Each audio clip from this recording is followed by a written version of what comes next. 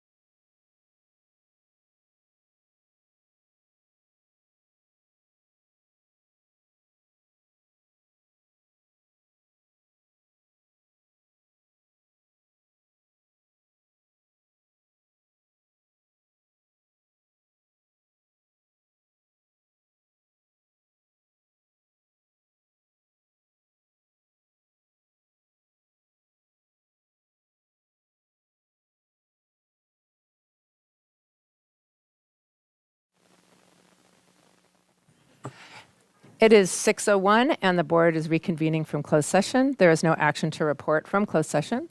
Welcome members of the public and board members and staff. Thank you for attending. As noted in Board Bylaw 9324, this meeting is being video recorded and broadcast via a link on our website. The recording and broadcast may capture images and sounds of those attending the meeting. I'd like to remind audience members and speakers that it is not unusual for students and young children to be in attendance at our meeting or to watch the recorded broadcast. I invite you to model civility and decorum as we go about the business of the board this evening. While I cannot prohibit anyone from using unprofessional language, please think about the students and adults who are watching our proceedings. We invite you to show support for a speaker by waving your fingers rather than clapping or cheering. We'll begin tonight's meeting with Student Board Representative Mira Moore leading us in the Pledge of Allegiance. Trustee Emery will read from the district vision, and Ms. Garcia will take the roll. Please stand for the pledge. Ready? Begin.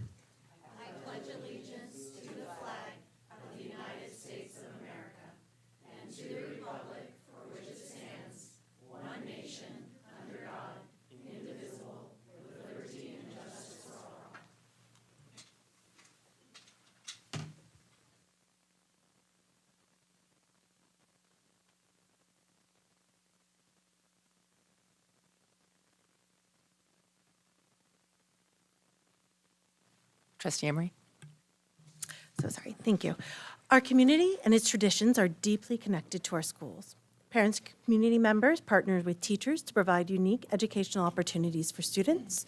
Students value the traditions that built our community. Local businesses, the lagoons, preserves, and beaches are an integral part of our identity.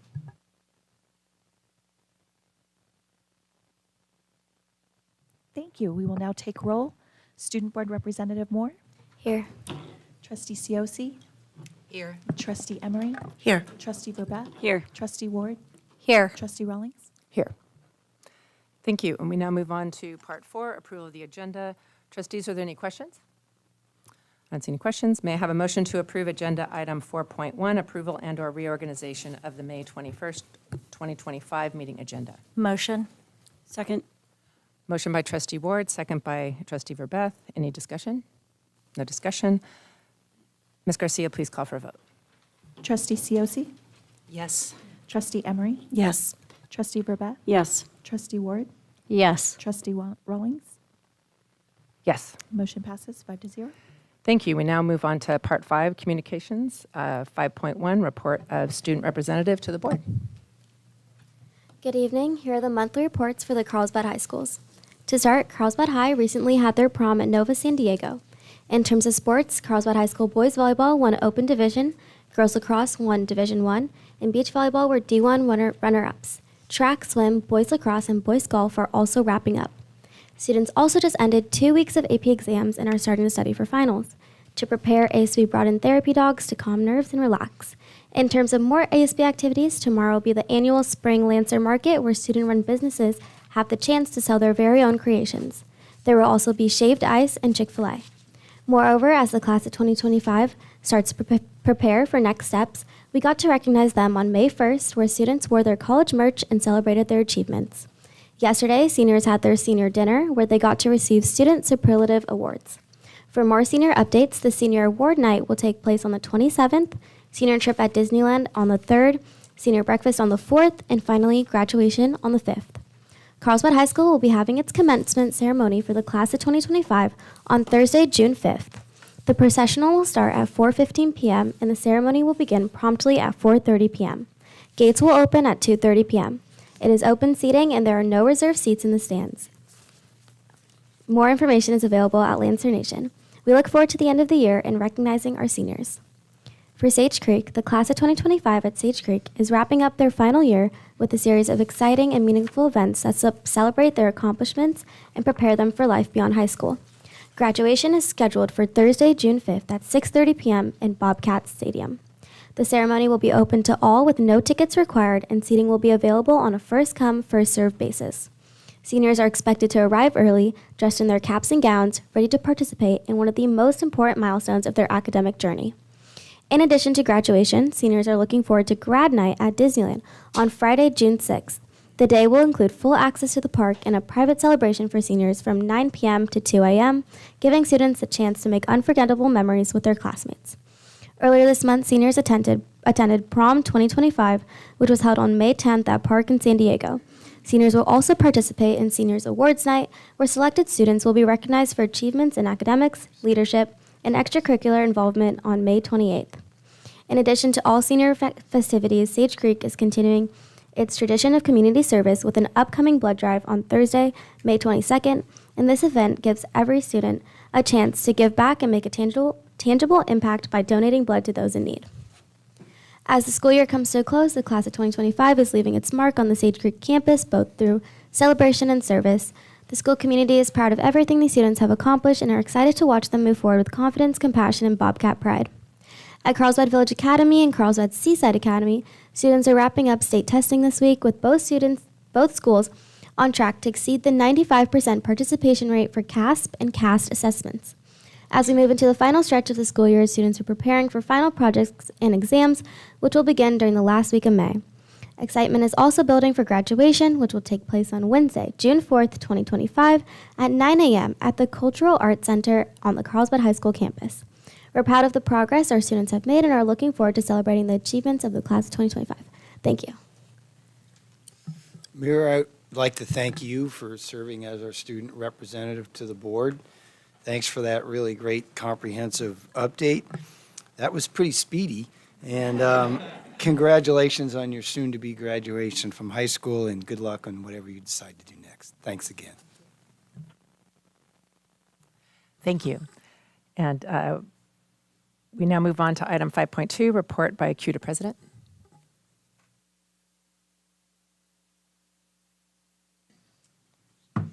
Good evening. My name is Rachel Marino-Watt, and I'm proud to serve as the president of the Carlsbad Unified Teachers Association and as a parent in this district. CUDA had an amazing time connecting with our community at the Carlsbad Street Fair earlier this month. We gave away over 100 free books and had conversations with former students, current students, and even prospective educators. We answered questions about our schools, shared what makes our district special, and even introduced active members to retired teachers eager to give back, offering their time, energy, and expertise to support our programs. Again and again, teachers from nearby districts stopped to say, "I wish my union did this." It was a powerful reminder that CUDA isn't just a labor organization, we are a community, and we show up. Then on Saturday, May 17th, several CUDA members joined thousands of educators, students, and families at the Fight for Schools March in Balboa Park. And I'll be honest, when I dragged myself out of bed that morning to drive down to San Diego, I had to remind myself why we do this. Teachers show up. We show up on weekends to cheer on our students at games, attend their performances, celebrate their victories, and mourn their losses. We bring snacks because a hungry student can't think. We worry about them late at night, hoping they got home safely from work, a dance, a game. And as we lined up to begin the march, we had to pause and wait for a red light to turn green. One of the marchers took up a familiar chant. "This is what democracy looks like." And I, because I couldn't help myself, called back, "Politely waiting for the red light to turn green." We laughed, but the moment stuck with me because it's true. Teachers in a democracy work to create change within the system. We don't move fast and break things because our charge, lifting up the next generation, is far too important. We move with intention. We move together. And sometimes we move slowly because we're bringing parents and community members with us, people who care deeply but may believe education should stay the same as what they remember. Indeed, when I looked at our schools, I'm struck by how little has changed since I was a student. There are very few spaces in the world where things remain so constant, and it can be a source of comfort. But innovation and excellence do not grow from stagnation. They come from courageous educators who push forward even when the light is red, who wait when they must but never stop moving. Another chant from our march stayed with me and is echoing in our mind. When our students are under attack, what do? Stand up, fight back. Thank you to every educator and every education-adjacent person who continues to stand up for our students, for public education, and for the future we are building step by step together in solidarity. Thank you. Next speaker is CUC PTA President.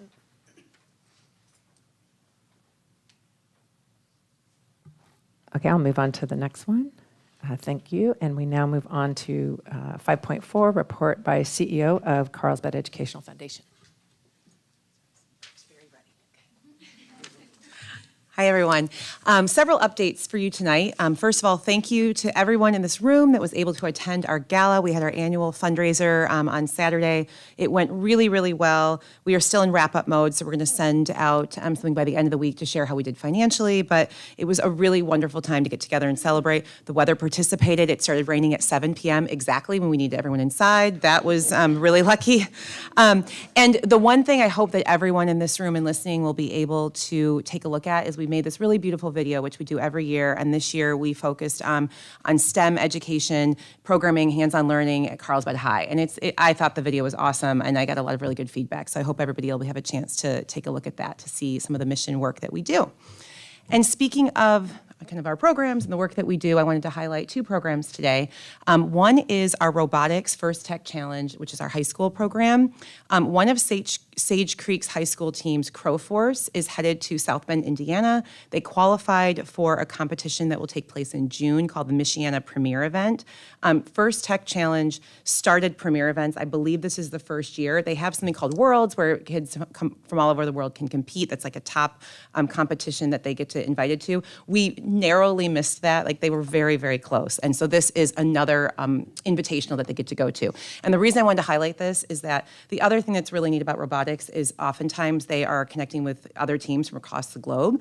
And there was a team in Vietnam that they were mentoring. And these kids are going to be there and they get to meet them. And I just think that's just like, I mean, it's amazing. So that's going to happen. I just wanted to congratulate them. And then the other thing I wanted to share with you, I just came from Carlsbad High a few minutes ago. We are doing interviews for our Student Leadership Program. So our Student Leadership Council is a program that works with freshmen through seniors. We've changed the format a little bit in the last couple of years, where we are only accepting freshmen and sophomore. And once you are a junior, you can apply to be a mentor. And so today I got to see all of the interviews of our young 8th and 9th graders coming in to apply, but the interviews are being run by our juniors and seniors. And so it's just really neat because the program is really designed for these kids that are not quite overscheduled yet. We want to get our freshmen and sophomores really understanding leadership skills. But then by the time they're juniors and seniors, the fact that they're actually running it, I just think is a really neat give back. So that's something that we're doing that's different. And then in terms of grants, I wanted to update you. I don't believe if I've shared this with you last month. Our teacher grants, we've shut that window down, and our committee is going to be evaluating those in the next week. And so teachers will be notified by the end of the school year if they are receiving a teacher grant. Anyone that doesn't will be considered for the fall if we have additional funds. And then for our district-wide grants, we worked with the district and instructional services to push that date back a month to give them more time to work with teachers and to get data to make sure that we're putting our resources in the right place. So we will have those decided at the end of June. And then the last thing I wanted to share within our summer programs in kids care is I also got to attend a meeting today where my kids care staff, all of our site coordinators were able to go attend a professional development conference, which was really neat for team building for them, but it's also, it's called Boost, and it's an after-school program professional development conference. And so they came back and they were all sharing about takeaways. And it was just neat because they had takeaways from oh, these are better ways we can set up our classroom to make it more inviting for learners. And somebody else was like, wow, I really learned about, stop telling kids to stop running and instead of telling them to use walking feet. And just they all were taking away different ways to engage our students. And it was just, they were very excited to share. So I thought that was really neat. And the last thing is just to remind everyone that our summer programs are going to fill. We are at capacity in most of our enrichment programs because they are being run by these wonderful people. And so for anyone in the community that needs care, especially if they need childcare, they need to enroll tonight because they are going to fill, and I don't want to turn families that would need us away. So lots going on, and thank you so much. Thank you. And next speaker is, it's item 5.4, report by LIUNA President.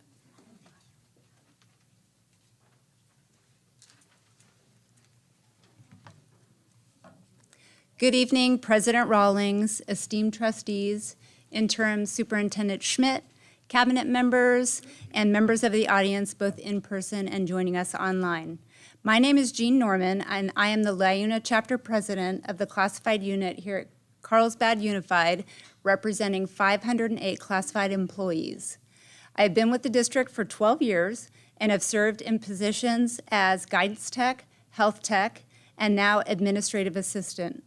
I am a resident of Carlsbad as well as a parent of a Carlsbad graduate. Thank you for the opportunity to speak tonight. I'm here to advocate for something that we believe is essential to the success of our students and our schools, a classification and compensation study for all classified positions. For years, Carlsbad Unified has struggled with a persistent 9 to 11% unfilled rate among classified positions, driven in large part by minimal hours and salaries that no longer reflect the evolving demands of these roles. This has created challenges in recruiting and retaining the dedicated individuals who support our students and make CUSD the world-class district that it is, and the envy of surrounding districts. We respectfully request that the board prioritizes a comprehensive class and compensation study for all classified positions. Doing so demonstrates a commitment to equity and acknowledges the profound impact classified employees have on the daily educational experiences of every classified student. Thank you. Thank you. And 5.6 is Superintendent's report. Rick Schmidt. Thank you, President Rawlings. And I just, again, want to thank you for your great decision to hire Dr. Norman for many reasons. And I've really enjoyed getting to know her, and I'm sure you will do the same. So we had another great meeting today, talking about all things transition, planning for next year and beyond. And again, I think she's doing a fabulous job. She's engaged locally in the community. She's attended superintendent meetings. She's been in and out of this building a number of times the last couple of weeks. We'll be back again next week and the following week. And she's looking forward to her very first meeting on June 18th.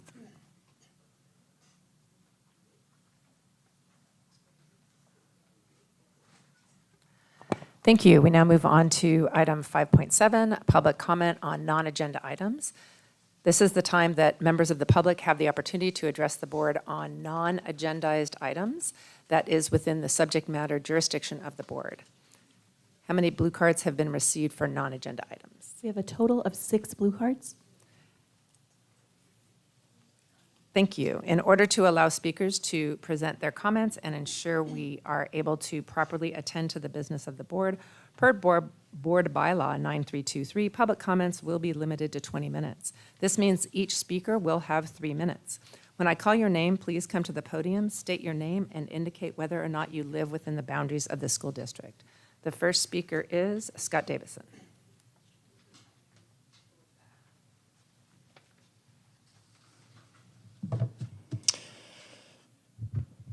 So according to the Coast News, apparently we're still having a problem with guest speakers.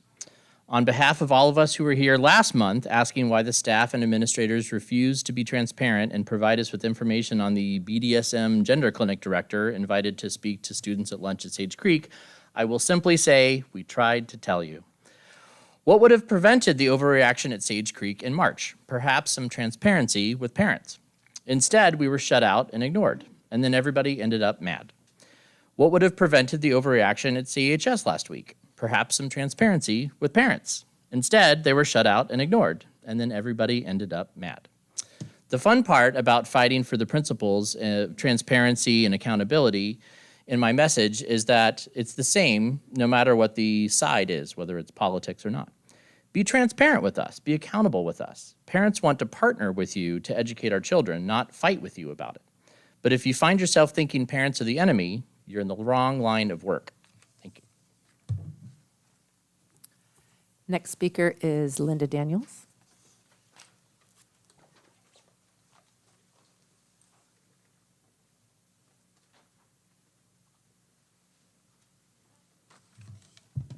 Hello, you all know me probably, except for Mr. Schmidt. So good evening, Superintendent Schmidt, President Rawlings, trustees. I have lived in Carlsbad for 12 years and am an advocate for a healthy environment for the residents and especially for the children here in Carlsbad. I represent Carlsbad on the Community Advisory Council for the CEA, our Clean Energy Alliance, and I'm on the Committee for Schools on the San Diego Building Electrification Coalition because I believe that clean air is important for us and for our planet. The Carlsbad City Council will not pass an ordinance requiring no idling at school drop-offs and pickups because the police refuse to do citations on the residents because they don't ruin their relationships with the public. So I'm asking the board, on behalf of the children in Carlsbad, that we put up signs asking parents to stop idling while waiting for their children to come out of school and when they get in line to drop them off. Most parents do not realize that the emissions from idling cars is a serious health issue. Most people don't know that you use less gas turning your engine off and then restarting rather than idling. You use less gas, and these stop emission hazards. 2 solutions. Just park your car when picking up your child and let the child come to you. Turn off your vehicle when bringing kids to school. A sign could very easily say, please be considerate. Turn off your car while waiting. Idling produces harmful emissions. Educate the public in your newsletter and maybe on your website, and let them know that emissions contain carbon dioxide, CO2, nitrogen oxides, NOx, particulate matters, PM, and volatile organic compounds, VOC, exposure to which can cause respiratory distress, asthma, and cardiovascular disease, and increase the risk of cancer. Burning 1 gallon of fuel equates to 20 pounds of tailpipe carbon. Let's keep our children healthy. Stop idling at school drop-off and pickups. Thank you very much. Thank you. Next speaker is Katrina Weilich.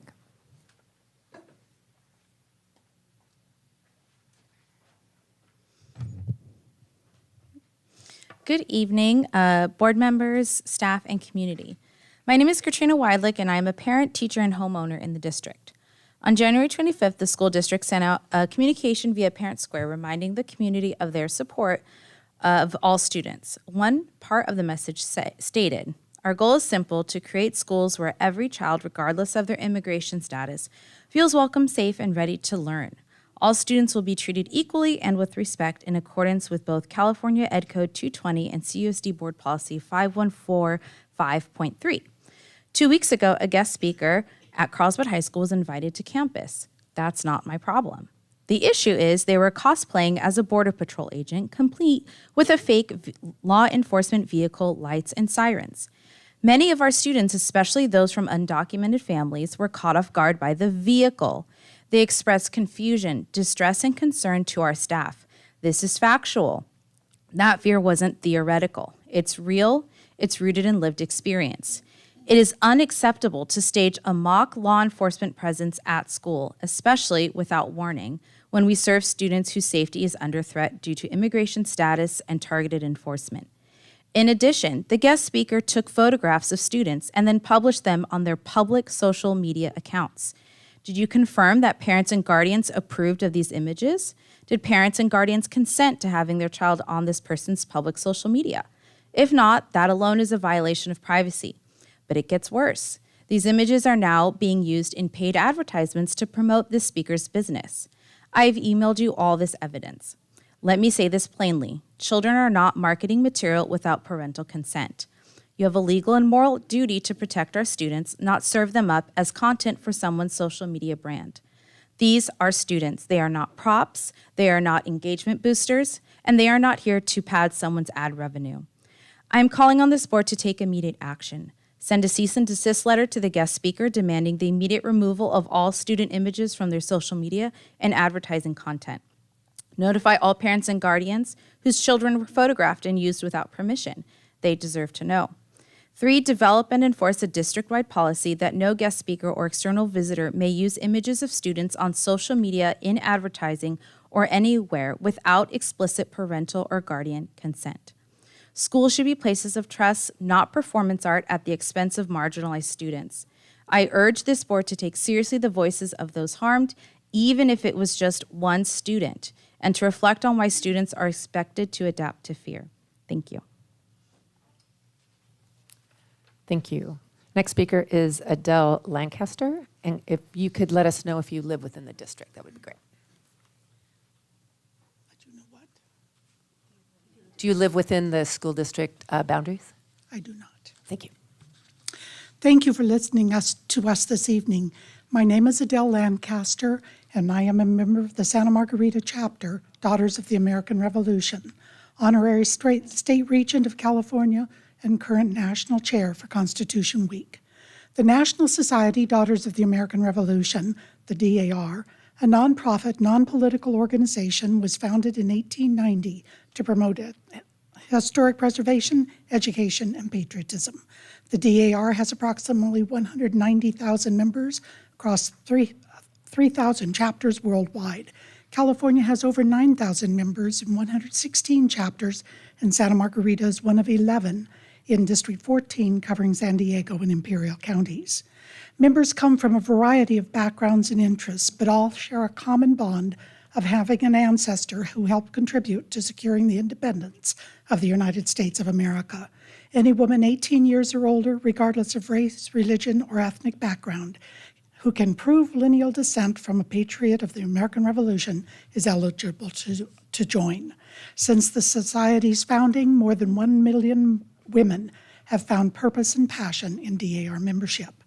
The DAR was the first heritage society to formally partner with the U.S. Semicentennial Commission established by Congress in 2016. Working with the America 250, the nonprofit supporting organization, the commission was tasked with planning and orchestrating the 250th anniversary of the signing of the Declaration of Independence, celebrated this next July 4th, 2026. Its primary purpose is to inspire Americans to participate in the largest and most inclusive anniversary observance in the nation's history. This involves coordinating local, state, national, and international engagement to reflect on our past, strengthen our love of country, showcase the rich tapestry of our American stories, inspire service in our communities, and renew our commitment to the ideals of democracy through programs that educate, engage, and unite as a nation. Although bipartisan bills were introduced in the state legislature, neither bill passed. Consequently, it is up to the communities working within their service structure, like schools, and independent organizations, like the DAR, to coordinate the 250th anniversary celebrations. 2 Santa Margarita members will share several activities or programs that are already in place, programs that would have no fiscal impact on the district, but would engage students in the celebration of America's historic milestone. Thank you. Next speaker is Kelly Walker. Good evening. Thank you. In preparation for the Daughters of American Revolution America 250 essay contest, our chapter wanted to put the contest on teachers' radar. So for the 24-25 contest, we took on the big or go home attitude and packaged flyers for all 5th, 8th, and 11th grade teachers in the Carlsbad and Oceanside Unified School Districts. Envelopes containing the flyers were delivered to every elementary, middle, and high school, including alternative education sites. As a result, more students participated in the DAR essay contest in our chapter area than ever before. 5th grade teacher Joy Jansen of Hope Elementary School promoted our contest to her class, and several students submitted essays. Marian Harris won at the chapter level and read her cash prize winning essay at our February meeting. For America 250, our goal is to go bigger or go home and deliver flyers to every K-12 teacher in our area, thus providing all students the opportunity to participate in celebrating America 250. To celebrate America's 250th birthday on July 4th, 2026, the essay and video contest will prompt will be, if you could go back in time and meet one of the signers of the Declaration of Independence for lunch, who would you choose? And how did their actions and service contribute to our country becoming independent? High school students will be invited to research and write about a figure from the American Revolution era and their contribution to the founding of the new nation. Winners of the contest will tier up to compete at district, state, division, and national levels. There are certificates, medals, and cash prizes for winners. And we all know how good a winning essay or video contest looks on those college applications. Additionally, the DAR is sponsoring a Junior American Citizens Contest for the more artistically inclined in grades 1 through 12. There are even opportunities for pre-K and kindergarten students to participate in creative contests. Supporting America 250 will not cost the district any money and very little time. We ask that you request teachers to inform students of these contests. Contests typically open for submissions on September 15th with a deadline of November 21st. The DAR has all the parameters of the contest worked out. Constitution Bells Across America is a 1-minute event involving the entire country at the same time.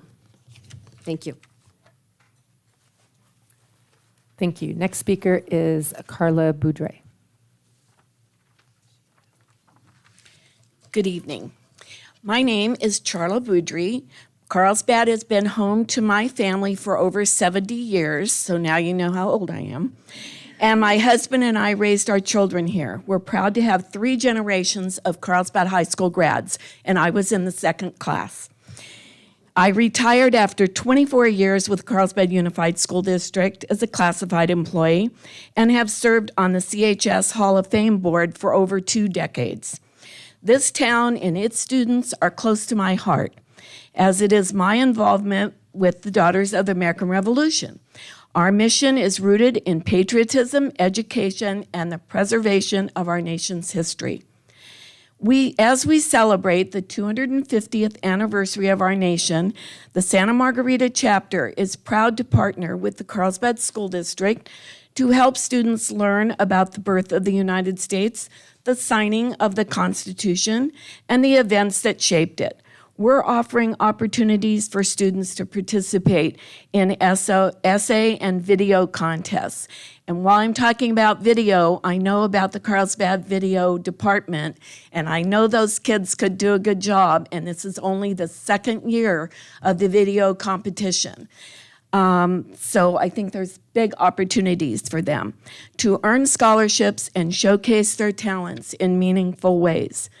From September to 17th through the 23rd, we observe Constitution Week. As part of this, we invite the district to take part in the Bells Across America event, a nationwide ringing of bells to commemorate the first public reading of the U.S. Constitution.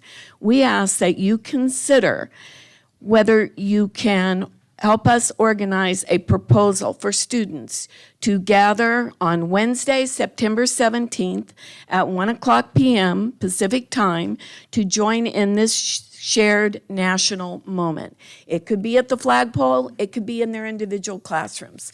We're not having a big ask there, but I know how full your schedules are. I also believe deeply that our children are our greatest treasure and that understanding our history is part of preparing them for a future that can help shape them with pride and purpose.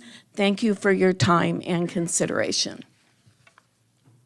Thank you. Dr. Nye, could you follow up with that last speaker? Thank you. We'll now move on to Part 6, consent calendar. All matters listed on the consent calendar are considered by the board to be routine and will be enacted by the board in one motion. There will be no discussion on these items prior to the time the board votes on the motion, unless there is a board request for one or more of the items to be removed from the consent calendar for discussion. Have any blue cards been received? We do not have any blue cards. Thank you. Trustees, are there any items to be pulled for discussion? May I have a motion to approve the consent calendar? Motion. Second. Motion by Trustee Ward, second by Trustee Emery. Ms. Garcia, please call for vote. Trustee Cioce? Yes. Trustee Emery? Yes. Trustee Verbath? Yes. Trustee Ward? Yes. Trustee Rawlings? Yes. Motion passes 5-0. Thank you. We now move on to Part 7, information discussion action items. Item 7.1, high school ethnic studies elective. Trustees, this is an information discussion item. I will now hand it over to Dr. Nye.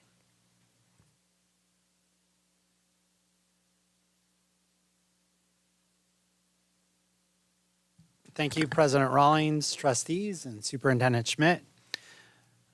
To prepare to meet the requirements of AB 101, Instructional Services staff convened a group of teachers, administrators, and district staff to develop an ethnic studies course. This work took place over the 2023-24 and 2024-25 school years. Additionally, an ad hoc advisory subcommittee met over the course of the school year as well to learn more about ethnic studies at the high school level and provide feedback to help inform the development of the course for CUSD students. The current course outline under consideration is for a year-long ethnic studies elective course for interested students.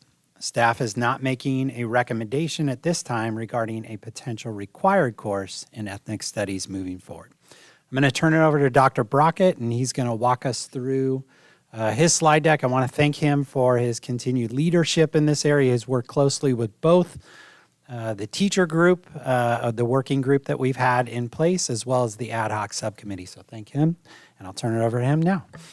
Thank you, Dr. Nye. Good evening, trustees. Thank you for having me this evening. I've got a lot to get through here, so I'm going to try to keep it as concise as possible. But we're going to, the purpose of tonight's presentation is to do four things. One is to provide some background on ethnic studies in California schools. Much of this information we've shared before, here before trustees and in other venues. To provide some background on the development of an ethnic studies course in CUSD. To share the current status of ethnic studies in Carlsbad, as well as to receive any board direction regarding next steps in the development of an ethnic studies course for CUSD. So background on ethnic studies in California schools, as trustees are aware, in October 2021, the legislature passed AB 101, which Dr. Nye mentioned, making California the first state to require ethnic studies as a high school graduation requirement. That would be for the class of 2030 and beyond. And the other component of that was that a course, an ethnic studies course, be offered during the 25-26 school year. At the same time, just shortly thereafter, the state California Department of Education also approved the Ethnic Studies Model Curriculum, which is the framework for ethnic studies in California, and I'll come back to that a number of times this evening. Trustees are aware, as has been in the news recently, that there is a trigger clause in that legislation that talks about the law becoming operative upon an appropriation of funds by the legislature. We've been monitoring that requirement closely. Dr. Nye and I were on the school services webinar this morning and heard the advice, which we have really kind of been following all along, which was that districts need to be prepared for any eventuality. The ethnic studies requirement remains a legislative priority, but we need to be prepared for all eventualities, which is how we landed here where we are today, and I'll talk a little bit more about that journey. So the next two slides I've shared a number of times over the last couple of years. In fact, I think every time I've presented about ethnic studies, it saves me a couple of slides because these two are in there. And I share these intentionally because, again, the Ethnic Studies Model Curriculum is the framework for the state of California. It's the CDE adopted guidance that we have.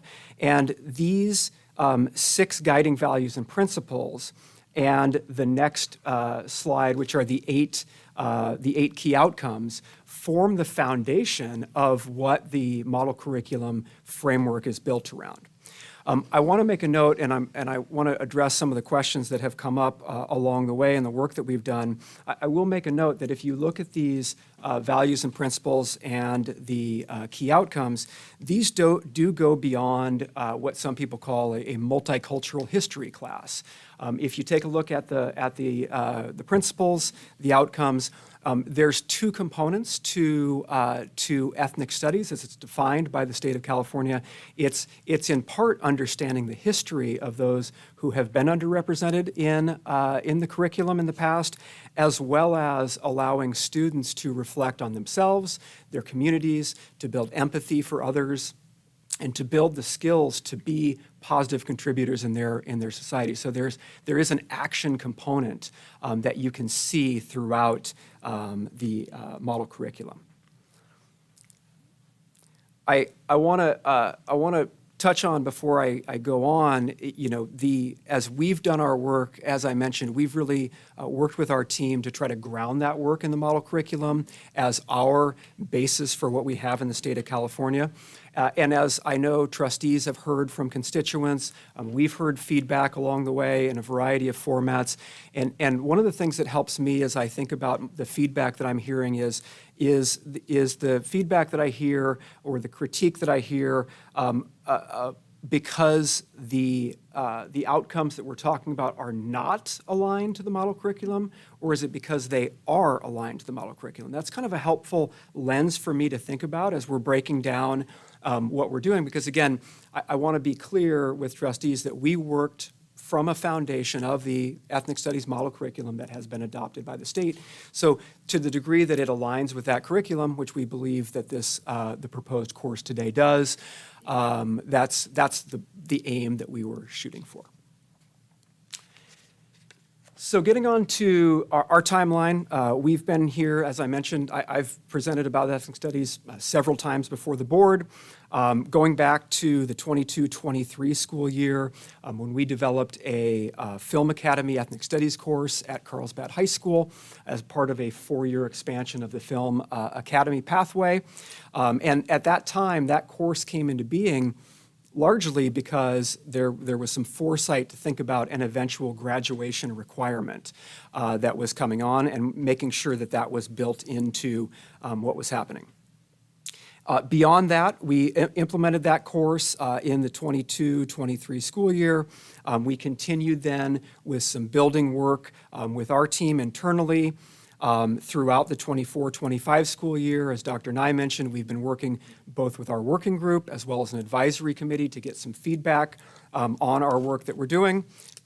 Here we are today with a proposal for, again, to be clear, an elective ethnic studies course. And we're not talking about the graduation requirement this time. I'll talk about kind of how we bifurcated those two things in the course of our work in a moment here. And then the plan would be to, pending board approval, to implement that course, monitor it next year, and then monitor the ongoing situation with regard to the ethnic studies graduation requirement.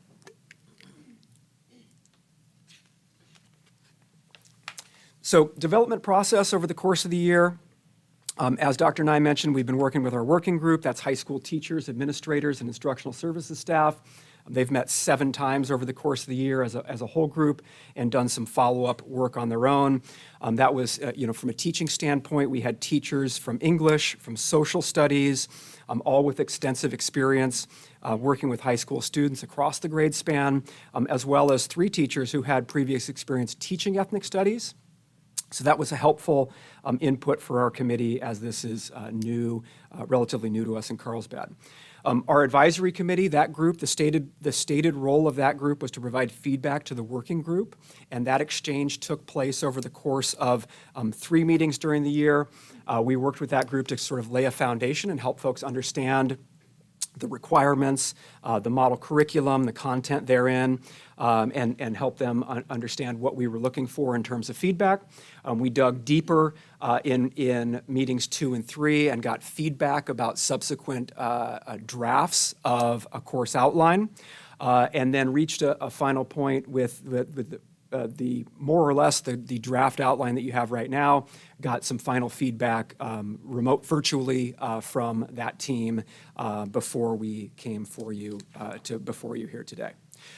I have had questions about, what if feedback, I've heard this feedback or I heard that feedback. How did that feedback come into the course itself? And I think it's always challenging when we provide feedback. We obviously got an array of feedback from our committee members.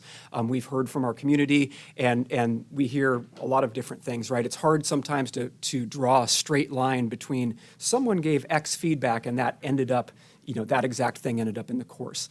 I will say there are some things that come to mind immediately that are more obvious cases of that. We had a lot of talk about identity and how people identify themselves. And one of the things that came from our conversations with our community group had to do with religion as an important part of identity. And our team came back and took that to heart and included that as a part of the unit descriptions from Unit 1-3. We had other feedback from the group around the importance of the historical perspectives in ethnic studies. We also took that to heart with our team, and although it's not purely the historical piece in the background, we made sure to go back and ensure that we were including that piece throughout the course as one of the main threads. And I would say that, you know, throughout that process of back and forth with our working group and our advisory team, that feedback was shared, it was integrated. We gave that feedback directly back to our working group from our advisory committee to help them think about the questions, the concerns, the recommendations that were being raised by our advisory group. I've also included in here course development guidelines, and I've shared these previously as well. I won't go into great detail, but we did work with our team again in grounding our work in the ethnic studies model curriculum. We did review these and really utilize these guidelines within the context of those outcomes and principles that I talked about to ensure that we were building a course that would really meet the needs of all of our students. So the status of where we are as we've arrived here today, I want to again reiterate that we're here today to talk about an ethnic studies elective course to meet that one requirement from AB 101, which is that a course be offered in the 25-26 school year. As we got into our conversations about, you know, what a course would look like, what a graduation requirement looked like, we realized that those were really better discussed as kind of two separate topics. Let's talk about an outline for a course here that will meet that first requirement. And we still have runway and in fact now some questions kind of lingering over the future adoption of a graduation requirement. So that would be something to be clear that we're not making a recommendation on a graduation requirement or a required course for graduation tonight. We're merely talking about an elective course for students who are interested in taking ethnic studies. This course, I've gotten questions about the graduation requirement is a one-semester course in ethnic studies, and so I've had questions come up from folks about how the group landed on a year-long course. There were two considerations as we worked on that. One was just in terms of the content and ensuring that that there was ample time and space to cover the content that the team felt like was of value in the curriculum and what the model curriculum asked for. The second one is a more practical consideration, is that most of our high school level courses are year-long courses, so they're 2-semester or 2-trimester courses. And so from a scheduling standpoint, there are complications to have a one semester or 1-trimester course. If we get to the point where we have to address a graduation requirement, that's going to be a question that we're going to have to address at that point in time to see how that fits, see how it impacts student schedules, and see what we might recommend at that point. But again, for the reasons I mentioned, we're looking at a year-long elective course at this point. The other thing that's come up as question is the grade level. And our group, our working team had a lot of conversation around the grade level question, as did our advisory group in you know, what's appropriate from a content perspective. We know from going back to our Film Academy Ethnic Studies class that we got feedback from that context that ninth grade is challenging in some components because students don't have the historical background, the underpinnings of the history that they haven't gotten yet, perhaps in their high school history classes to be prepared for that. The flip side is that when we think about some of the building of empathy and community and civil discourse skills, one of the advantages to offering it to earlier grades would be that students develop those skills, have an opportunity to directly be taught those skills and utilize those throughout their time in high school. When we really got into that, and then we talked with our group about making a decision regarding, you know, purely talking about an elective course here. Ultimately, we gave that work to the high schools, allowed them an opportunity to offer that in grades 9 through 12, and thought that as an elective offering, that would give a good opportunity actually to perhaps get some feedback should we need to make decisions and determinations moving forward. Moving on to the course content itself, I want to point out, and I won't read through all the details on every one of these slides, I do want to point out some themes. These themes, the 4 core unit themes that you'll see, are aligned to the recommended unit themes in the Ethnic Studies model curriculum adopted by the state of California. And so, when we outline these, you'll see those parallels if you reference those in the model curriculum as we come throughout. So, to be clear, we didn't come, the team didn't kind of come up with these from nowhere. These are the core recommended units of study in that model curriculum. We get a number of questions. I've had a number of questions over time in going back to that idea about sort of history versus the other components of ethnic studies. We talk about identity, and some of the components about identity that I've gotten questions about is this idea of including identity at all, or intersectionality, and what does the talk about the components of folks' identity do in the classroom. And I want to point out, I think that the intent of the working group when we talk about identity is to help people. It's the windows and mirrors idea for me as a window to be able to learn about others and to learn about my community. The mirror idea being me having an opportunity to reflect and learn more about myself. And in so doing, we're able to better understand the complexity of identity, better understand ourselves, better understand our others, and to use understanding that complexity to be able to break down actually some of the biases that we might have sometimes when we oversimplify people's identities. And so that's really the challenge. The challenge that comes up in the classroom, obviously, is these are challenging topics. In any classroom, we get into discussions sometimes. I think about sometimes in English classes and the challenges that may come up in navigating difficult conversations that have the potential to create conflict in the classroom. For that reason, you'll see throughout the outline the importance and the focus on civil discourse and building up those skills. And if you look closely, you'll see a progression of skills related to civil discourse throughout the course. That was intentional by the team in terms of building up those pieces. In addition, we've laid the foundation for some of this work through our work with the Forward Together plan. As you'll recall, teacher professional development and training around anti-bias training was a core part of our year 1 Forward Together plan. So our teachers have the training in the background, and we intend, of course, to provide additional training for our ethnic studies teachers to support them in recognizing bias, pushing back, and being equipped to lead those kind of respectful, challenging conversations in the classroom. In any of our classes, our number 1 priority is creating a safe and welcoming environment, and that obviously is a core component of our ethnic studies work as well. Moving on to units 3 and 4, these are aligned parallel with the recommended units of study in the model curriculum. I will say that I've had some questions about this idea of the unit called Systems of Power.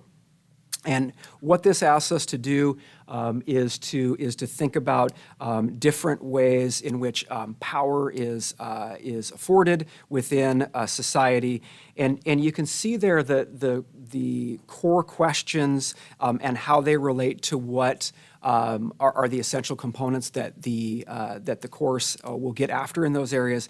And if you look at our particular unit here of study. The focus in this unit is thinking about media representations of different people and how different of these 4 core groups are represented in media. And our team really felt like that was an accessible way for students to be able to get at understanding in an area that they see a lot of, in movies, in music, in advertisement. How do people get represented?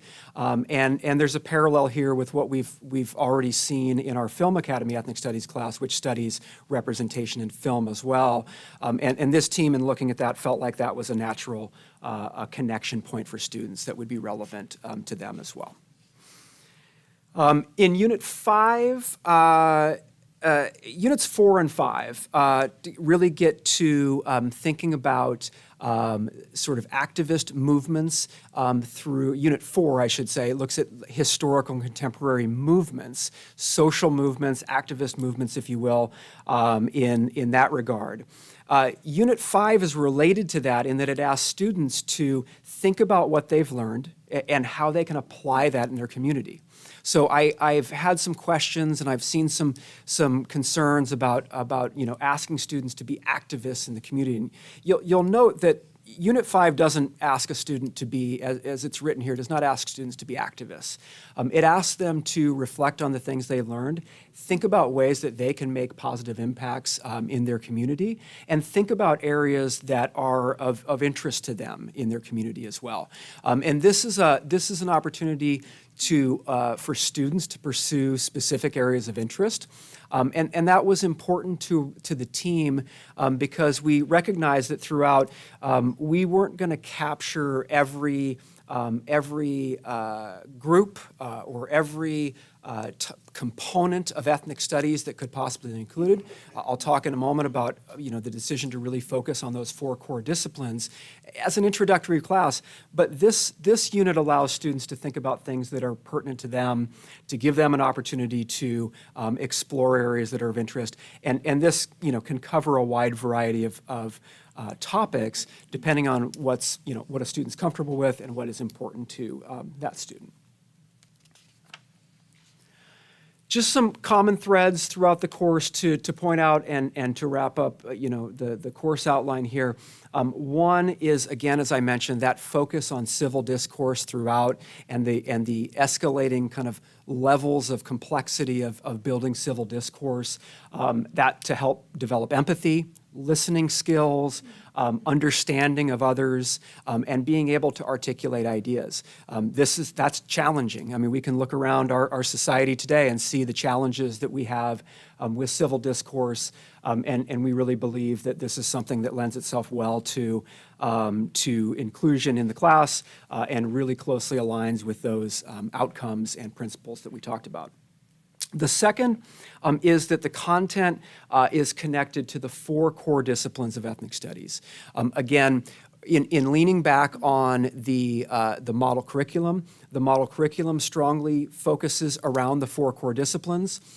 We felt like that was a good place to focus, given that there could be a variety of topics that could come in potentially to an ethnic studies class, but that grounding in those core pieces provided us an opportunity to allow students an introduction, along with the component that I mentioned, which is that sort of application section where students can look at ideas that are of interest to them.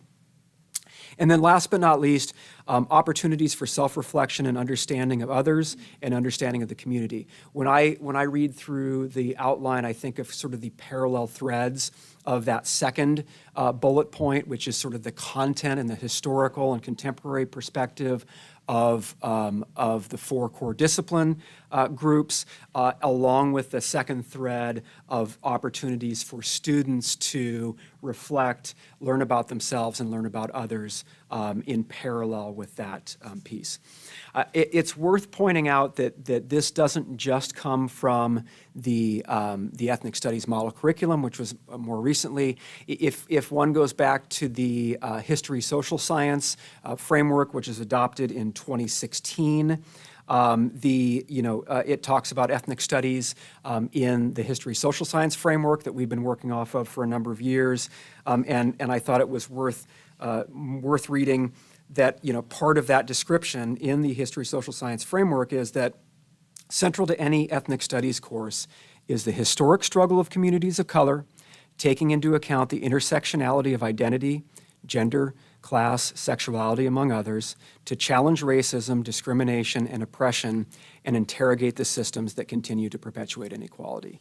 So, before the ethnic studies model curriculum defined those, the writers of the history social science framework had identified some of those core ideas, and I think it's again I know I've gone back to that a number of times, but that was really how educators develop coursework is to ground themselves in the foundation of the frameworks and the standards that are adopted by the state and use those as the basis for their work.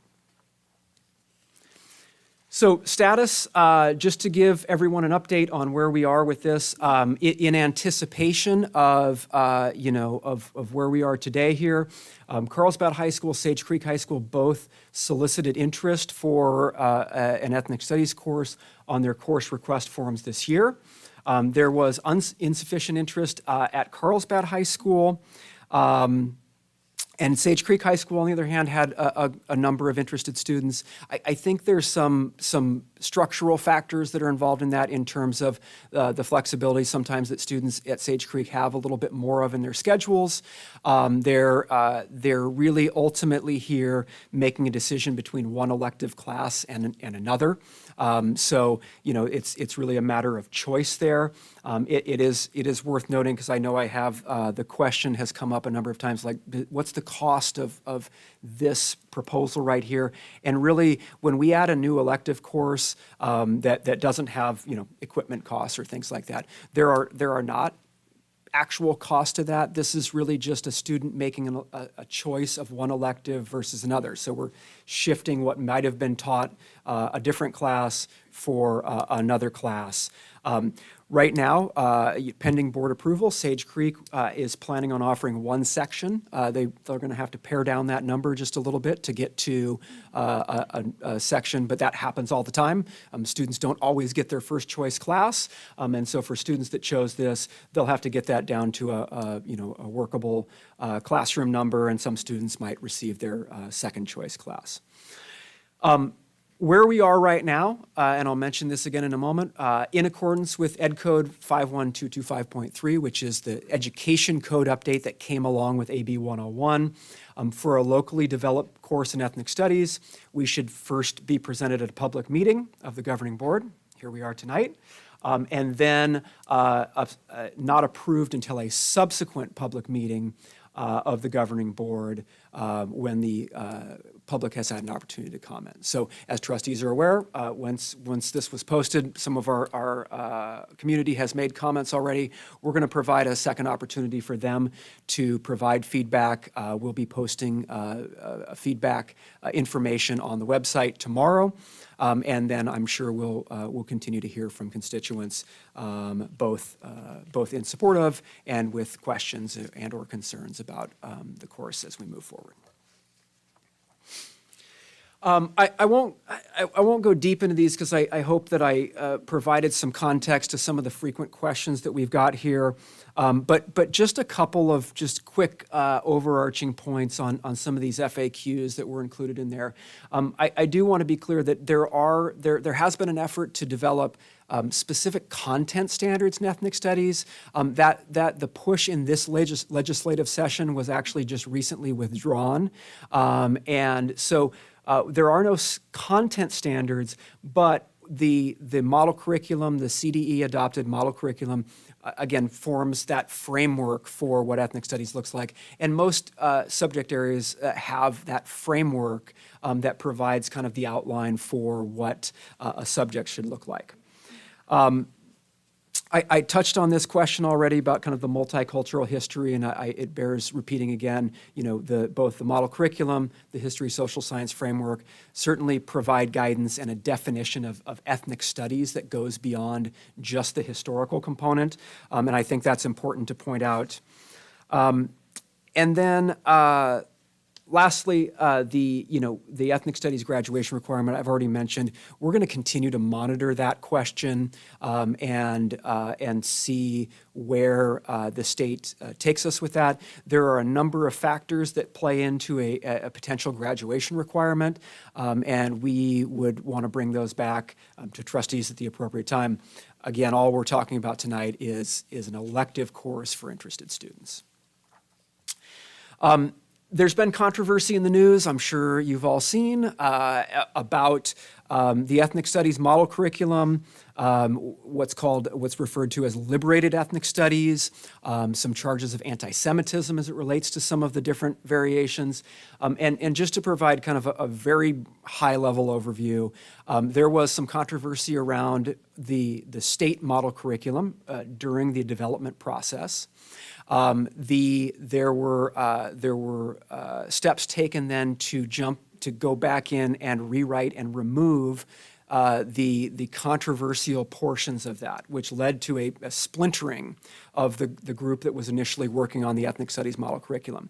So some folks broke off that and actually wrote their own curriculum, which is the Liberated Ethnic Studies Model Curriculum Consortium.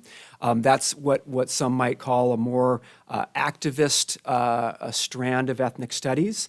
And so the break off of that group then led to the approval, the CDE's approval and the state's approval of what became what we know now as the California Ethnic Studies Model Curriculum. So those kind of separated into two things. The charges that we've heard sometimes in the news recently about anti-Semitism as it relates to this has to do with the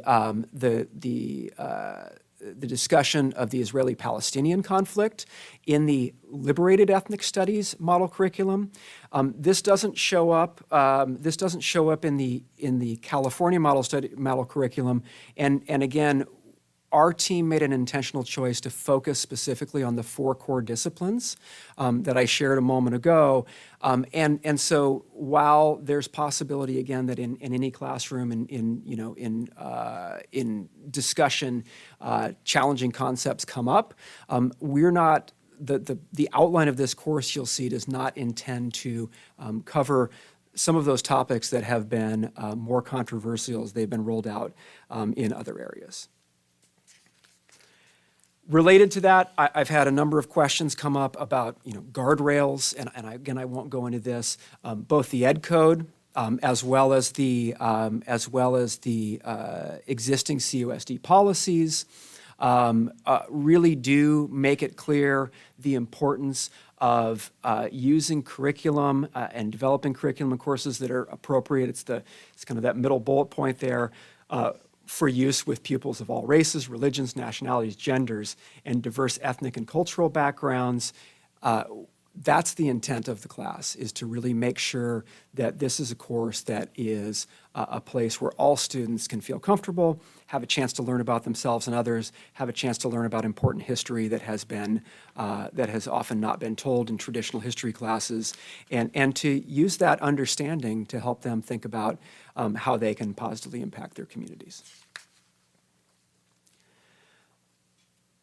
Last but not least, next steps. I kind of referenced this already. We're here tonight with our informational presentation. We'll obviously hear from trustees. Happy to answer any questions that you all have, and then following your discussion, take any direction that you might have for if there's anything in there that requires us to go back and take a look at it again.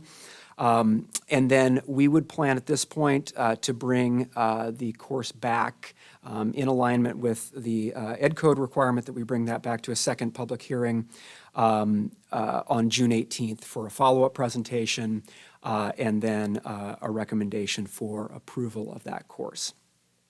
I know, again, I just want to close by saying I know we've seen a number of, trustees have already seen a number of questions, concerns, critiques, and support for the ethnic studies course.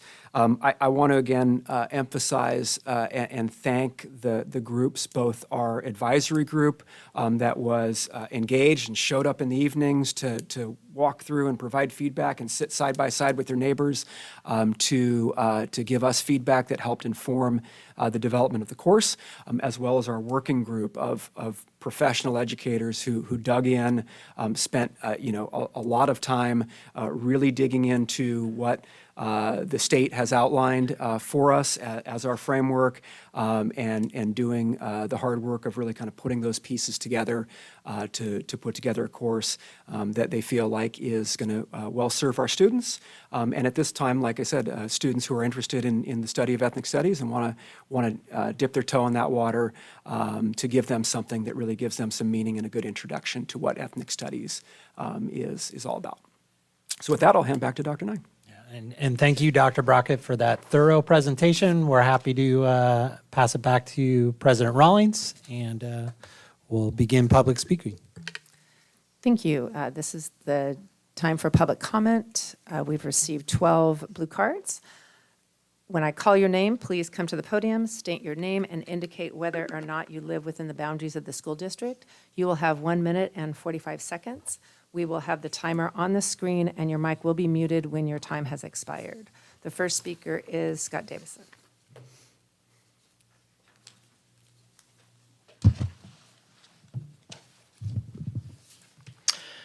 There are two courses up for discussion tonight. The one that people think ethnic studies is about, the untold histories, struggles, and successes of ethnic groups, and the one that our teachers are actually planning to teach, which is about identity politics, framing America as an institutionally racist nation, and asking students to accept a different worldview and become activists for social justice resistance movements. 2 years ago, the board approved an ethnic studies elective on the promise from staff that it would not use the model curriculum to seek to indoctrinate students with these controversial ideas, but rather ask them open-ended questions. But then a few days later, Trustee Rawlings told the Union Tribune that, quote, just because the description doesn't explicitly mention institutional racism as a discussion topic doesn't mean the concepts of it won't be ultimately discussed in class. She added, it's not a theory happening in the past. It's actually happening right now, today. It turns out that Trustee Rawlings was right. We now have the slides from that first class, and all of the concepts of critical race theory from the model curriculum were taught as facts. Students must accept the idea of intersectionality and determine whether or not they are part of the dominant culture, like a white Anglo-Saxon Protestant or WASP, who opposes and oppresses minority voices. That the police are a repressive state apparatus, which is the tool of the dominant culture. The question for the board tonight is whether you still want to pretend to the parents and the students and the community that you're not trying to indoctrinate students with a radical critical race theory-based course. It might be straight from the model curriculum, but that doesn't change the fact that it's based on liberated ethnic studies and critical race theory, which was not the intent of the legislature when it approved the mandate. Thank you. The next speaker is Nicole Bernstein.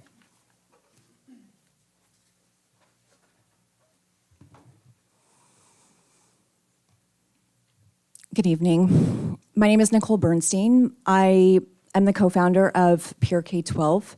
We are a Jewish organization that advocates for Jewish civil rights in K-12 environments. And the reason why we were formed in the first place was because those Jewish civil rights were being violated on a regular basis, which after hearing, the Daughters of the American Revolution is still really upsetting to me. I found your presentation really thorough. I think the intent that everyone has here is really genuine. I really do. I also think that the amount of hoops and back and forth that the state legislature has required from school boards and from school districts has been harsh. It's not fair to make school districts go through this much work and this much controversy. I do want to mention that last week, you also mentioned this, there was a bill on the docket in Sacramento that was supposed to create content standards for ethnic studies. And the reason why they felt that that bill was necessary is because too many districts were implementing their freedoms to bring all kinds of things into the classrooms. Oftentimes, without the knowledge of school board trustees or superintendents, which was, making it even harder. I only have 10 seconds. But it switched into being a bill about anti-Semitism. And there were, I would say, about 60 or 70 people in opposition who were all liberated ethnic studies proponents opposing a bill Thank you. Next speaker is Jennifer Anti-Semitism. Zamora.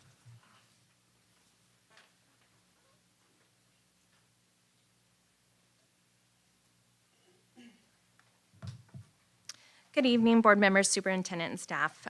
Thank you for your time and service.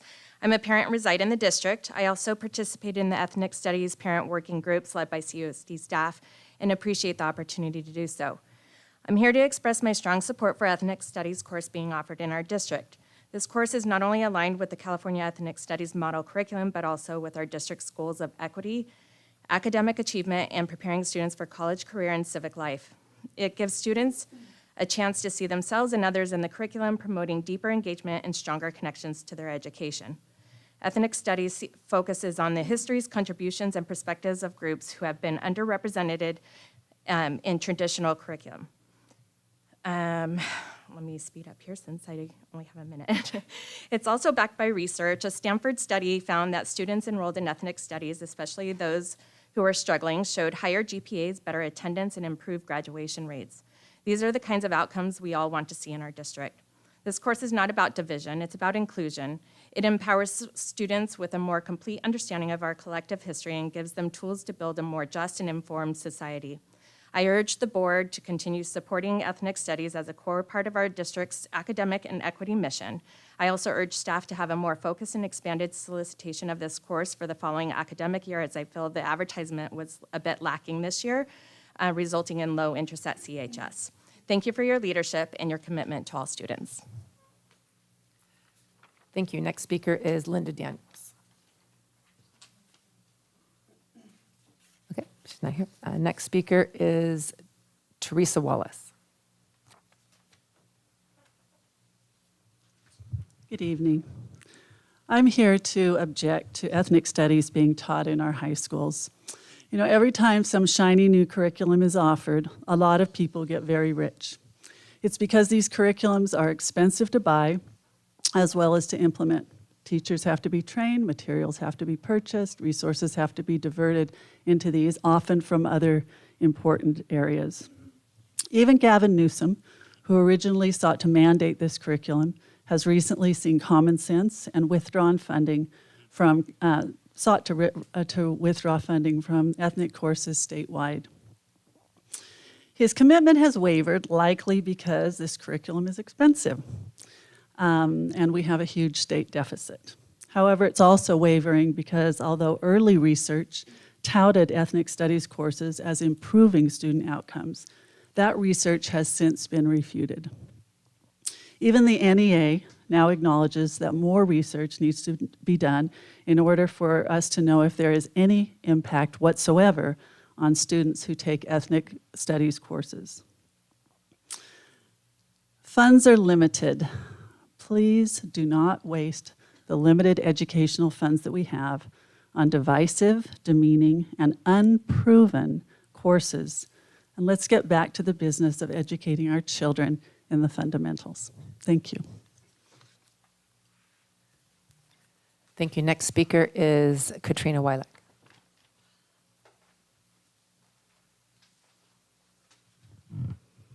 Good evening, members of the board, staff, and community. My name is Katrina Weidlich. I'm a parent, teacher, and homeowner in the district. Naomi Osaka, Japanese Haitian American tennis player. Davis Troyer, Ojibwe and Jewish writer. Raquel Vasquez Guillen, Mexican American poet and novelist. Amanda Gorman, Black National Youth Poet Laureate. These are all the diverse voices featured on this year's AP Language and Composition test. As an AP English teacher, one of my responsibilities is to prepare students to succeed on this test. For AP Seminar, the College Board provided diverse texts, including an article about the Maori, the indigenous people of New Zealand, focusing on how culture and history of marginalized people has been removed throughout history. And throughout the year, I provide lessons on how to understand the context of historical text, how to write about the identity of a diverse writer, and how to understand the diverse audiences of whom a writer crafts their argument. Every year, I find gaps in student understanding about the complexity of our country's history and unsure of how to articulate the nuances of identity. And every year, I find students are capable and confident enough to engage in this work. Some here may say we don't need an ethnic studies course, but I'm here to beg you for this class. These students need it. They need to know the complex and rich history of our country. They need to be prepared to write about diverse identities, and that is what the College Board is encouraging them to do. The College Board encourages teachers to embrace diversity in the document What AP Stands For, which I emailed you earlier, and please review. Please listen to the voices of the community members, the students, the parents, and even the school board trustee that was present at these advisory committees. Thank you. Thank you. Next speaker is Eileen Friedland, sorry.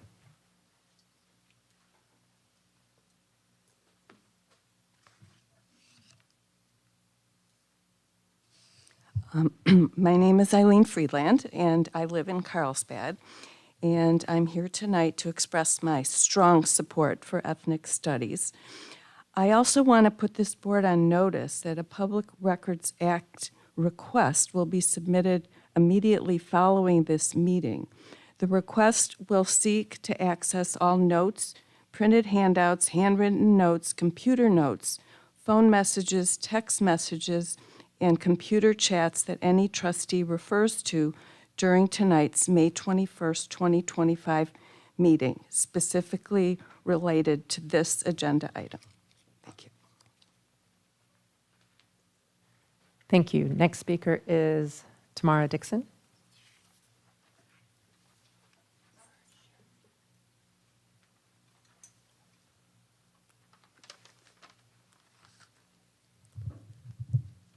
Hi, I'm Tamara Dixon, Carlsbad resident, mother of 2 sons, and part of a multicultural family. I want to thank you, Dr. Brockett, for all the work that you've put in and just explaining everything. I really appreciate it. However, the narrative of ethnic studies pushes a selective narrative promoting anti-white and anti-Semitic rhetoric under the guise of diversity and inclusion. At your February 2023 meeting, a speaker, Hannah Summerhill, supported DEI very, very strongly. She did this fearing exclusion as a Jewish woman. Ironically, 8 months later, Hamas attacked Israel. Hannah and others like her saw the anti-Semitism within the very movement she supported. Ethnic studies isn't about unity. It's a facade for CRT. Isn't that right? You like CRT. I've heard you say that.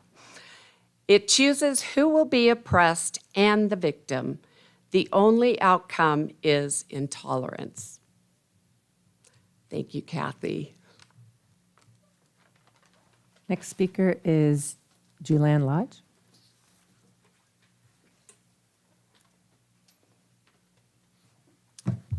Hi, good evening. I live in the boundaries of Carlsbad Unified, and I'm the parent of a child in Carlsbad schools.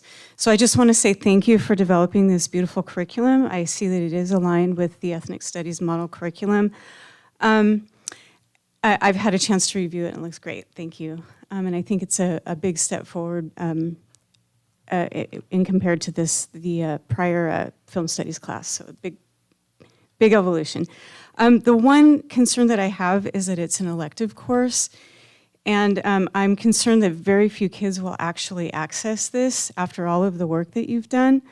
I just want to propose that you consider infusing ethnic studies and other content areas and look to that in the future.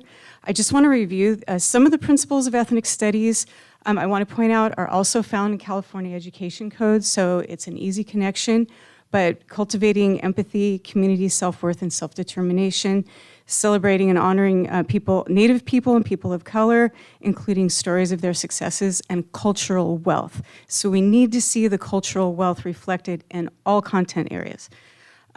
Honor pre-colonial ancestral knowledge and family knowledge, because our families are marginalized families. They do have knowledge, and they need to see that knowledge reflected in the curriculum.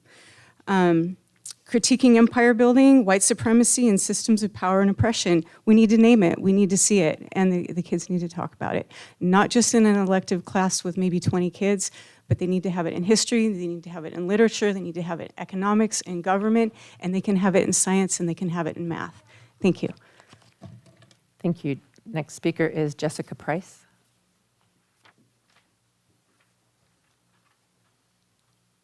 Hi, first I want to thank you for your work on this. I initially was really upset with how it was going to be run and how it had been presented. I feel slightly better that it is an elective.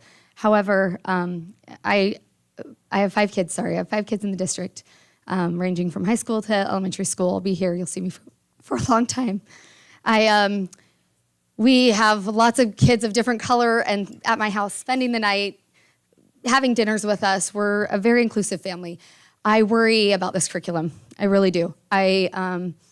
Especially when you talked about different teachers. You already have some trained up. Are those in Carlsbad? Would they teach at Carlsbad and Sage Creek, or are they just nearby? When you said you had 3 teachers who were trained up in this? No? No. Oh, sorry. I don't always come, so sorry. Okay, so I'm totally digressing from my notes, but I don't disagree with us teaching about cultures and celebrating them. This just feels very divisive. It feels like a very divisive way to present it. And as we discussed, you said you had English teachers and different teachers all commenting and helping build this. Well, I feel like then why are we paying for this new thing? Those requirements should be met in other classes. Kind of what you were talking about as well. Like, why are we paying for this? Why aren't we seeing other courses in accounting, budgeting, taxes, emotional resilience, things that would actually be so helpful for kids when these topics are kind of covered in other things? I also would be in favor of a semester. My kids are bored at Carlsbad. They are bored, okay? I want them to be challenged, and I want them to have more choices in electives. Thank you. Next speaker is Elizabeth Jacinto.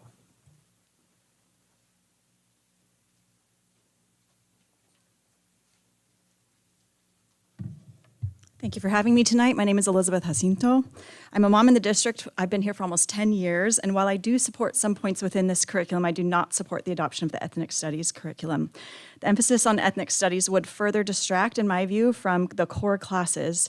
It's disappointing that CUSD would consider this curriculum rather than focus on improving competency among graduates.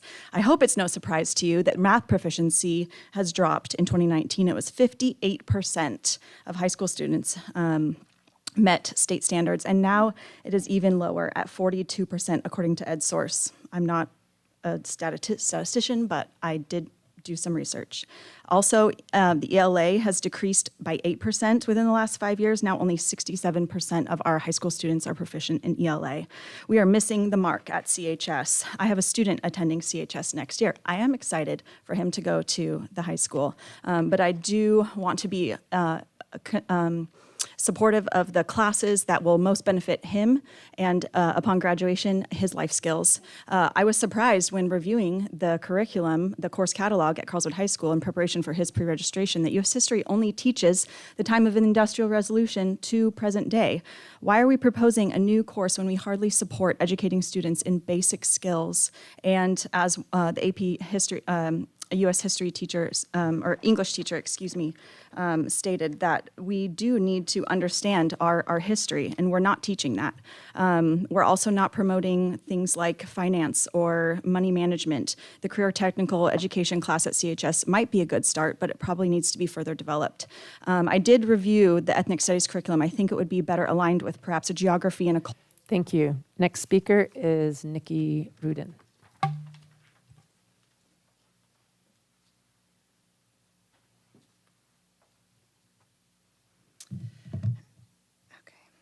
Good evening, trustees and community members. My name is Nikki Rudin. I'm speaking tonight as a proud CUSD alumni, a current Jefferson MTSS teacher, and a proud CUSD parent. I'm also a proud Mexican-American woman and mother, and a proud resident of this community.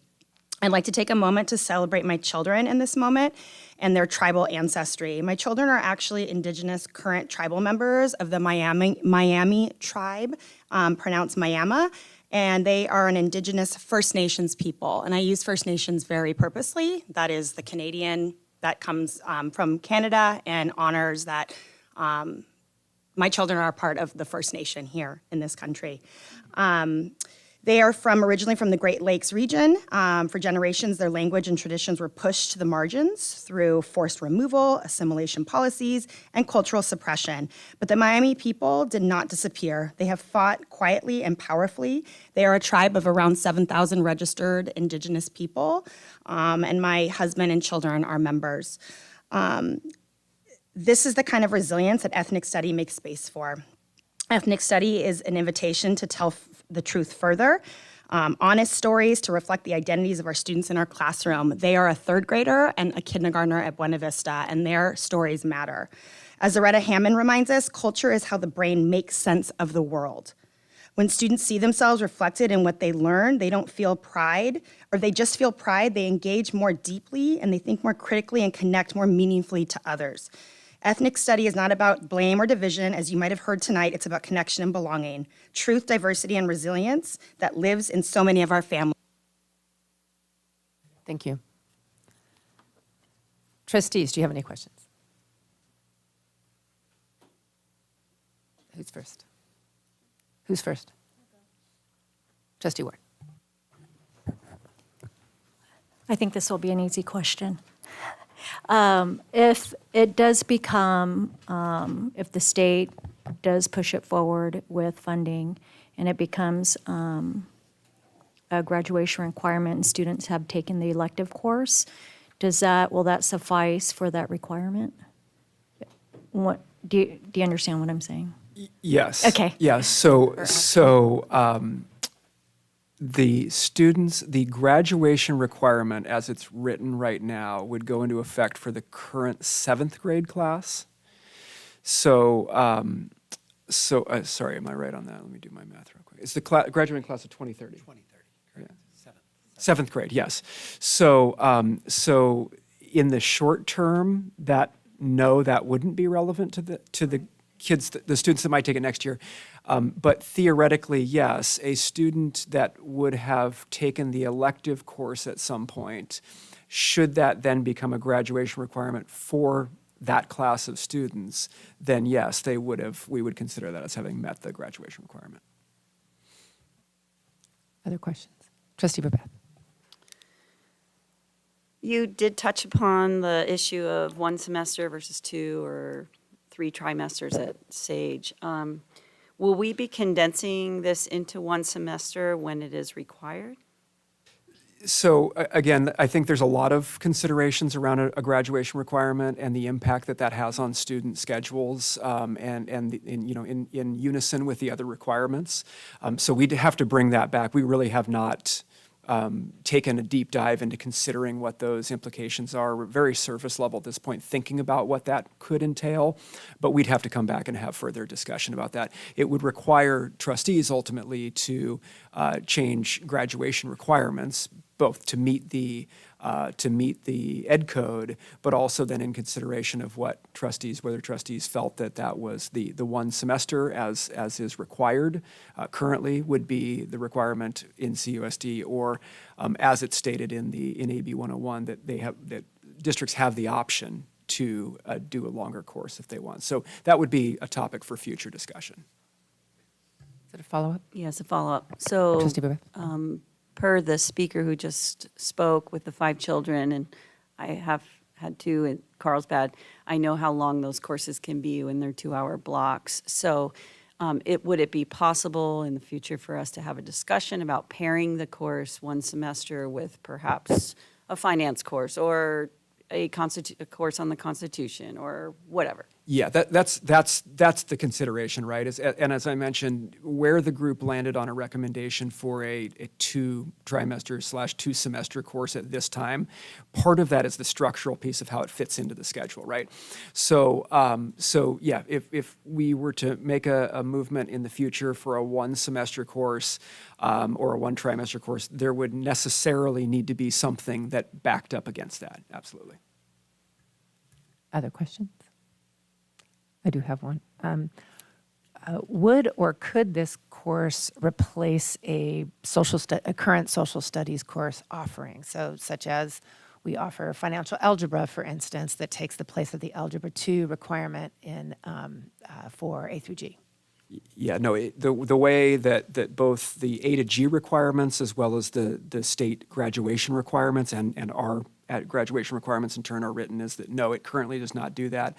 The courses it's proposed would be submitted as a G academic elective in doorways, so students would receive credit for it through that avenue, but they would still take the regular course of history, social studies courses.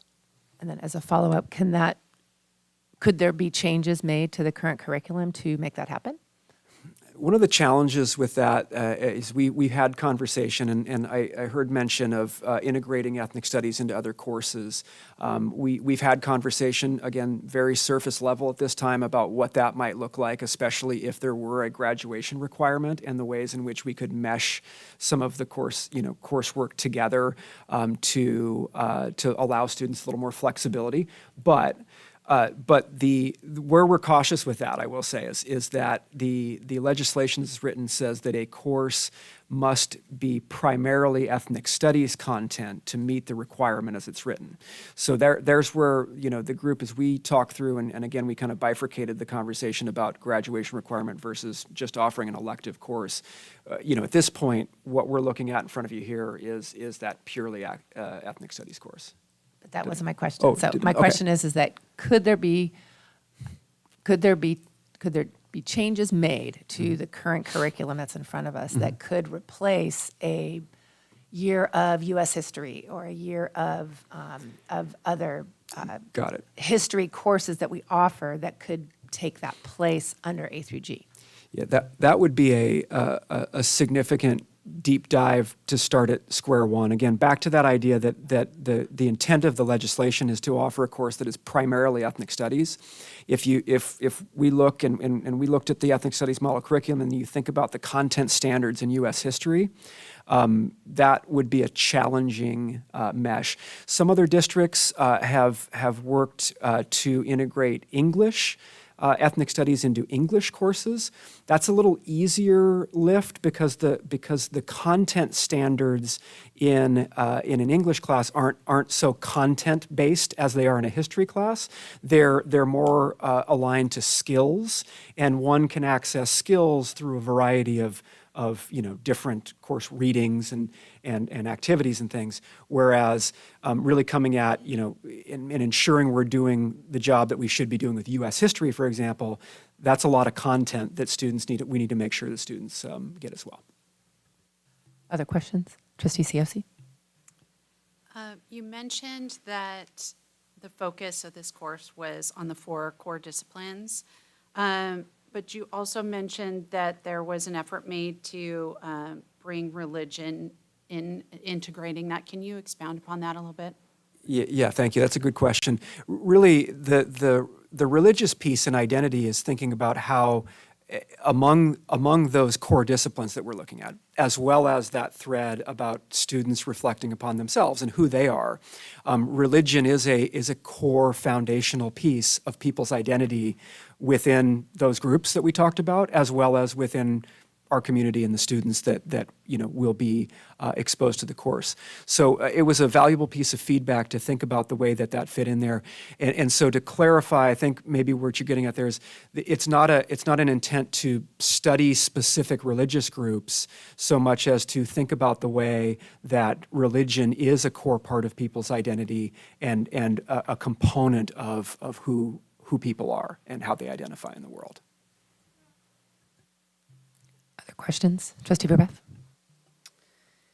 You talked a little bit about the age of the students and what grade we're offering this to. Can you explain why staff believes the concepts that are in this course curriculum are best presented to 9th graders and why we didn't offer it to older students and maybe we might have had more success with older students? Well, you're getting to one of those other core questions, right? Of when we think about a required course, there's a lot of deep diving into appropriate grade level for requiring a course.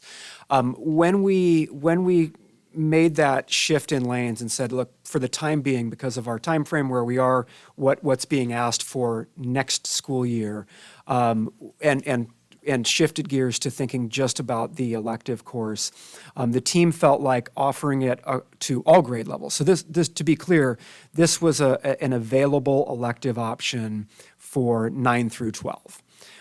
So it was open to any of the students that would have been interested this year at either high school. Again, I think there's a variety of factors that probably influenced student selection or not selection of the course, regardless of their grade level. And so, I think that it's definitely a topic we'd need to revisit.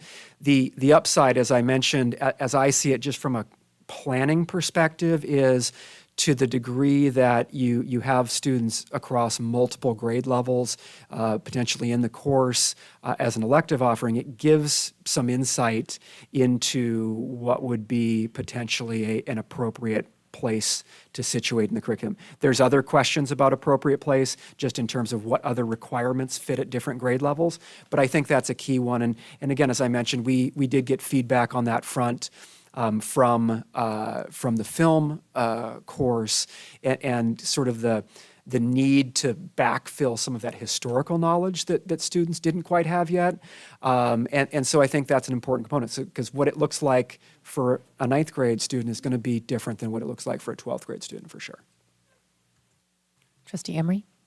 Yes, on that side adjacent to that, what was the breakdown of the students you had in each grade level, if you have that information? And do you also have any of the demographic, where those students lay within those groups? That's a great question. I don't have the exact numbers in front of me. My recollection is that it's a pretty balanced in terms of across grade levels. I do know that part of the conversation, and I don't want to break any news to students that have made their course requests at this point, but I do know that part of the conversation, as I mentioned at Sage Creek, is about, with 44 requests, that's like more than one section, but not quite 2 sections. And so they're going to have to pare some students out, and I think the conversation was around limiting that to 10th, 11th, and 12th graders then, just as an easy cut point. Theoretically, 9th grade students have more opportunity to go back and take an elective later, so oftentimes upper class or older students might have preference in getting an elective if a decision needs to be made to carve some students out and put them in second choices. As far as demographic information, I don't have all the details there. I did look at that, and I would say it's a multicultural mix of students from different race and ethnicity backgrounds, linguistic backgrounds. Those are the components that I looked at. I don't have all the details right in front of me, but definitely a rich group, and I think representative of the array of students that we have in our schools. Thank you. And I had a follow-up to that.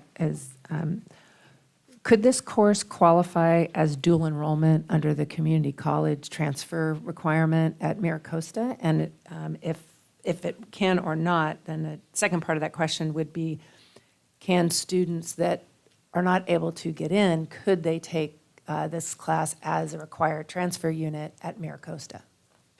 So the course under consideration tonight, the answer is no. This would be a CUSD course specifically. Ethnic Studies is offered at MiraCosta College, so any student right now could concurrently enroll in MiraCosta to take an Ethnic Studies course. That would be transferable for students that are going to CSU, et cetera, where Ethnic Studies is also becoming a requirement. So it's a conversation that we've, again, surface level had as something that we might want to explore in the future should a graduation requirement come online, and in terms of giving flexibility for students to find different avenues to meet that. But it's not what we're under consideration on tonight. And then a follow-up again, would it also be considerable changes to the current curriculum being proposed to meet that potential dual enrollment and or to be to meet the requirement of MiraCosta as a transfer unit? Yeah, that's a great question. And I'm not very familiar with the MiraCosta curriculum, but yes, a dual enrolled course is the college curriculum. So it's another consideration to keep in mind that, my suspicion would be that there are some substantive differences with the college curriculum. The model curriculum that was used as the foundation for this course is explicitly a K-12 project. And so that would be one thing to consider. If that were an option for students, it would be important to make sure that students and families were aware that there were differences between the courses. One more follow-up. Will you make sure that those students that expressed interest that maybe didn't get in, that there is that option for MiraCosta? Is that something you'd be letting those students know about? Yeah, I think that's the work that counselors do all the time is when they're working with students on scheduling and they do their meetings with students to go through what they've got. If there's an opportunity, let's pretend that the board approves this class and it moves forward as an elective course. Certainly, again, those students would have another opportunity in the future to request the course. And then again, counselors work with their students all the time to find opportunities for courses that might not be available to them on campus. Other questions? Trustee Ward? So it's not being offered at Carlsbad High School, and that's because there wasn't enough to fill a class, or was there no demand at all for it? At last check, one student had requested it at Carlsbad High School. I had a question come up, I believe from a trustee earlier, a couple weeks ago, about that number and what was done to promote it at the different campuses. And to the best of my knowledge, there was no concerted effort at either campus. Electives can be challenging sometimes on a high school campus because there's competition for electives. There's sort of a zero-sum game, and I think that a lot of times certain programs sometimes will do promotion of their things. The counselors provide information to students about what's available and allow students to kind of make those choices. And so I'd have to dig deeper to better understand what the dynamic was or what counselors might have heard back from students as they were making those choices.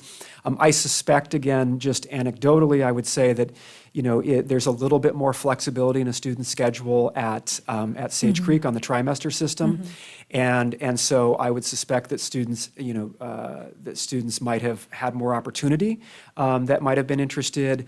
Another component is that students in the trimester system have opportunities to have those off-roll periods kind of throughout their time, whereas upper class students at Carlsbad High School have limited opportunity to have that free period, which is sort of a reward for years of hard work. And so sometimes, grabbing onto that extra academic elective, even if it might be something of interest to them, is a tough decision to make too. So I think there's a number of things we could, certainly dig into that at a later point. Other questions? Trustee Everbeth?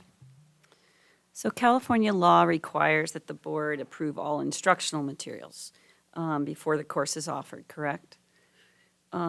If there's no textbook, do the slides like the Film Academy Ethnic Studies course count as instructional materials so that, and they need to be approved? So under our board policy, we have sort of there's two components to instructional materials, just to be clear. There are what we would consider to be the core instructional materials that we bring before the board for adoption. And there are what are called supplemental materials, which are things that teachers may bring into the classes, or maybe sometimes courses are built around supplemental materials. There is no core textbook that is being adopted for a course. That conversation came up in the course of this development, and one of the challenges right now is ethnic studies being new, is there aren't a lot of textbook options to lean on, and so as it stands right now, this course is being recommended to meet the aims that you see outlined in the course outline, utilizing utilizing supplemental materials, whether that's primary source readings or other items that would be compiled together to create the content piece of what the class would look like. Follow up. Trustee Verbeff? As a follow-up to that, then how do you standardize a course if you have one teacher using supplemental materials over at Sage and then eventually another teacher over at Carlsbad using different supplemental materials, then the students aren't getting the same course? Yeah, it's a great question. It's a challenge. I will say that the working group, as we had conversation with that group of teachers, they really wanted to ensure that they were putting together pieces that any teacher could pick up and have the pieces that they need.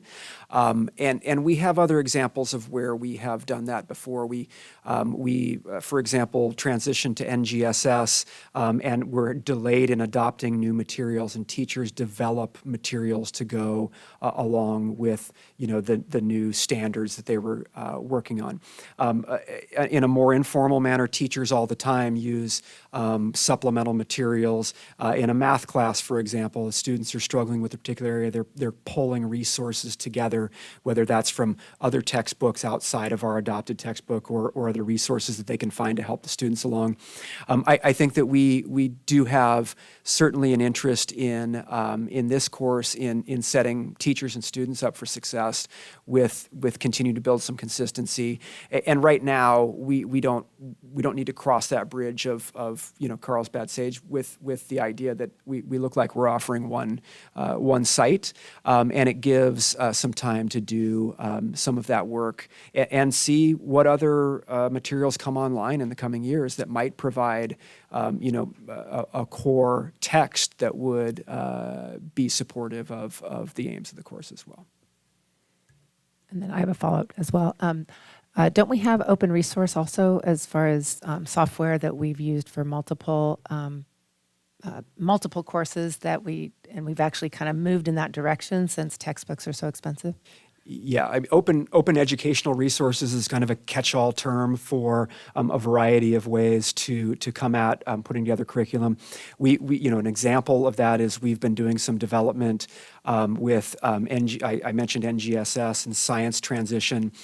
We did work for a number of years where standards and frameworks had shifted in science, and we hadn't adopted new textbooks, and largely because, again, the textbooks hadn't caught up with new material. Teachers did a lot of work around that, and when we, a couple of years ago, we sat down with science teachers again, and our middle school science teachers did adopt a textbook that came to the board for approval.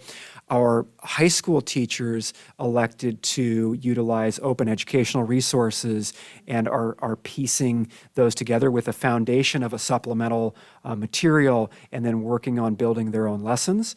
Ultimately, the goal there is to put together a developed, comprehensive curriculum, but that takes years, literally years, to put those pieces together to where we would have that all together in one piece. And still follow up? Yes. Okay, Trustee Verbeff. So how do you intend to put guardrails into a course like this that's being offered when you hear concerns from the community about certain topics that are going to be introduced, and maintain that level of transparency that our community is looking for to build trust with them, and so that they can then also have conversations at home with their children and students? How do you plan to put those guardrails in place if we don't have any framework from, if you're calling them supplemental materials? Yeah, it's a great question, and in the slide there, I outlined some of those, some of those policies, both in Ed Code and in our board policies that address the types of guardrails that you're talking about. These issues could come up in a variety of contexts, whether it's in ethnic studies or not in ethnic studies. We obviously have non-discrimination policies. We take those very seriously. We want to make sure that we are creating safe and welcoming environments for all of our students and all of our classes. We have procedures for complaints against instructional materials. That starts at the site level, where if there's a concern about something that's happening in the classroom, a lesson, a reading, a resource that's being used, we work with a family or a student that has a concern at the site level first, and then there's a process to elevate that if a family doesn't feel like that's resolved. Students, we hope students and families, just like you referenced, are having those conversations at home and talking through the things that they're learning, being exposed to. We have this happen sometimes. A student expresses something at home, and as a principal or as a teacher, we'll hear from with a question, hey, my student mentioned you're doing this. Can you help me understand this a little better? We're able to talk through those questions and concerns, whatever they might be, and then again, there's ways to address those if a family doesn't feel like those are resolved. So I do think that those guardrails are there. They're there on purpose. We respect those. We have additionally, guardrails about how to address controversial topics in the classroom, and ensuring that there's balance to the way things are presented in the classroom. And I think all of those are important reminders, especially in a topic that can be that can be challenging and in some ways controversial, to make sure that we're really following all of those pieces. Trustee Seosi. On page 5, in the Ethnic Studies Model Curriculum number 4, it says the goal is to critique empire building in history and its relationship to white supremacy, racism, and other forms of power and oppression. And I'm wondering how that has morphed into the systems of power where we're addressing today, in our classroom today, where we're dividing in our classroom today oppressors and oppressed. I think that's the biggest concern that I've heard from constituents, that thing where we're not discussing historically and how this has happened, and clearly there's still effects of what happened then, but placing it in today. Oh, sorry, it's a good question, and certainly the intent of the class, the intent of the aims of the model curriculum is not to put students in a classroom and divide them between oppressors and oppressed. It's to learn some of the historical realities, and as you mentioned, the way that some of those historical realities have played forward into modern social movements and representations. With regard to that particular section, the systems of power, again, that title is borrowed from the the section's recommended units in the model curriculum, and as I mentioned earlier, that there's a lot of layers potentially to that conversation, and as you look at it as it's outlined in the draft outline you have before you, you'll see that the team elected to go at that through media representation, which is, again, as I mentioned, kind of what I think the team felt like was an accessible way to get at how people are viewed, how that is set up, who's sending messages about what, as a way that in some ways depersonalizes that conversation and attaches that to things that students are familiar with, again, whether that's social media or film or music or whatever it might be. So that, that's the best, I think that's what the group felt like that was a good way to come at that, what could be a very challenging topic, in a way that sort of touches on one layer, but maybe doesn't get into some of the more challenging topics that you're referencing. I have a follow-up too, so go ahead. Yeah. So I'm wondering what we're putting in place to make sure that we are making sure that all voices are heard and that all students feel safe to explain their perspective and their feelings. That whole WASP thing in the film class was pretty harsh for kids who might be white, Anglo-Saxon, Protestant. I think that's a difficult age and a difficult time for kids to try and deal with all of these feelings and to have that focused on them. And I don't think we're doing a good job of that. And what's the question? I didn't hear the question. I started with the question, Kathy. But I wanted to hear could you repeat it? You want What to the hear it question is? again? Yeah, Okay. I just wanted to Yeah, find out. wondering what we're doing to protect the white Anglo-Saxon Protestant students or the Jewish students, any white students who are by this content deemed as oppressors. Yeah, again, I think that's the core of what every teacher should be doing in the classroom every time they walk in there, is building a welcoming, safe environment for all students. I go back to that through line of really building the civil discourse, and part of civil discourse is, having that respect and being able to engage in conversation in a way that's productive, and that respects the other folks that are involved in the conversation. So I think that's a core component of both what the outcomes are in the model curriculum, as well as what the intent of this course is to build that community, build that empathy and understanding of one another in a respectful way. And as I mentioned, that's a challenge, right? When we talk about challenging topics in the classroom, it's definitely going to be something that we're going to be asking our teachers to attend to in terms of what that community dynamic is that they're building in their classrooms. And then my follow-up on that is,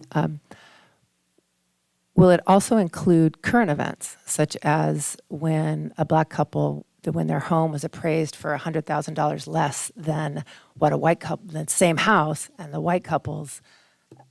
same house was appraised at $100,000 more when they saw a white couple, or with the Black family that just received beach property back in Manhattan Beach 2 years ago? Are those types of current events going to be also discussed in these courses? With due respect, I'd refer you back to the outline before you, and I think that the best answer to that question is to look at those essential questions that the team spent a lot of time really developing as entry points to understanding some of those topics. I believe that the team did an outstanding job of presenting opportunities for a variety of entry points to those essential questions, and a way to come at those questions from a variety of perspectives, from a variety of backgrounds, with perhaps a variety of conclusions as they explore those topics. And so, it's hard to say whether that specific current event will come into play or not. But I think that that what the group has developed there allows for access points as it relates to those specific themes of study. I had a follow-up. Trustee Ward? So to speak to the film studies, ethnic studies course, were there concerns from students that were voiced to administration or to teachers where they were not feeling safe in that class? No, we're not aware of that. We actually did some student survey feedback at the end of the course, and I don't have that in front of me tonight. It was shared with trustees at the time, and I know that was spring of 23, maybe 24? 24, okay.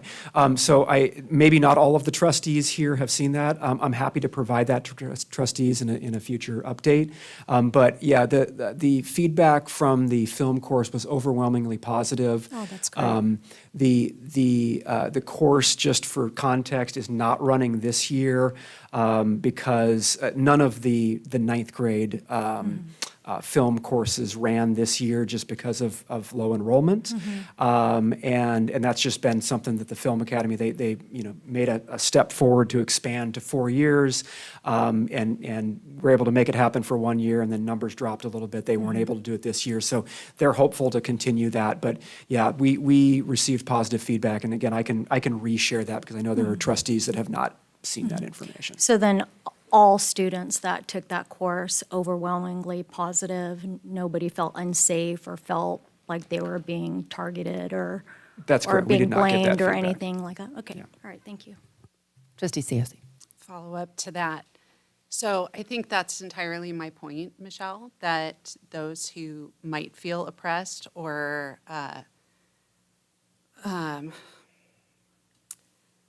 uncomfortable to share their feelings would not reveal that in their review at the end of a semester. It's a difficult position to be in. That would be for discussion, not for questions. Can you ask a question of staff?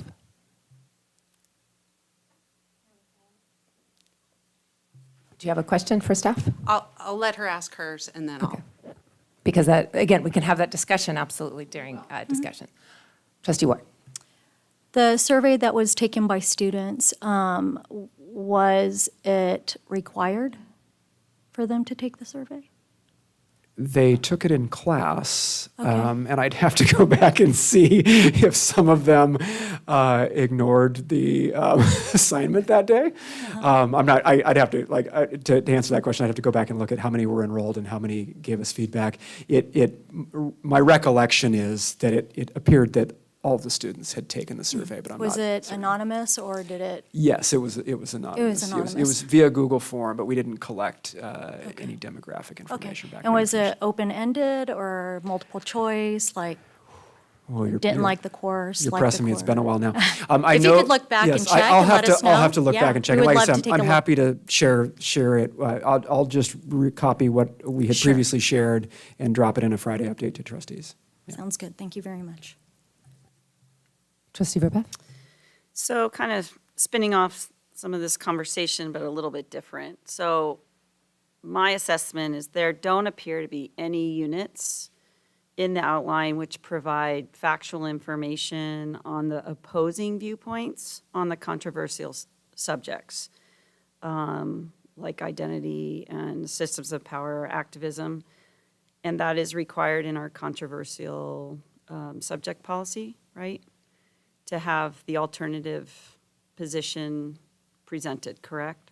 So I didn't see that in here, and I'm wondering, is staff willing to revise the outline to provide alternative views that will be taught and provide lessons where students can understand and teachers can teach both viewpoints? So two points on that. One, I would say, referring again back to the essential questions that sort of underpin and drive those units. I think that, in the estimation of our review of that, they do provide those opportunities for engagement from a variety of perspectives. That being said, should trustees have direction for staff tonight regarding, changes that they'd like to see in how some of those topics are approached, we'd be happy to take those into consideration and go back and work with the team. Other questions? Trustee CFC. In what way were students involved in the course development as it stands? That's a good question. We have not had student engagement at this point in terms of the content of the course. We, again, like I said, we worked with the groups that I mentioned, and in alignment with the model curriculum, we developed, the course that you see before you. I have a follow-up question to that. Do you traditionally receive student feedback on curriculum? We generally do not. Trustee Verbeff. Has staff analyzed any of the legal implications or challenges against existing ethnic studies courses that have been happening throughout the state, like Campbell, Santa Ana, Mountain View, Hayward, those places? We've been following them closely, yes. And one of the distinctions that I would make, some of the ones that you mentioned there, specifically, there's a common thread that I see in those cases and some of the challenges that come before them, which is that those places where they've had those challenges that have been most publicized.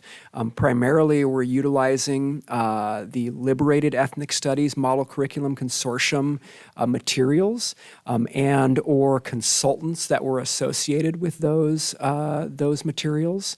And those faced then some of the same challenges that had been faced by the model curriculum in its early iteration, and some of the same challenges that have faced those strands of liberated ethnic studies moving forward. So I think that that's part of what has informed the focus on grounding in the state-adopted model curriculum, which was ultimately supported. Again, as I shared earlier, the groups that supported liberated ethnic studies splintered off and formed their own curriculum consortium, which one can find online and see what's in there, and really disavowed the state's effort. And some of the critics, such as the Legislative Jewish Caucus, that was really fighting for what they felt should be involved in the model curriculum, ultimately endorsed the CDE adopted and the state-approved model curriculum. Trustee Verbeff. Thank you. So you don't see any of the content that is currently in this course outline as potential risk for litigation, because you believe that this content is not related or does not stem from liberated studies. Is that correct? I'm not a legal expert, but I'll reiterate that staff and the working team and in our work with our advisory group, we emphasized and educated that group on the ethnic studies model curriculum as adopted by the state of California, and feel like that was our best grounding in terms of developing a course that would be appropriate for high school. Other questions? Trustee Verbeff. Let's keep going. This kind of spins off what we were just talking about. So originally the legislative mandate, to my understanding, and I was part of the committee as people in the community have testified that, yes, I did participate as a parent and a community member and a trustee. I guess you want to say that, doesn't matter. But originally I think the mandate was for ethnic studies to teach students about histories, cultures, struggles, and contributions of historically marginalized groups in America. And I think everybody in this room and the feedback that we've received, nobody is arguing about that. I think we're all fine with that. But originally that legislative mandate did not include identity, sections on identity, intersectionality, current systems of power, which Kathy just was talking about, activism or applications of activism. And so those intersectionality, systems of power, dominant narratives, institutional oppression, those are additional lessons and principles, which I believe are extending the length of the course. If we took those out, we could keep it at one semester. That's one point, but what's the question, though? So my question is, aren't these principles of critical race theory and liberated ethnic studies? You're saying it's not, but I believe that is where the rub is, and isn't that the question? Allow them to ask the question. Ask the question. Don't answer the question for them, and please. Staff is, these were not originally in the legislative mandate, correct? These additional sections, that intersectionality, systems of power, dominant narratives, and institutional oppression, those are additional lessons, isn't that correct? So to be clear, the original legislation, I'd have to go back. I don't have it in front of me right now, but that's in the legislation that set the requirement is not intended, I don't believe, by the state to be an exhaustive framework for content for a course. So again, we took what the state has provided in terms of the model curriculum and used that as the foundation for the course that was developed. And I have another question. Is it a follow-up? Yes, or- it's a follow-up. Okay, go ahead. So the curriculum, the state curriculum also states that we are supposed to be developing this according to, they give us the freedom. Each individual district gets to develop the course according to their community, correct? And what the priorities and the demographics and all of that from the community, is that correct? Yes, I believe that the intention of that section is largely to think about including diverse groups that may not have been represented in those 4 core disciplines. For example, communities that have large, Hmong communities might focus, specifically on that group that has also not been traditionally represented in the curriculum. So, Other questions? yes, I'll just Go keep ahead. going.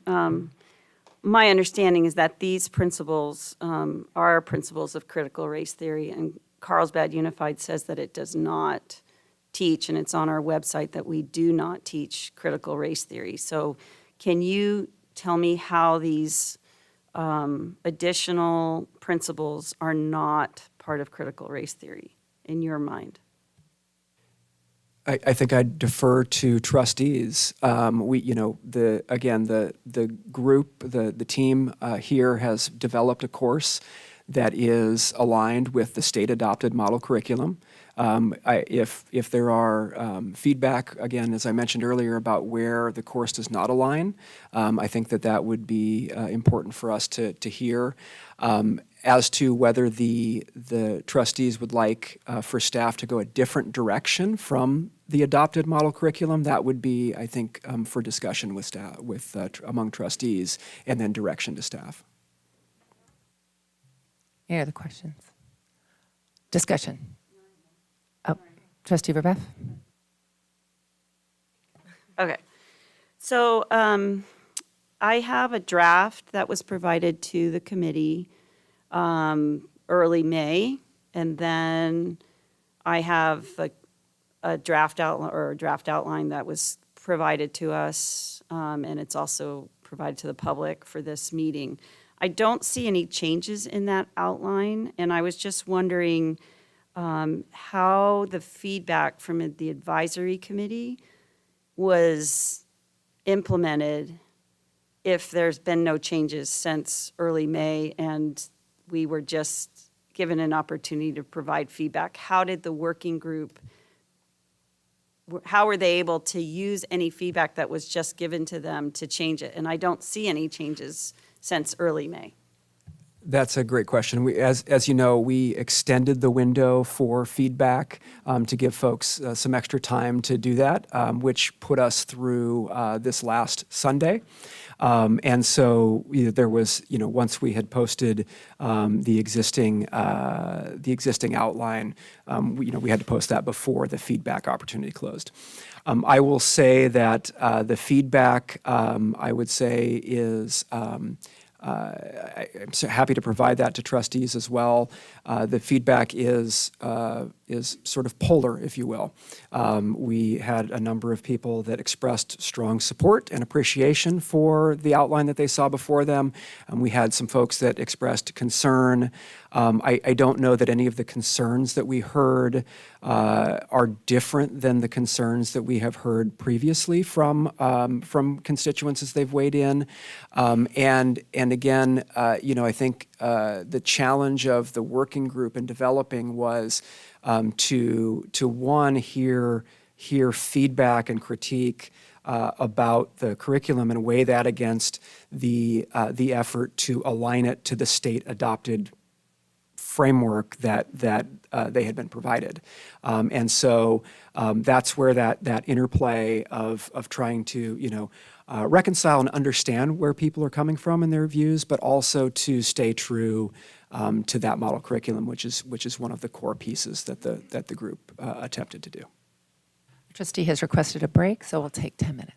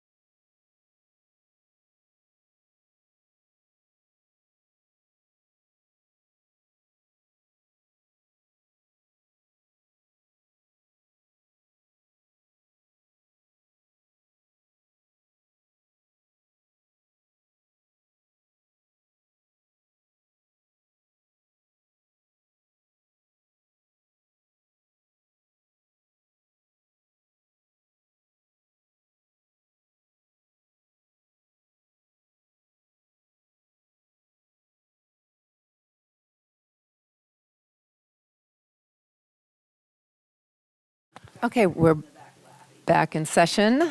As a reminder, we do have 5 other agenda items. So are there any other questions? Trustee Verbeff. This will be my last one, I think, unless I think of something else. So anyway, pertaining to the committee feedback. So I did participate in all those meetings, and I believe in the last meeting, if I'm not correct, but I do recall that the course outline was provided, but it went fast. We didn't have a lot of time for discussion, and that's why you've been collecting feedback up until more recently. Is that correct? Yeah, no, the intention was to take the feedback from that third committee meeting, bring that back to the working group, and then at some point in the future, provide another opportunity for the committee to see the material, which was what was provided via the email and the feedback tool. Yeah. So will you be bringing that, all the feedback back, will you be providing that to the board since especially because you're saying it's showing two very different sides and perspectives on this course outline. Will you be providing that to the board before the June meeting? Yes, I can provide the feedback. I mean, I can provide the feedback from the most recent thought exchange, as well as I've got a note to pull together the Film Academy feedback from students. I can get both of those to trustees prior to the June meeting for sure. Do you need a governance request for those? Or are you planning on doing those anyway? I'll plan on doing it anyway, unless Dr. Nye tells me otherwise. We could certainly do it, but per protocol, it may be good to ask for that during governance, so we can do that at that Or during time. discussion of this item? Okay. Either way, yes. Okay, I just wanted to make sure if you needed that or not. Will that feedback be given to the advisory committee as well? Will you be summarizing any of that data for them? It certainly can be. I hadn't really crossed that bridge yet, to be honest with you. I was working on just breaking it down today, but I can certainly provide that feedback to the committee as well.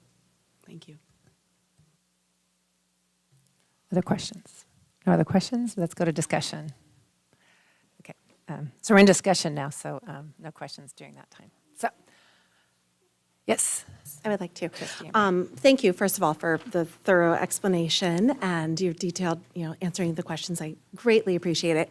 I was excited when this first came out. My daughter is in 7th grade and would be the first class to be receiving that. So, excited to have her. I know that when, I hate to say almost 30 years ago now, I was at SDSU and took ethnic studies specifically and Native American studies. It was transformative and it was incredibly impactful in my own life. And so I'm excited that we have the chance to offer those opportunities to our students here. And as looking through, the electives, the course outline and everything, having deeply delved into the framework of the K-12 social studies curriculum, I can see the points that the CDE was trying to make in aligning a lot of that. And so I appreciate the work that's gone into that, but I can also tell it has a unique Carlsbad touch on it that I think is what our students have been asking for. And so I'm excited to see where this goes and, kind of give it a trial run through this elective for these students and, get more feedback after the year of the course. So that is my interpretation of everything. And I'm excited to see what comes from that. And Trustee Verbeff, I have a question for you again. You've mentioned CRT several times, and I asked you 2.5 to 3 years ago what working definition of that, because I still don't know what the definition is that is sparking the concern. And so that's what I would like to, because I don't know what it means. So I'd love to hear what you think it means. And again, I don't know what it means. It doesn't matter really what I think it means. I think we have community members who are writing in about it, so it matters what they think it is. And I, 2.5 years ago, told you what CSBA says CRT is, and you said, well, I don't want to hear about what CSBA says. Right, I want to hear what your concerns are. So the term CRT, whatever it means is out there, but it obviously is sparking some concerns for you and some community members, and I'm trying to figure out what those concerns are, not the label, but the actual concerns. That's what I'm trying to understand, because that's what I'm struggling with. Sure. So I believe that CRT, the concerns that people are expressing, believe that CRT is emphasizing race as like a social construct. It's a classification system. And it is acknowledging that racism is embedded in systems. And I think the concern is that people are okay with talking about the multicultural aspects of different ethnicities in these 4 core disciplines. That's not the issue. I think the issue, and Trustee Ciozzi brought this up as well, is, are people being put into categories which are going to cause more division? Are they white, Anglo-Saxon, Protestant males, or whatever that category is? And I think that's what CRT has a tendency does, is it puts people into categories. And they're saying that the systems are systemically racist. And I think what we want to do is talk about how people have been impacted, their lives, because of their race or their religion, and then talk about what the systems are today, but don't make people feel like just because, I may not be a race that is marginalized, that I am now the oppressor. And that's the concern. That's the CRT, the concern. Does that make sense to you, Kathy? Right, and so what I'm hearing you say is that you don't want to see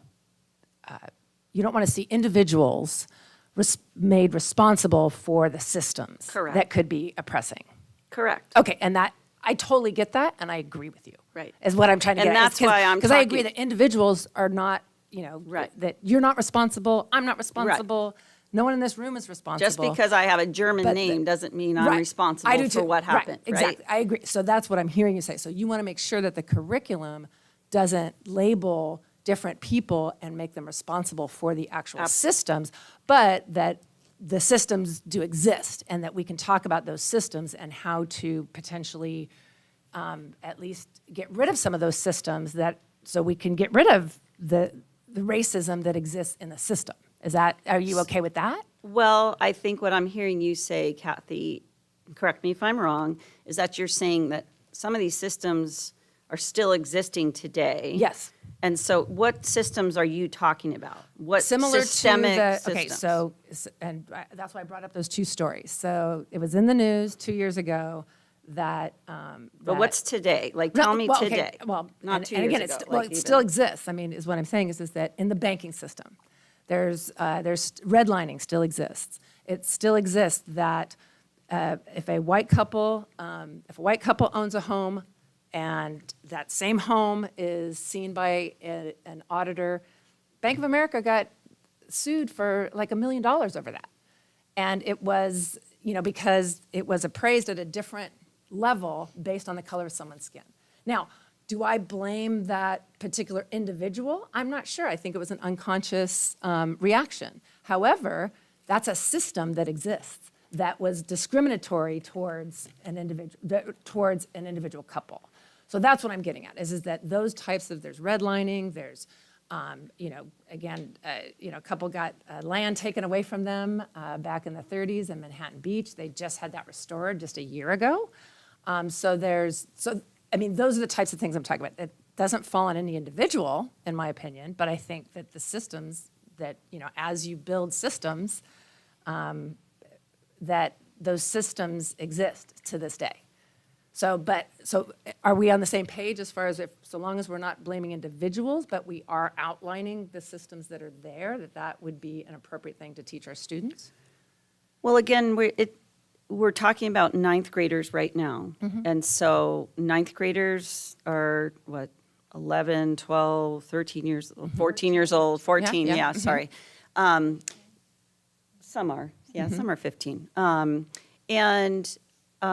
Perhaps not comfortable enough, or obviously if they're taking the course, they're interested in having these discussions, and I'm not saying the discussions aren't appropriate, but there is a reason why CRT, whatever definition you want to give it, has been reserved for the college institutions because of the level of maturity that these students can engage in that conversation. I'm not talking about that. I'm talking about what we agree on is that we don't want to label individuals with the downfalls of the system. That's Are we, correct. Okay, so as long I as am we in do that, agreement on we're that. okay with that. Okay, so that's, I mean, so that's the concern that you're expressing when you talk about the concern over CRT. Is that accurate? Well, that's one of the concerns, yeah. Okay, Yes, okay. yes, So if that we is. can agree on that, then I think that gives me a clear understanding, because I'm opposed to that as well. I don't think anybody should be sitting in a room, because those ninth graders could be bankers one day, right? And I'm sure we don't want those bankers discriminating against, against somebody for the color of their skin and provide loans to those people. So that's, to me, if we teach about those types of stories that happen, that could prevent that ninth grader from becoming a banker that would discriminate against someone. Sure. To me, that's what I think that these courses assist with. And so to me, I think that we are on the same page, because I agree with you. And I think that, hearing the presentation, that is, in my view, it's going to be safeguarded in that way to make sure that we are not labeling individuals with systems that they had nothing to do with. I'm glad you're bringing this up. So I just want to highlight an email I forwarded to Dr. Nye and Dr. Brockett earlier today from a community member who shared with all of the board about a family member who had been in a Japanese internment camp, okay? And I replied to this community member, as I like to try to do as much as I can.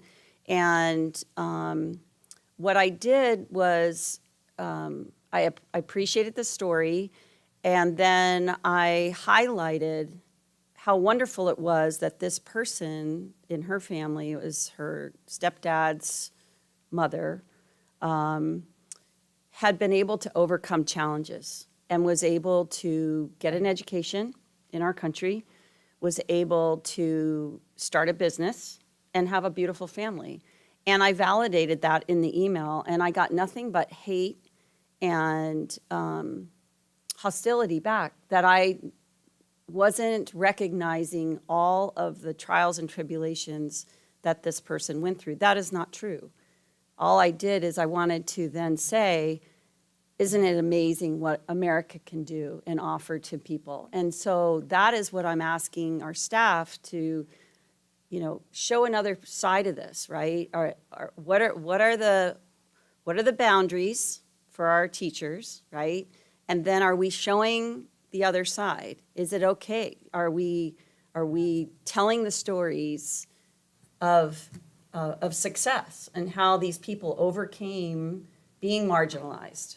No, right? Right. Oh, yeah, and I get that. So, but that's a different piece. That's So a I just different want to, piece. So I just wanted to clarify where we are on what CRT means, and if that's what it means is labeling individuals with systems, I'm opposed to it.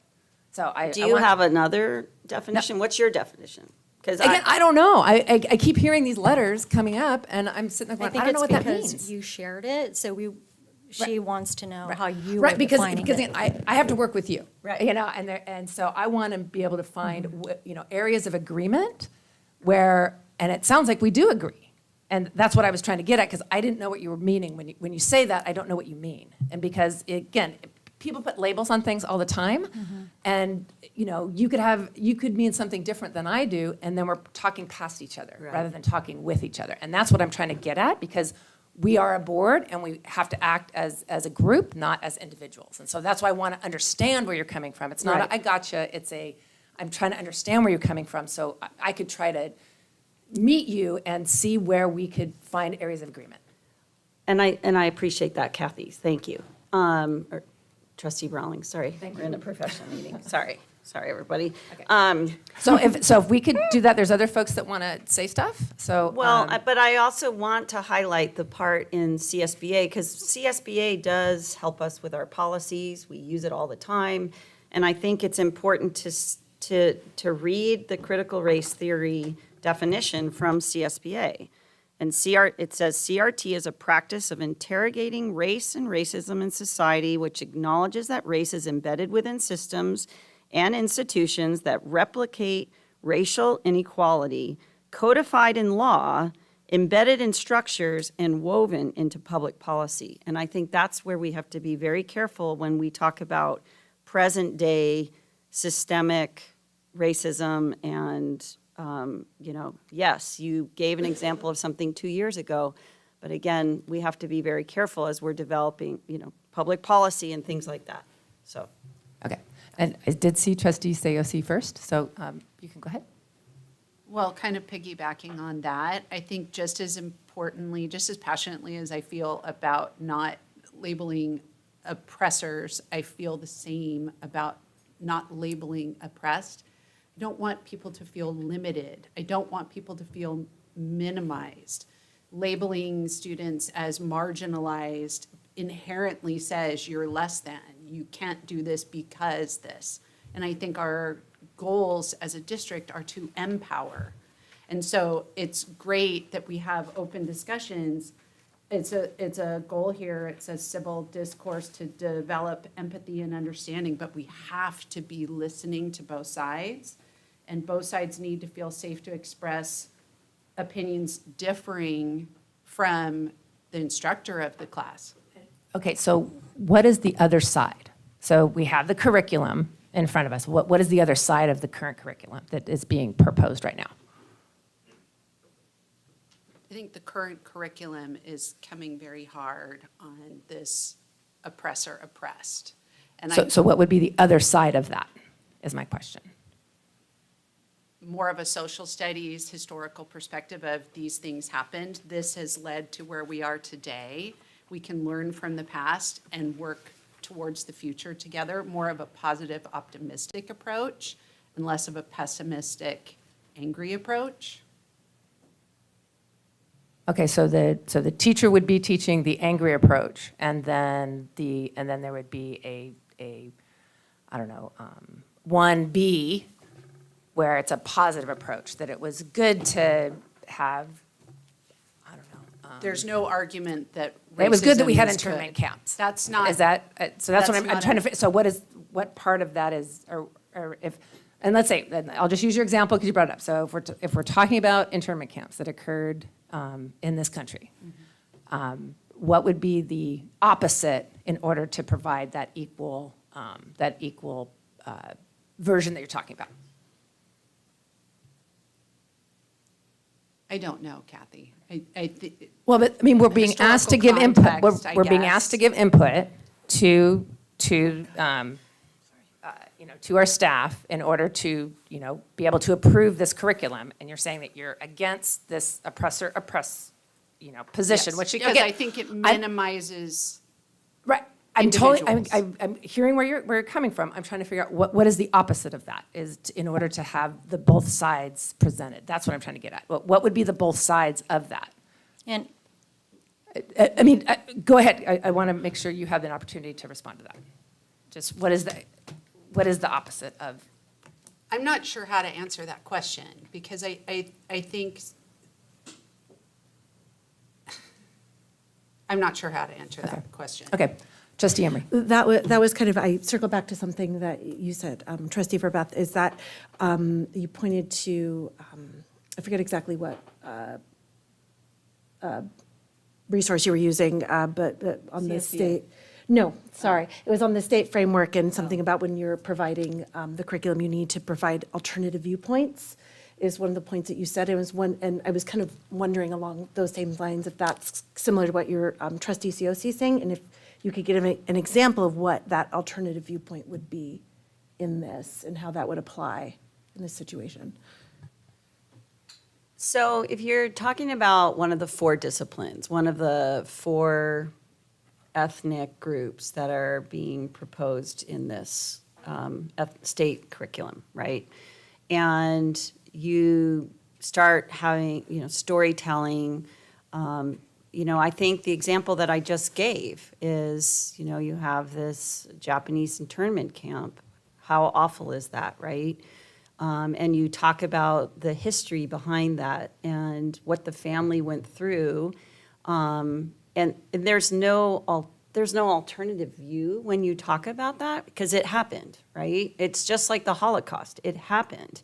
It's just like, you know, the recent October 7th events. It happened, right?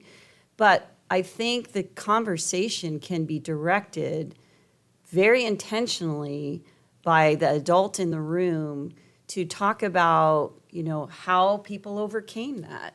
What did they then do to be a voice? I remember reading a story about two African-American brothers who grew up in Orange County from poverty, and they developed they worked really hard. Their parents, encouraged them to work their best, their hardest. And they ended up developing a business, and then they ended up giving back to their community. So again, that's not an alternative viewpoint necessarily, and I think that's something that maybe the advisory committee starts having more discussion about. We're all thinking on our feet right now about specific examples, but I think expressing to everybody in the class that you don't have to be oppressed just because. Trustee COC, could you put your phone away, please?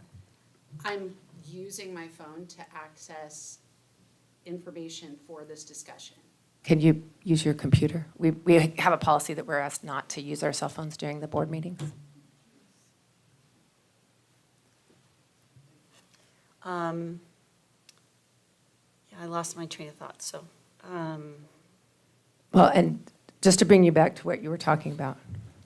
Trustee COC, could you please put your phone I'm away? sending it to my computer so that I can access it on my computer. Thank you. You're very welcome. So when you're saying that, when you're talking about that story, and you're talking about the disciplines, so where would that fall in systems of power? Would that fall in access, activism, application and action? I'm just trying to get specific so we can give guidance to staff on what we would like them to bring back. That's because we're at 10 to 9, and that's what our charge is at this point. I think she's talking about the 4 core disciplines of ethnic studies. Yeah. Okay. So what the different- section is that, and what would you like changed in that? Or what direction, and then we can see if there's board consensus in order to do that.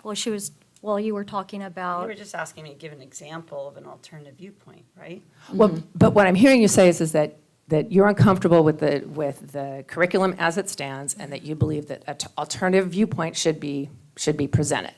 So in order to give guidance to staff and to be specific, we need to know what you want to see changed to see if there's board consensus to do that. Okay, so I would like the course to focus on history, not identity, victimhood, or activism, because I think those lessons are divisive. I think the design of the course was originally to be a multicultural history course where, yes, we talk about these 4 core disciplines, but I don't believe that the original intent was to talk about identity, victimhood, or activism. So I'm suggesting removing those units from the course. And then we can revise the course into a 1 semester or trimester course, which focuses on histories, cultures, struggles, and contributions of historically marginalized groups. so you made may I?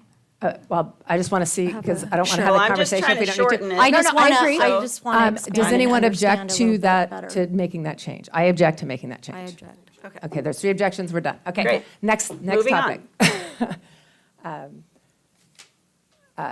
Trustee Ward, did you have a suggestion? No, I I had one just- as well. I mean, just we- want to, I'm we've trying to move it already- along, so if that was Sure, your we already suggestion and we don't have objected. consensus, is there other? I just wanted to understand better what she was thinking in terms of, how does she view, like, one of the core, and she's mentioned the Japanese internment camps, about what is the Asian Pacific Islander American experience that you want to see discussed if we're not talking about the struggles that they experienced here But I will say, in the we US. don't have understand, consensus yeah. to move forward, so we should probably move it along. Okay. Is there other, I did have one that, but I want to see if there's anyone else before I bring mine up. Okay. Yes, Trustee Cioce. We had in the film course curriculum a whole conversation about systemic discrimination and how courses that are weighted suggest that their students carry more weight, are more important than others.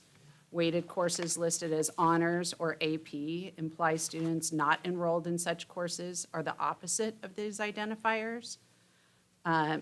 It's a difficult thing when you're placing success and non-success, and I think there's so many things in this curriculum that are challenging, and I think it's difficult for kids to feel safe to express their opinions. Like I said, my daughter was in this class, and my daughter's feedback was positive. What do your kids say when they come home from school and you ask them how their day was? Do they say anything other, it was great, it was fine? Like, this is kind of standard feedback. My daughter would tell you she thought the class was fine. My daughter would also tell you that there's room, in the wrong hands, it could go a place we don't want it to go. And so that's why we're talking about parameters and making sure that nobody's being vilified and nobody's being minimized, that all of the voices are heard. Well, again, what specifics do you have, suggestions to see if there's board consensus for the curriculum? Because that's what we're being asked to do at, like I say, at 8:55. I would like to ask the board for consensus that we add lessons which show some individuals and ethnic groups have overcome racism, bias, and discrimination to succeed. I'd like to see some positive, optimistic discussions as part of this as well. Maybe that's the antithesis to the systems of oppression, that despite the systems of oppression, these people have prevailed. Okay, I'm going to ask questions of staff. Are examples like that part of the curriculum?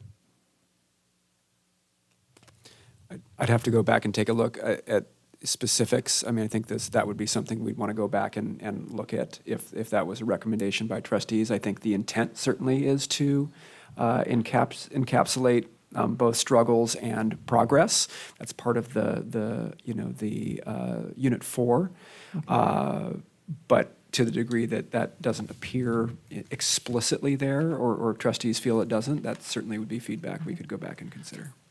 I mean, okay, so we have on the table. Are there objections? I object. Okay, we have one objection. I mean, I feel like it's already in here, so Okay, but- I object. Yeah. Because I feel don't. it's I don't already- object. I don't see any problem with. It sounds like it's there. It's just not written specific. So I'm okay with. I'm okay with that. So Well, we have three. I want to get clarification. Can Okay, we just go ahead. talk about that? So I just want to understand a little bit better what Trustee Cioce is saying.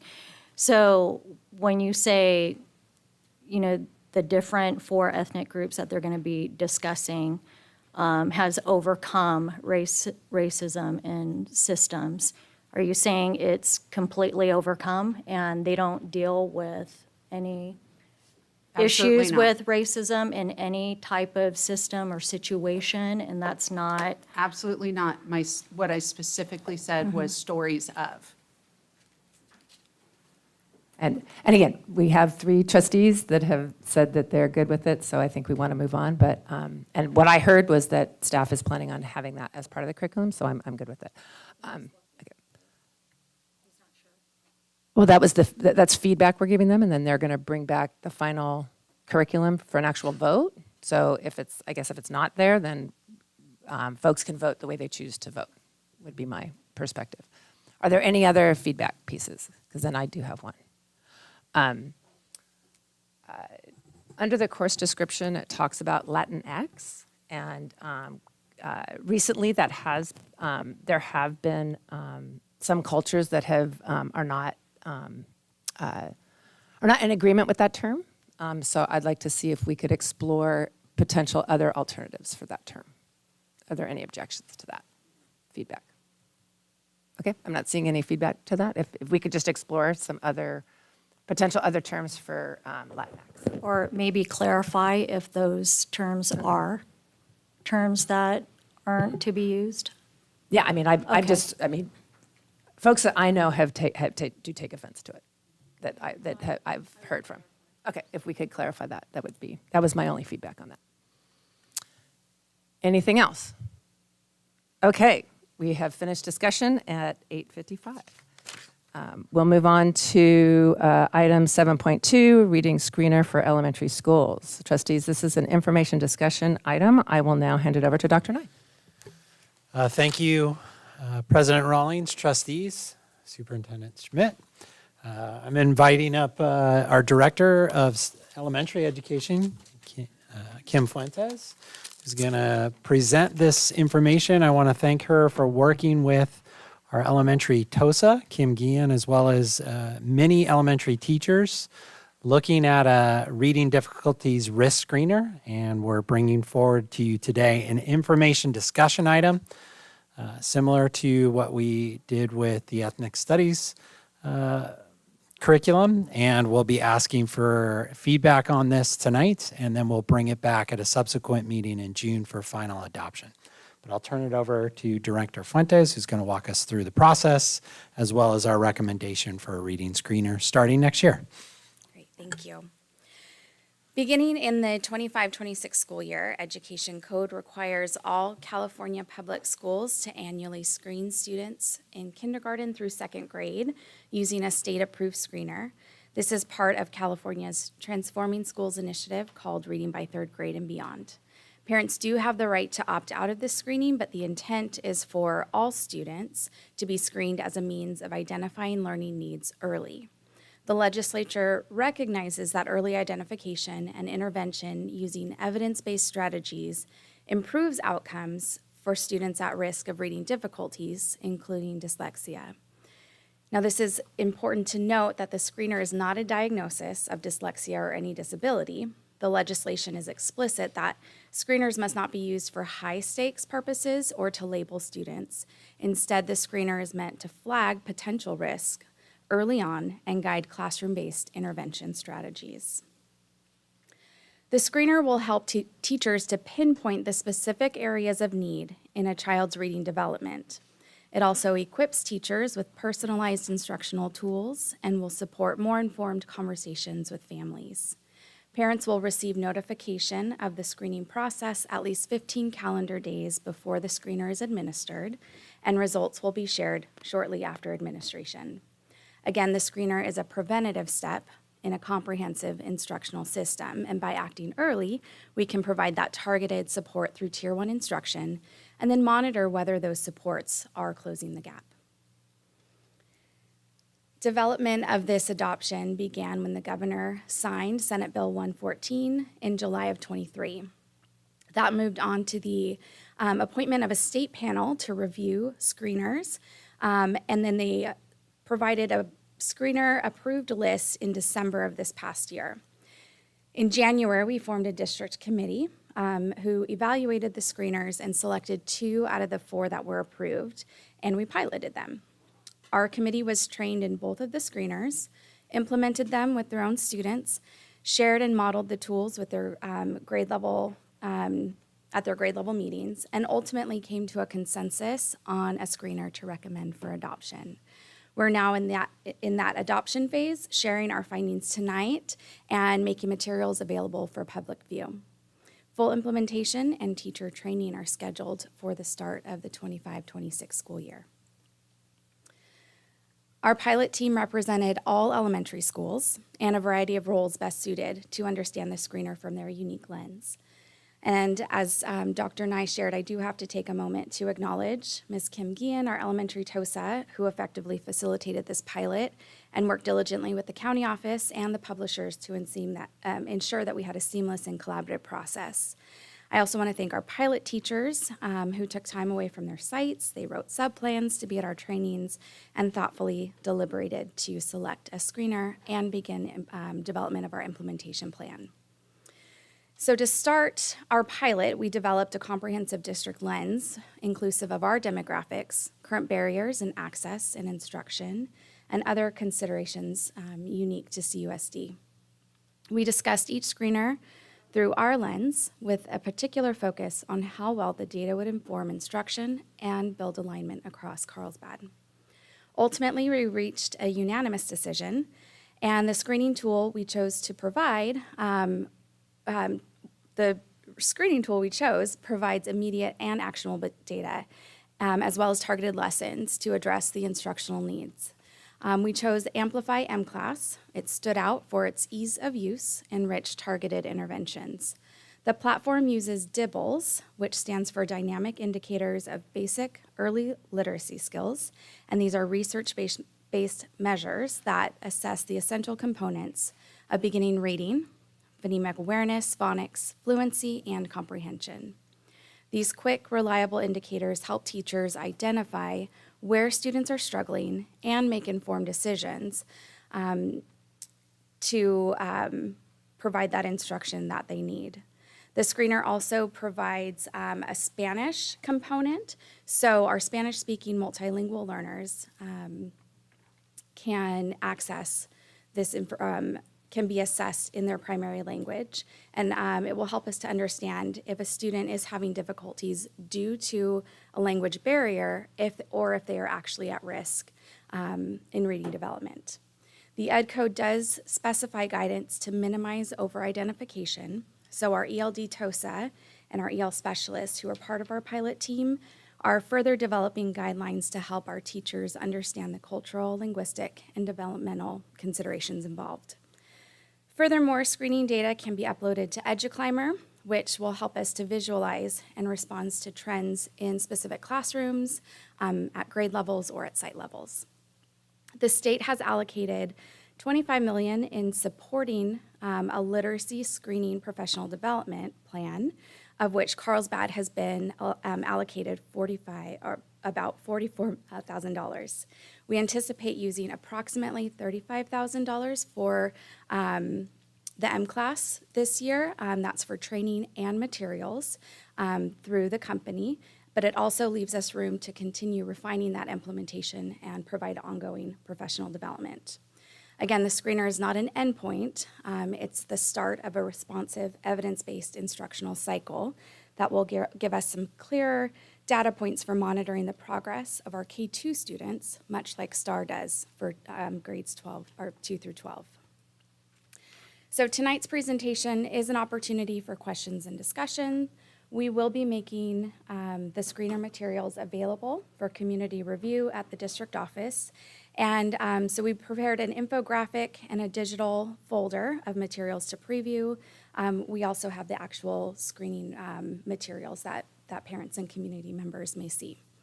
Community members may submit questions or comments using a response form, and either myself or Ms. Kean will follow up directly. We do plan to return to the board on June 18th to formally request action in adopting the Amplify M-Class screener. With that, we'll turn it back over to President Rawlings. Thank you. This is the time for public comment. Have any blue cards been received? We do not have any blue cards. Thank you. Trustees, do you have any questions? Trustee Emery. So forgive me, I haven't paid a lot of attention to this because I am not in the K2 world myself on a daily basis. If a student is screened for this and comes up, as needing further assessment, does that automatically trigger a student study team? What would be the next step in that process? So this screening platform would identify those specific skills that the student is struggling with. And then provide lesson plans. So a teacher would be able to see maybe all of the students who are struggling with segmentation, be able to pull a small group. So we're really looking at tier 1 intervention. So we want to put that best instruction first in the classroom. And then we'll have progress monitoring. So in 6 weeks, we'll reassess. And if we're not seeing progress, we might look at tier 2 intervention and potentially hold a student study team after that. So it's really starting the process of providing that explicit instruction in the specific targeted areas and then monitoring to see if there's progress or not. Okay, thank you. Other questions? Trustee Ward. So thank you for your presentation. So Ms. Fuentes, I'm getting really good about saying your last names.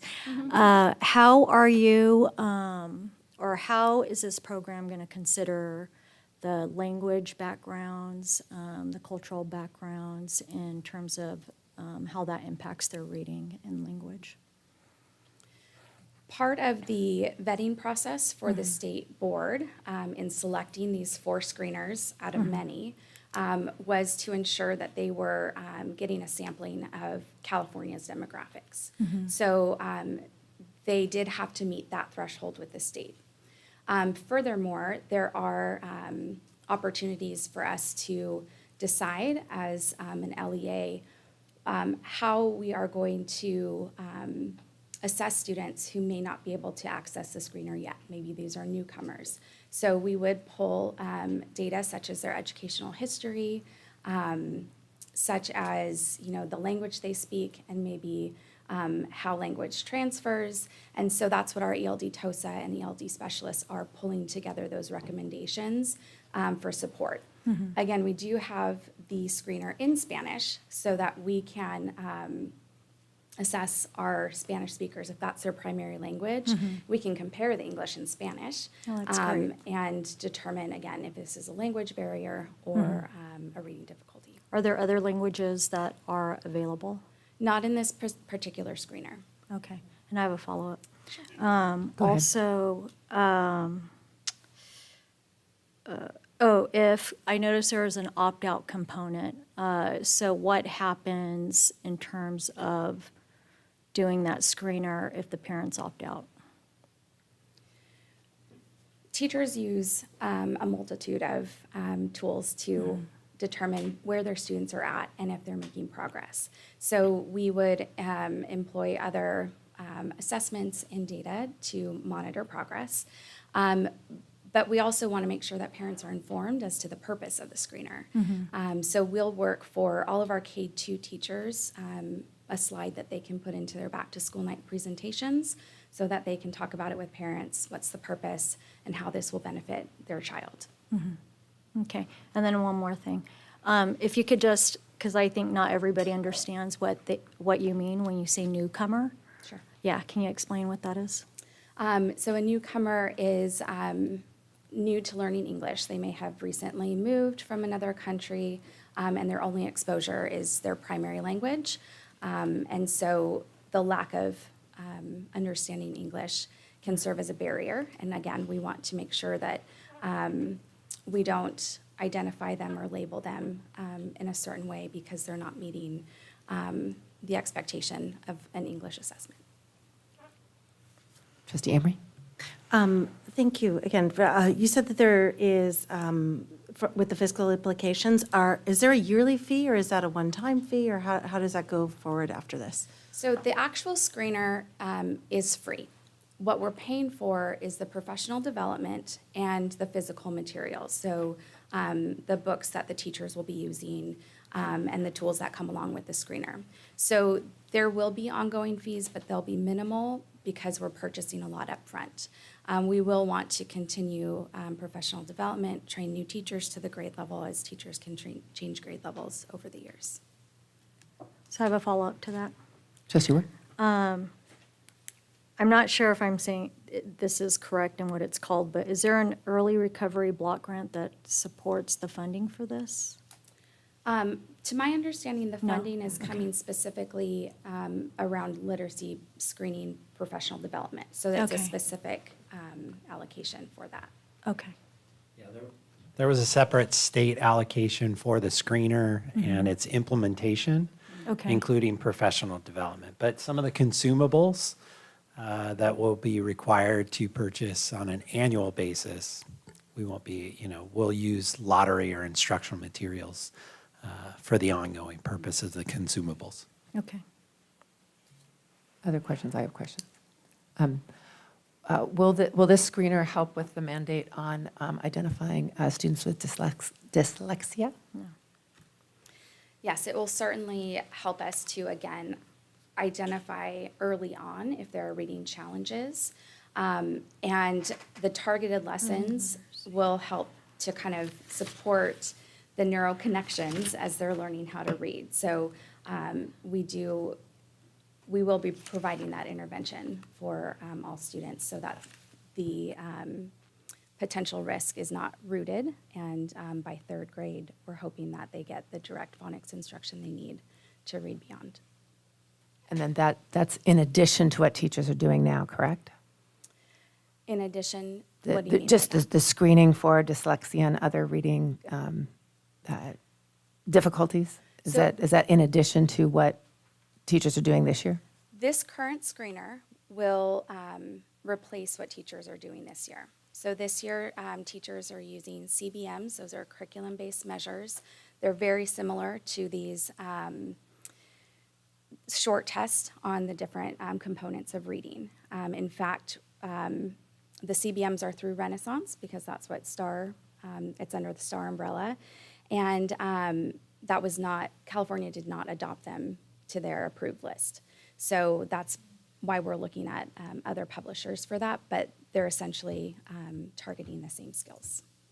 Well, and I guess my question is that teachers weren't required to identify dyslexia prior to this bill. Isn't that correct or no? Teachers aren't identifying dyslexia, but they're identifying reading risk. If through their targeted Tier 1 instruction, Tier 2 instruction, that might be a little more robust, then we would look at an SST meeting, and down the line, if we're not seeing progress, we would pull in specialists to support with the diagnosis. But this does not diagnose. And then has there been notice and opportunity to bargain for the bargaining unit that would be implemented? It would be responsible for this work. I'm assuming both classified and teacher or credentialed would be responsible in one way or the other. Is there an opportunity to bargain? Is there going to be additional work responsibilities? Are there going to be items taken off the plate in order to utilize this reader? It won't be any more than they're already doing. Again, we're taking away the CBMs, and then we're adding on this reading screener. So we wouldn't be bargaining anything. It would be part of the teacher's instructional plan in the classroom. So just the training would need to be bargained if it's in addition to what they're doing now? Well, the training will employ, as we do all of our training, so we'll use time in August when we have our PD days. In fact, we're offering an opportunity for teachers to come early in August and get paid to be there for training. And then we will also offer to provide subs to cover their class while they come to a training. So we have a couple different options that teachers can select. Thank you. Okay, then we move to discussion.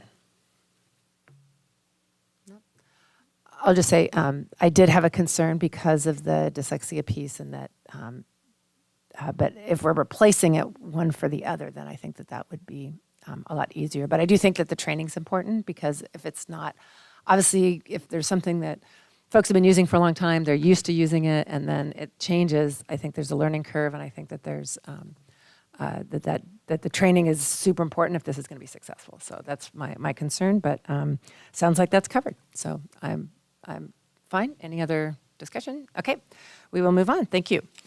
The next one is 7.3, Independent Oversight Committee 2024 Annual Report. Trustees, this is a discussion action item. I will now hand it over to Mrs. Suzanne O'Connell.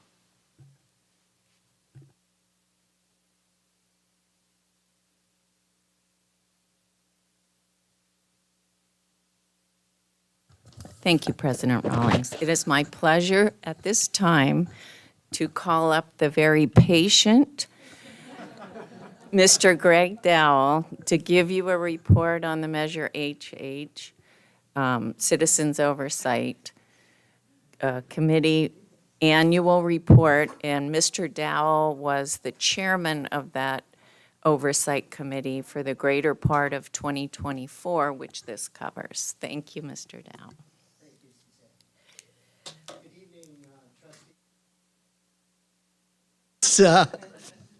And President Rawlings, thank you so much. Superintendent Schmidt, and thank anybody else who's still here. I bring you good news, and that is that the Independent Oversight Committee, oh, by the way, I'm Greg Dowell. I previously was the chairperson of the committee, and I also am a citizen of Carlsbad with children that came up through your wonderful schools. So I'm a big fan. And annually, the IOC publishes a report on the status of expenditures by the district on any spending that involves voter-approved bonds. And I'm here tonight to request that the board accept the annual report covering Measure HH expenditures for the period of January through December of last year. A visual, okay? It's also on your website. The report's a concise update on modernization, on building programs, and those that were completed in the last year or are currently underway. And it includes building that was completed at Aviara Oaks, Valley Middle School, Calavera Hills Elementary, and then ongoing design and modernization programs and projects that are underway at Buena Vista and also Pacific Rim. The report includes a detailed timeline of construction funded by Measure HH, and it also has balance sheets capturing the remaining assets that are going to be applied against any future phases of modernization. It complements the independent auditor's reports, which you approved at the last trustees meeting, and it also details really a continuing high level of fiscal responsibility in this district. It's a good report. It's a good report that gives transparency to the community. It is reviewed by our independent oversight committee. We've had 4 meetings this year. They are open public meetings. The report will also appear on the district website. And I'm here to ask that the trustees accept the report. And I also am here to thank all of you for allowing me to have a role in this district for quite a few years. I'm confident that the incoming chairperson, Marla Evans, is going to find, as I have, that the public trust in the spending of this district is well served, and I congratulate all of you on that. So that's the whole story. Yeah. Well, thank you. This is time for public comment. Have any blue cards been received? We do not have any blue cards. With no blue cards, trustees, do you have any questions? No? May I have a motion to accept the Independent Oversight Committee 2024 annual report? Motion. Second. I have a motion from trustee Ward, second from trustee Verbeth. Discussion. I would just like to thank you for all of your years of service. I will miss you. I hope you still come back and see us. You Yes, know, I you will. just even if you just do some public comment on non-agendized items, we'd appreciate hearing from you and really appreciate all the work that you've Thank done you. with I our admire district. all of you. Thank So you very thank you. much. Any other discussion? Okay, we're good. Okay, great. Ms. Garcia, please call for a vote. Trustee Cioce?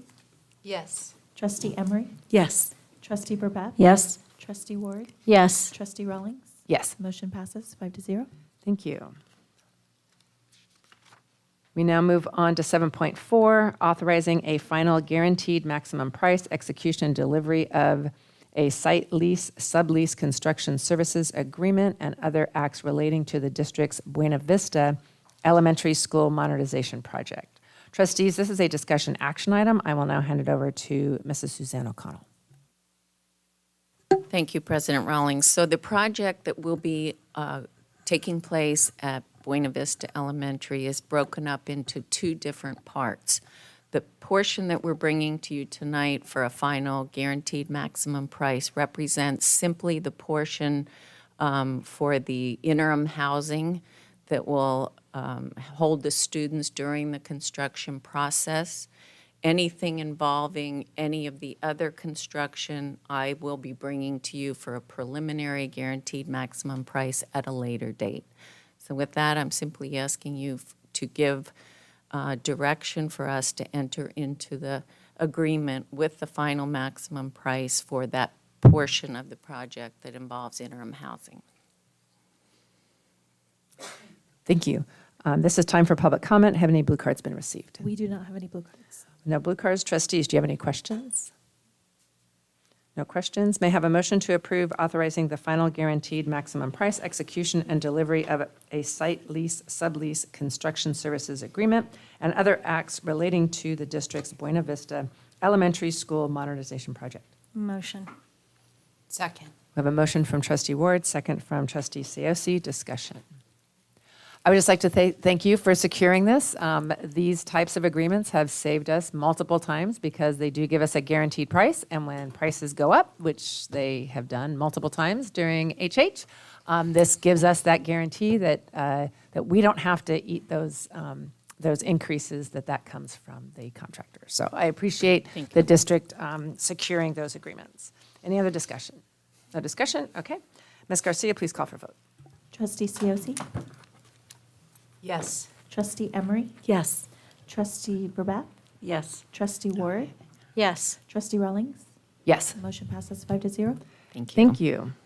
We now move on to item 7.5, 2025-2026 proposed draft local control accountability plan aligned to actions and services. Trustees, this is a discussion action item. I will now hand it over to Dr. Nye. Thank you, President Rawlings, trustees, and Superintendent Schmidt. Tonight, I'm pleased to bring to you a draft of our LCAP, our Local Control Accountability Plan, Actions and Services for the 25-26 school year.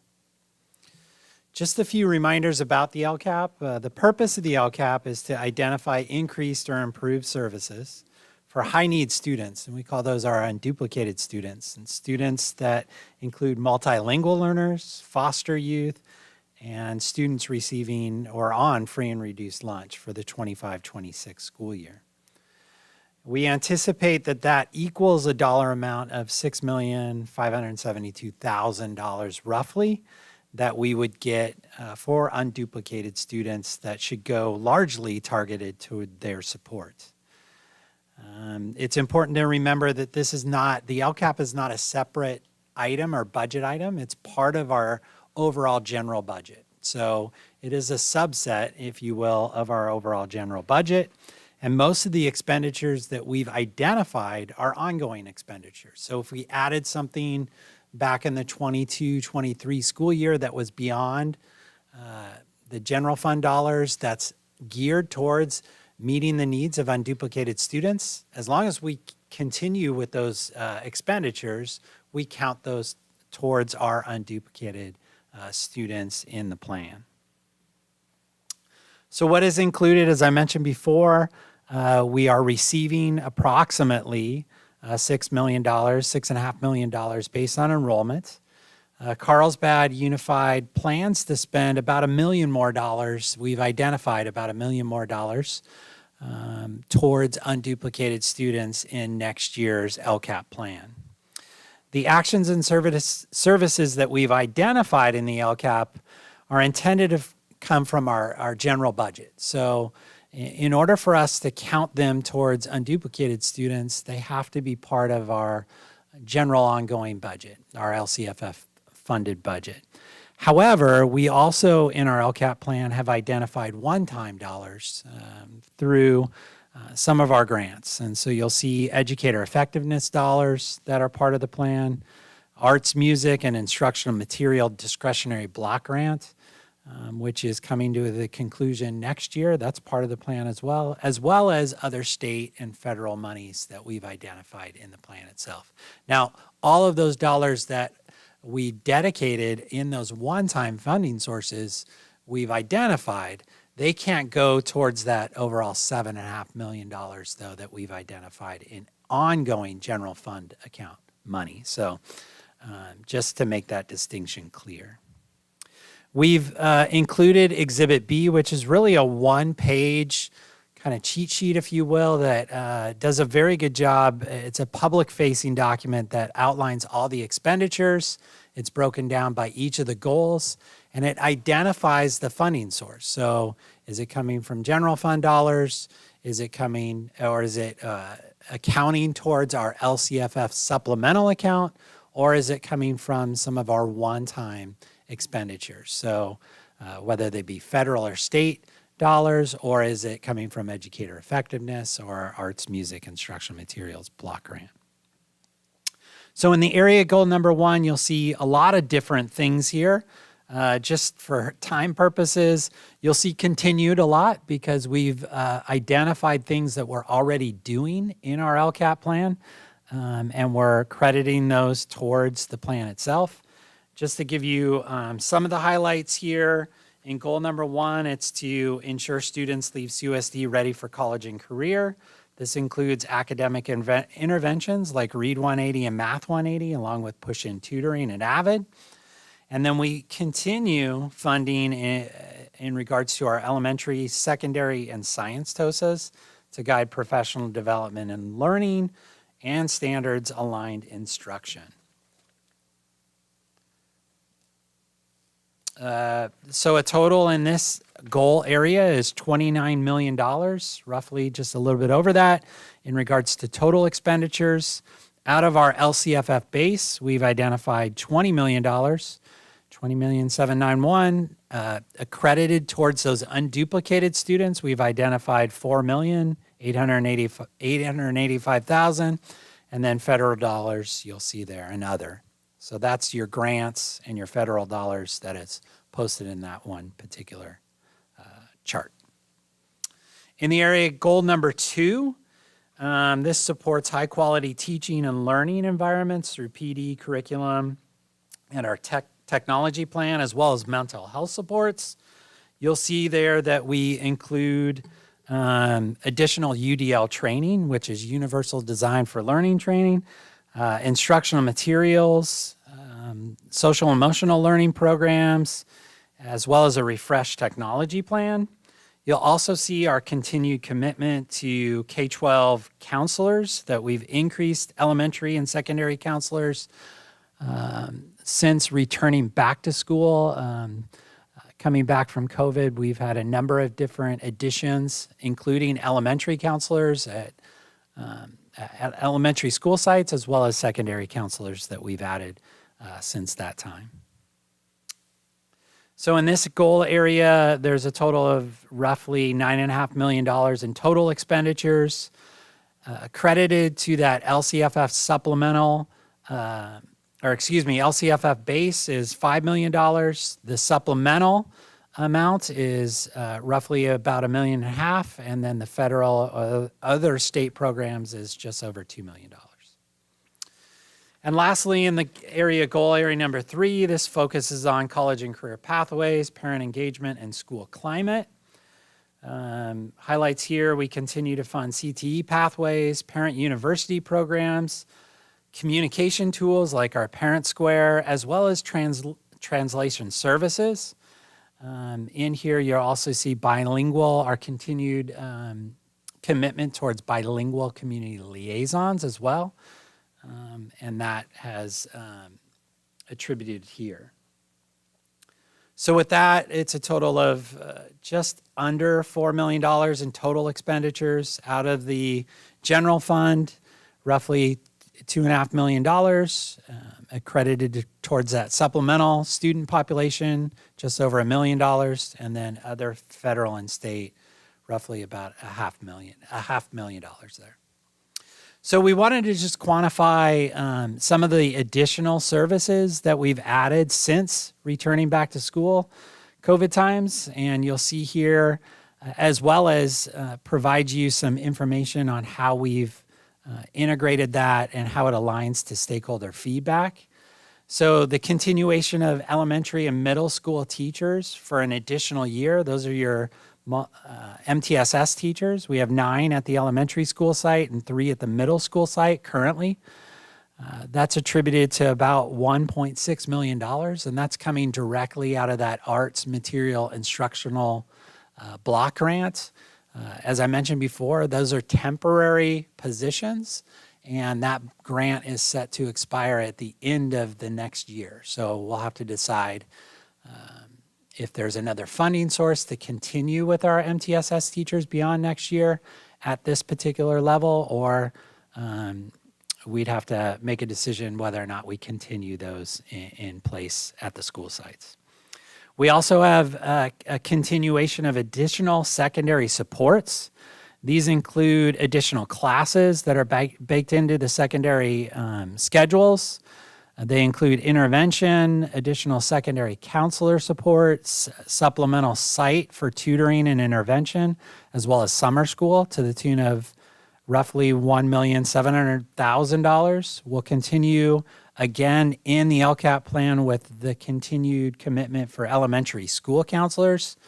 We added 6 at the elementary school sites to the tune of $675,000, which is coming out of general ongoing funds.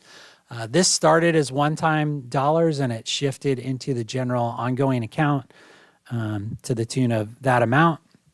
And then lastly, we have some dollars or expenditures specifically for class size reduction in grades 4 through 5. This is in tune of additional sections. I believe there's 7 additional sections that are allocated at the elementary level to the tune of about $828,000. So all in told, this is about just under $5 million that are aligned to stakeholder feedback, district priorities, and continual services for students at each of our school sites. In regards to trustee requests that we received at the March study session, there were 5 in total, and the first was to explore the cost of potential model of bringing MTSS teachers to the high school to support secondary students, like the way we're supporting elementary and middle school students, which would fall under Goal 1. 2 was to take a look at an effective social worker program in the district. The third request was to explore the opportunity of bringing 3 additional counselors on board at our school sites. And I think the intent there was to cover all of our elementary school sites, all 9 of them. The fourth was to provide information on where the need is most heaviest and if there's a difference between a counselor and social worker in the educational setting. So we costed out each one of these proposals. You'll see the top proposal was the first, and that was the MTSS high school teachers. Roughly the median cost of a teacher with LRCs, which is health and benefits that go into that, is roughly about $127,000. If we were to have 2 teachers, that totals $254,000.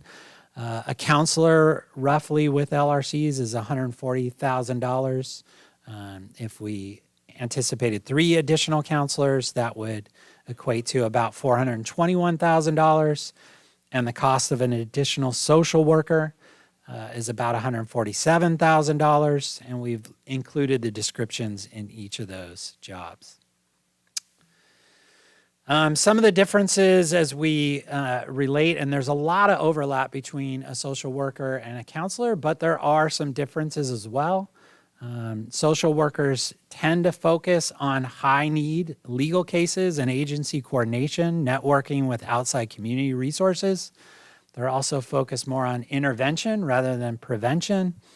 And there'd be more of a case manager role if you're a social worker, where our counselors are more assigned to school sites. They're working with specific individuals on their school sites. Counselors do some of this as an adjunct, but obviously counselors are performing academic and social emotional counseling on each of our school sites. So as far as a staff recommendation, the governor's May revision did come out most recently. We don't believe that there's a lot of new money coming in from the governor's budget, as well as we met with, or we're online with school services today. It's pretty clear that there's not going to be a lot of new money for the next year as far as either one-time or ongoing. So with that in mind, there is mention that there will be an extension of one-time dollars in the Learning Recovery Emergency Block Grant funding. I would say today from school services, this was still a contingency. It's not a for sure at this point in time. However, if we do receive those funds in one-time money, it's our recommendation at this point in time to extend the MTSS teachers, the 2 full MTSS teachers, 1 at each of the comprehensive high schools, on a temporary basis. Part of the rationale here is because the money is one time, and with the job itself of the MTSS teacher as being a temporary job, knowing that it's not going to be sustainable for us to have these positions over a long period of time. That weighs into our decision making of an MTSS teacher at the high school versus a counselor or a social worker who you're going to want to put in place permanently. They're working with kids, they're dealing with social emotional supports, counseling supports, and the thought there is when you use temporary funds for a counselor or part-time, a temporary position, and then you're taking those services away, the counselor is a more permanent position. And so because we're receiving the funds as a one-time amount, it makes sense for us to use those funds in regards to an MTSS teacher at each of our 2 comprehensive high schools. This would also complete and give us coverage at each of our schools to have an MTSS teacher that's providing academic support, push-in Tiered 1 support for each of our teachers at the high school level, like we're doing at the middle school and the elementary level. We recognize the need for additional mental health support. We heard that loud and clear in each of the surveys that we sent out. We heard it with our stakeholder groups. However, due to the nature that this money is temporary, we know that it's going to sunset. We feel it is a better use at this point in time to utilize that with our MTSS teachers because that is a temporary position. I do have Dr. Ecker here as well. He's been instrumental in working with our MTSS teachers at the middle school and the elementary school. I did want to have him just highlight some of the work that he feels could be accomplished at the high school as well, and how it could be a real benefit academically for those teachers there. So I'll turn it over to him to talk about that, and then we'll go from there.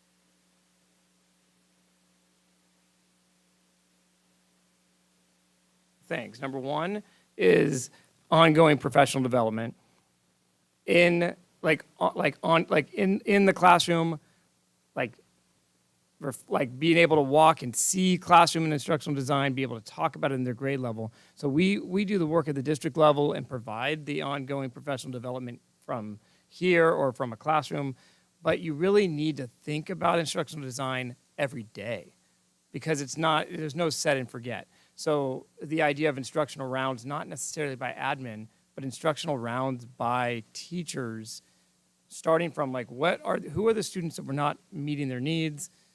What professional development do we need to do that? And then how can I watch my colleagues, my own peers do that work? And that's some sort of that ongoing PD that happens within the constructs of schools, made possible by a teacher on campus that can pull teachers out of the classroom and do that cover for them while they're seeing other teachers teach, run grade level meetings. And the other things is about structures that make sense on a campus. If we're going to be pulling students for tier 2 interventions, why? What are the criteria for that?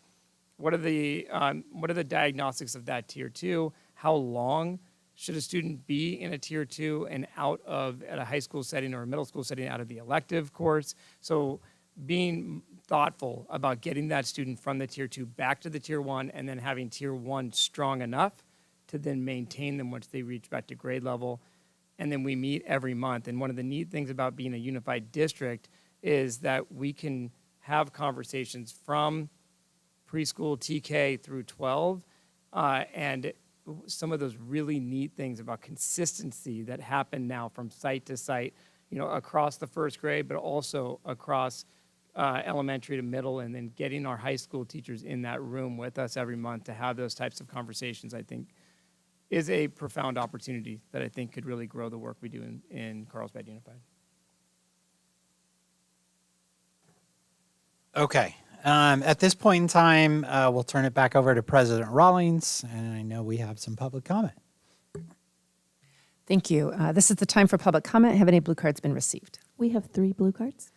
Thank you. When I call your name, please come to the podium, state your name, and indicate whether or not you live within the boundaries of the school district. You will have 3 minutes. We will have the timer on the screen, and your mic will be muted when your time has expired.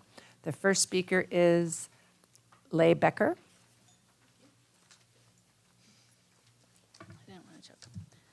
Okay.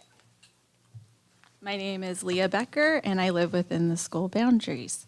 I'm also a school counselor at Carlsbad High School, a Valley Middle School parent, and I live in the community. So good evening, or good night, if we want to go to bed soon. We all agree that Carlsbad Unified is committed to providing every student an extraordinary education in an inspiring environment. To truly meet that mission, we must recognize that student achievement is directly tied to student support, and school counselors are essential to that support system. We agree that addressing critical academic needs is essential. Academic engagement and achievement cannot be fully addressed until student well-being and mental health is prioritized. And adding more counselors would directly address these critical needs as highlighted in the 25 LCAP results and surveys. Counselors don't just help in a crisis. We teach Tier 1 lessons in the classroom, building social-emotional skills, delivering targeted small group intervention, and we support academic and college and career readiness, all of which are proven to improve our student outcomes. But we can't do that when we are spread too thin. Right now, we have 2 elementary schools, counselors split across multiple schools. That means some students may go days without that support of a school counselor. At the middle and high school levels, counselor caseloads remain inequitable for students, creating inconsistent access to critical services.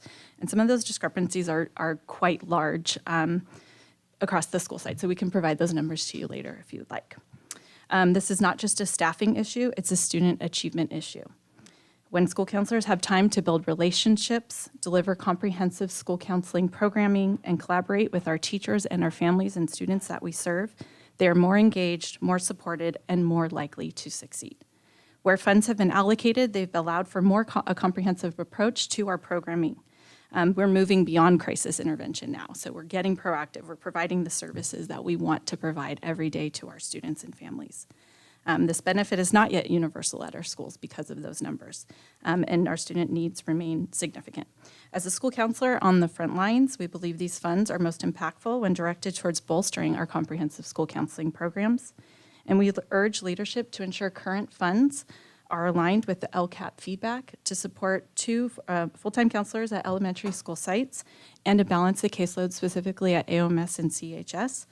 This aligns with Goal 2 and Goal 3 in the LCAP. We are eager and ready to support our students. With the right staffing, we can meet them where it matters most and before the challenges become greater barriers to achievement. Thank you, and this is our support team, so thank you.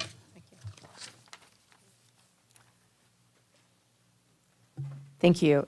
Next speaker is Rachel Marino-Watt.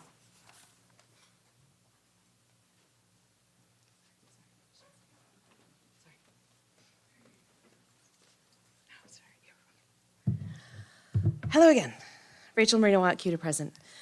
I'm here again to share some concerns about the proposal to use one-time learning recovery emergency block grant, I hope I got that right, funding to hire 2 full-time MTSS teachers at CHS and Sage Creek High Schools. Let me start by saying that I deeply value MTSS and the work our educators do every day to meet the needs of all students. But I urge you to ask if we're investing in solutions that are proven and impactful, clear, and measurable.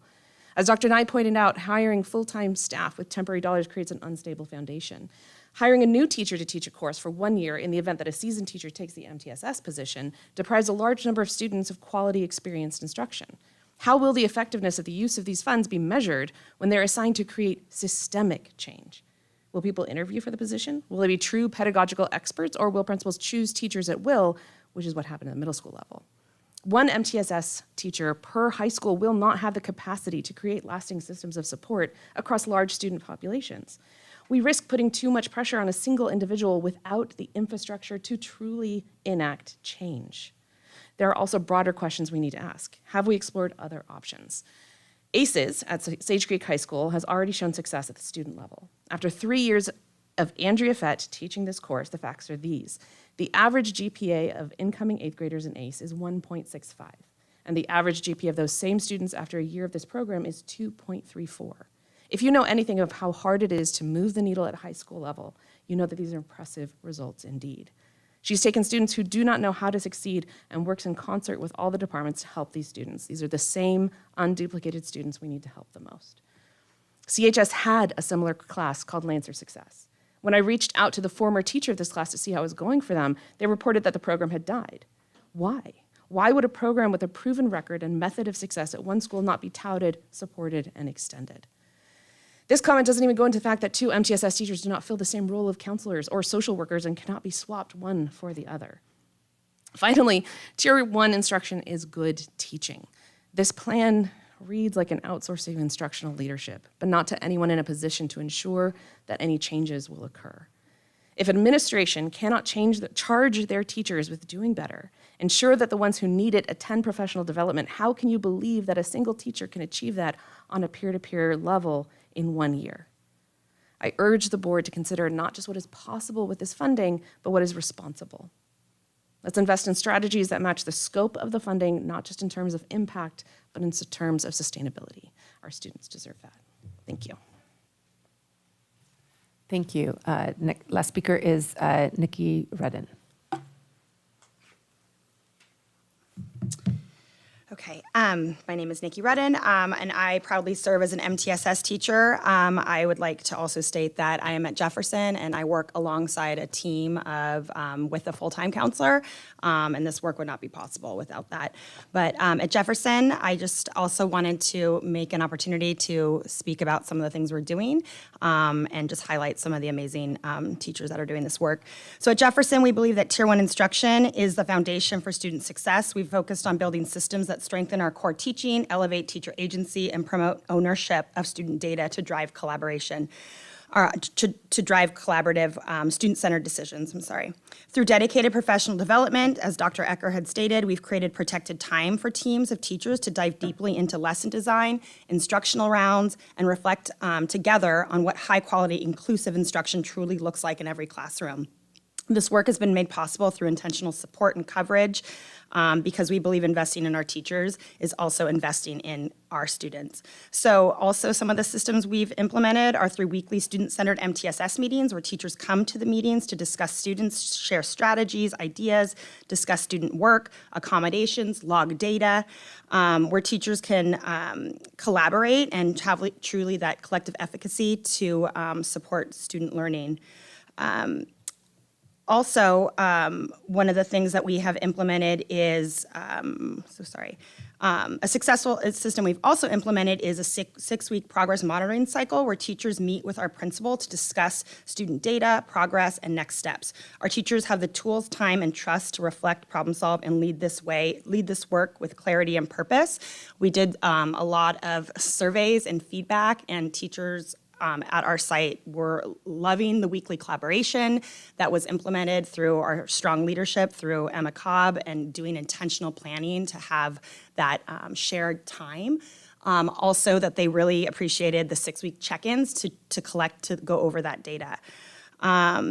We have a safety net meeting that we meet once a week with Shay Marcone, our counselor, and Kirsten Squires, who drive that agenda. And we have everyone represented from all tiers. It's a safety net where we discuss students and really make sure that we're on the same page, as well as our school culture.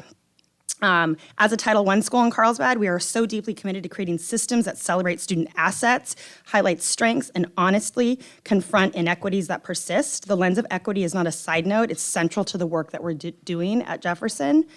And while we are proud of the progress we've made, we know this is a process and there's still so much work to be done, but we continue to move forward with intention, grounded in belief that every child has potential, every educator has power, and we truly are better together, a motto that we started off this year that is very thematic through the work we've been doing. Thank you. Trustees, are there any questions? Who would like to ask a question? Trustee Emery. I'll go ahead. As far as the mental health supports, has there been any changes up or down in the recent years, or is there a plan for an increase or decrease, obviously not an increase, but a decrease in the coming year as of yet? Or is the numbers planning on staying standard? There's no like moving around of teachers to address those overages or anything of that sort? No, as far as counseling support, if that's what you're referring to, we've added counselors, obviously the 6 at the elementary school level. I believe we added 1 at Calavera Hills Middle School and 2 at both of our comprehensive high schools since the return to school and COVID time. So those are all baked into the LCAP. They're accounted for here, and there's no plan to reduce that counseling support at this point in time. Okay. I had a follow-up on question. that. Trustee Ward. So can you share with me, what are the total numbers of counselors? So for elementary, there are 6, well, there's 9. I'm sorry, 7 elementary, I apologize. Okay. It's 1 extra. And there's 2 at each middle school. Okay. 5 at Carlsbad High, 6 at Carlsbad High, 4 at Sage Creek, and 1 at CVA CSA. CVA, okay. And then, Did you have a follow-up? yes, I'm sorry. Trustee Yes, Ward. thank you. The elementary school counselors, they're 5 days a week or 3 days a week, or how many?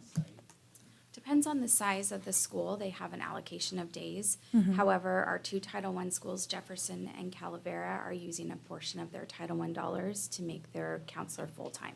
Mhm, mhm. Okay, and then they're full-time at the middle school and high school? Okay. Other questions? Trustee Verbeff.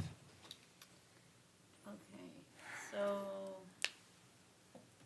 I'm trying to get the slide number 18. Under staff recommendation, sorry, slide 18, under staff recommendation, it says under budget context, CUSD is projected to receive approximately $275 in one-time funds.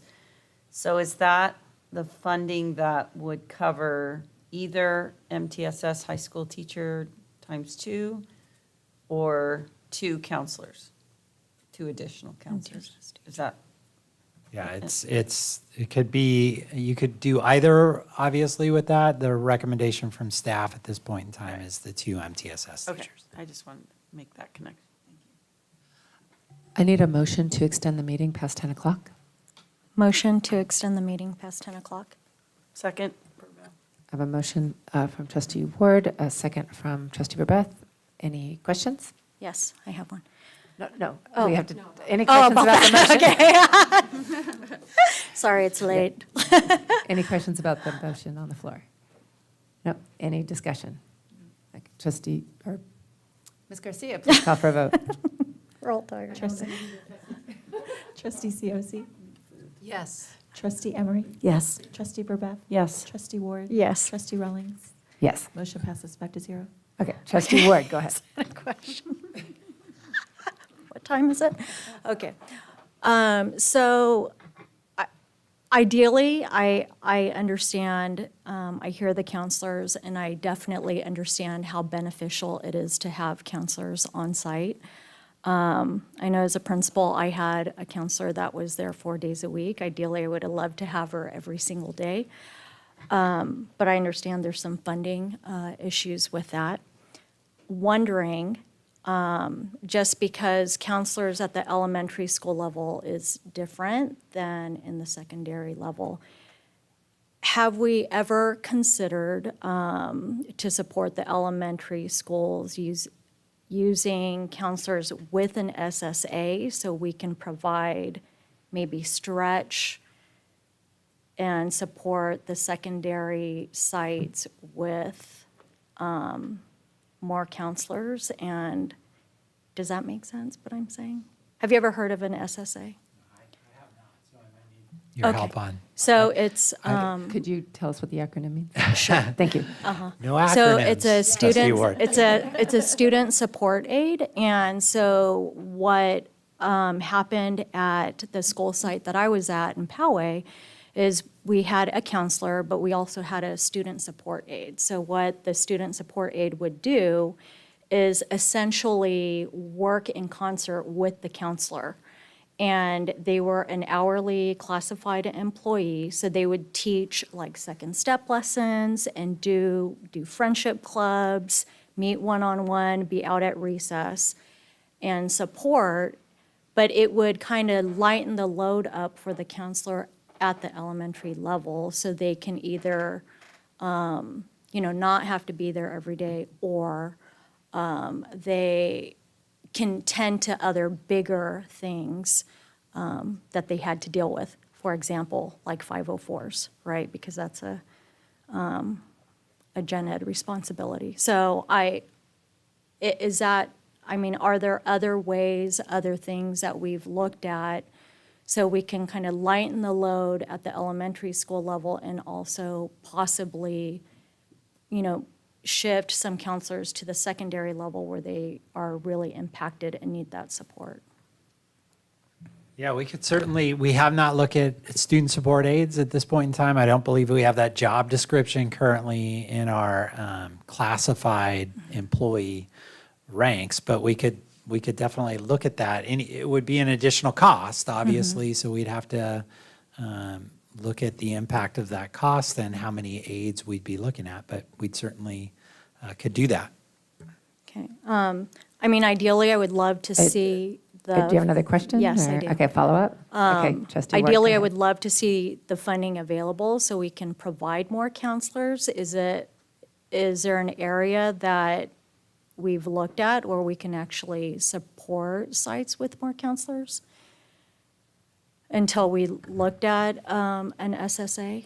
Yeah, currently, as we look at it now, no. I think that if we were to add additional counselors, we could use the one-time dollars that we've identified. Hopefully, we get those one-time dollars. That could be one funding source. Otherwise, we would need to be looking at a reduction somewhere of some ongoing expense or service that we're already providing, and replacing that with counseling support. I have a follow-up to that. The board could decide to repurpose other dollars that are committed currently, correct, such as the stabilization fund? Yeah, if board took action to repurpose dollars, you could use some of those, that one-time in nature dollars again, for additional counseling support, as an example. And to follow up on that, could the board just say, we want counselors, and then ask staff to decide where the money is coming from? Is that accurate as well? Yes, you could give us that direction as well. Thank you. Trustee Emery. Yeah, as sort of follow up to that, one of the things you mentioned was the refresh of the technology. Is that on a required timetable, or is that, as we're looking at tariffs and imports and things and the cost of that, is that something that could then be postponed for a year, or is there a certain requirement within a contract we already have standing? Yeah, that's part of our technology plan that gets approved annually. And so it is a refresh plan that we provide students at certain grade spans with newer devices. And it's it's fleshing out older devices that are no longer useful and no longer supported, and bringing in new devices that are supported and that students can use. So I don't think at this point in time, it would certainly not be staff's recommendation to kind of suspend that plan, because it does support staff as well. So it's supporting students and staff as far as a refresh. Could you repeat your question for me, Trustee Emery? Yeah, so one of the things in our LCAP or in our technology plan that some of the expenditures are going to is the refresh of the technology that we're on the timetable. Some of the technology is under contract, so it needs to be refreshed, and there's a contract with a company or a certain organization that needs to be every 3 years to 5 years, whatever it is. I'm wondering if we're bound to that, or if there's something that we could push it off for a year in order to maybe recoup some of that money if not all the equipment is necessarily, and with the tariffs and with other, things coming in, maybe being more expensive to do this year anyway. And I follow up to that then.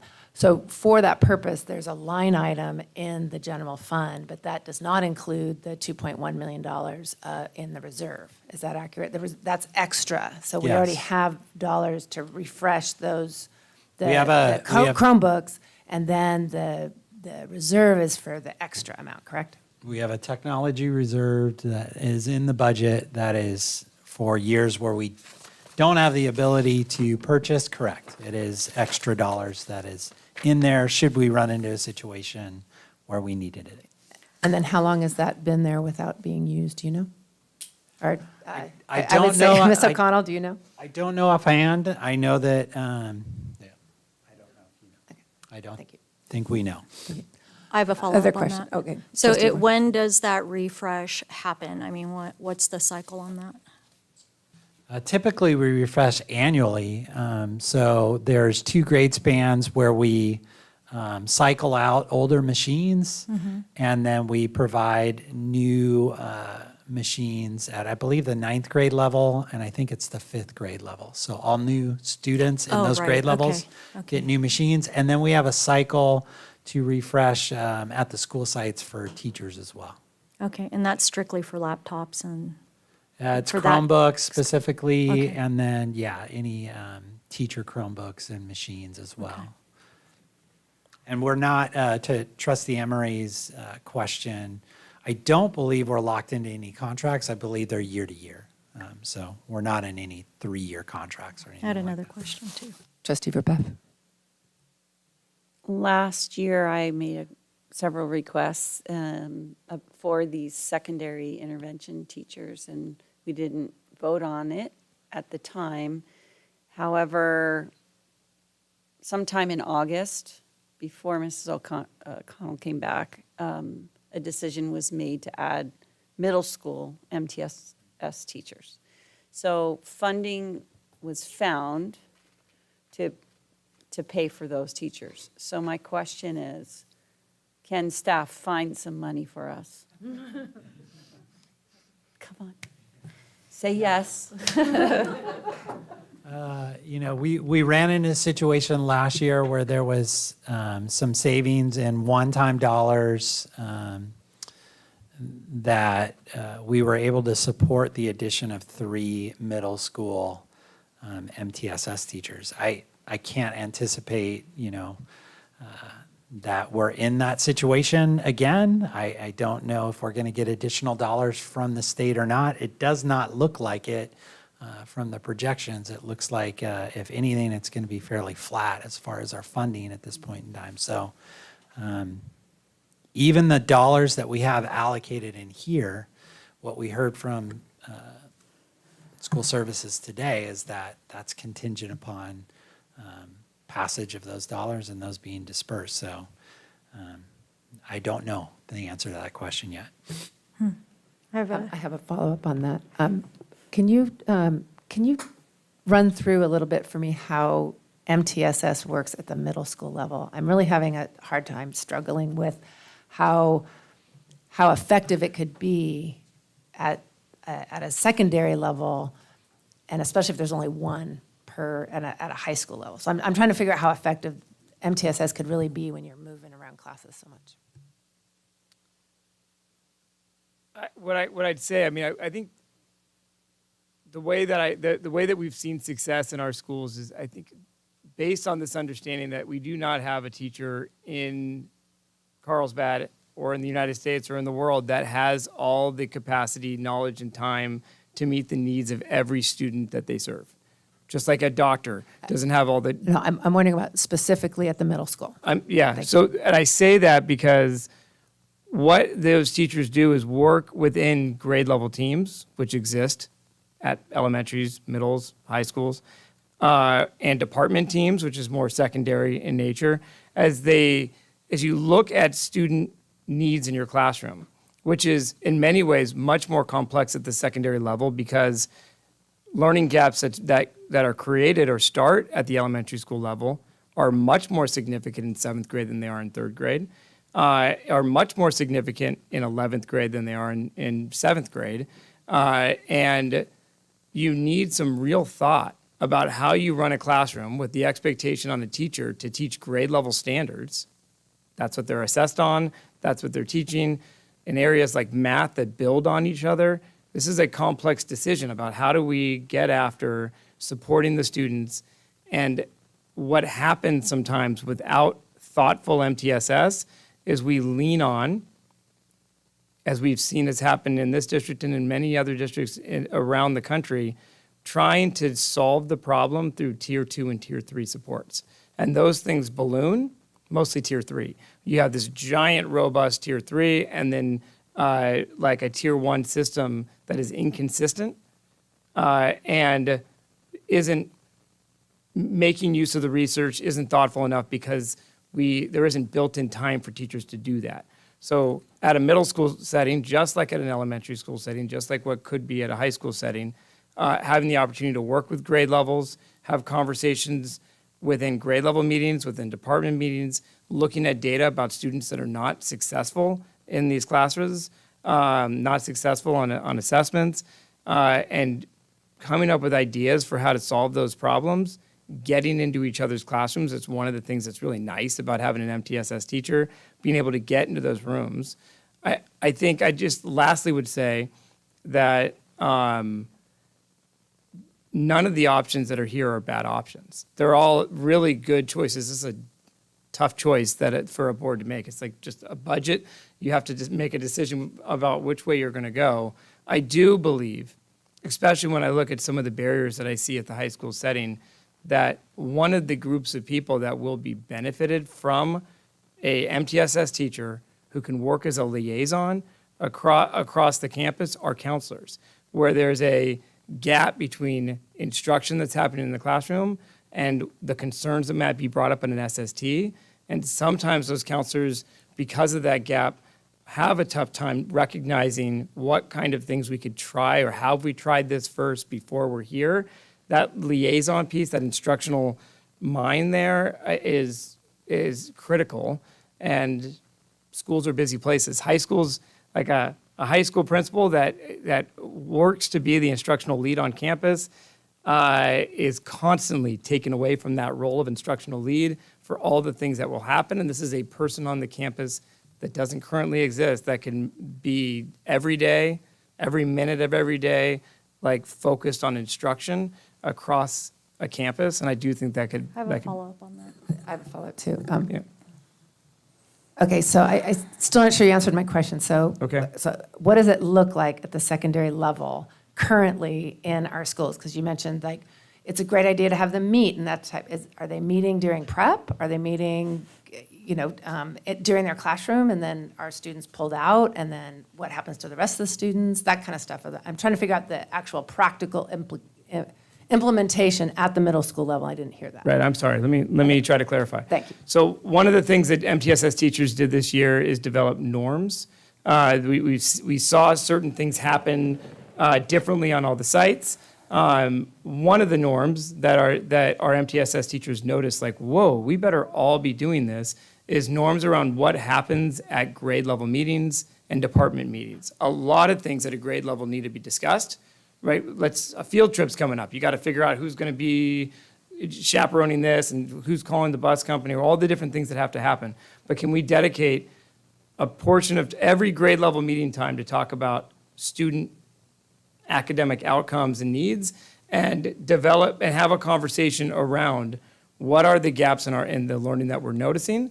When you develop those gaps, you start to realize as an adult on this campus, am I not meeting these gaps because of gaps in my knowledge as an instructor? And then you can develop things that you want to work on as connected to the UDL kind of work we've been doing all year. And you can get into each other's classrooms and see people try things and have conversation about that instructional design to support students. That is like... And this is happening at the middle school. Absolutely. At the grade level, when you have single subject folks. Yeah, well, the one thing different about a areas. grade level meeting is that those grade levels, or like a village at Valley, for example, they share all the same students. So a lot of the student concern process, what won't ever change, and what has happened for years and years and years, is what happens in those grade level meetings is they talk about student concerns that they have about, worried about, this student's not doing well in school. What can we do to support that student? That's always been there, but having the MTSS person in there to kind of actualize that and think about ways in which we can address it, having experience to be able to go to the other sites and see things and learn from other places allows that professional development to grow. We're actually, also, you can get teachers off campuses and on to other campuses and see something that's being attempted on another campus in that way. That's absolutely happening at the elementary and the middle school. I have a follow-up. Trustee Ward.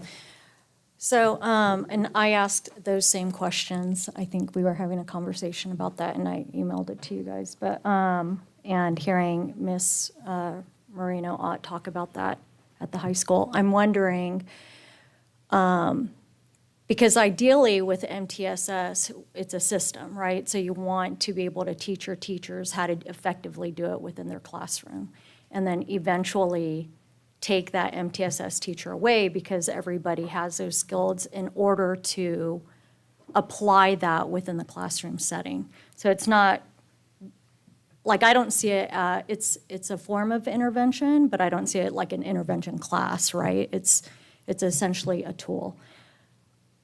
Can you effectively do that if it's a one-time fund and then you're providing it at the secondary level at high school, and you have an MTSS teacher at two very large high schools to support that, with the understanding that these teachers are going to adopt the skills and understand that and move away? And could that also happen in professional development? I feel like teachers also going to other sites, that could happen anyways without an MTSS teacher.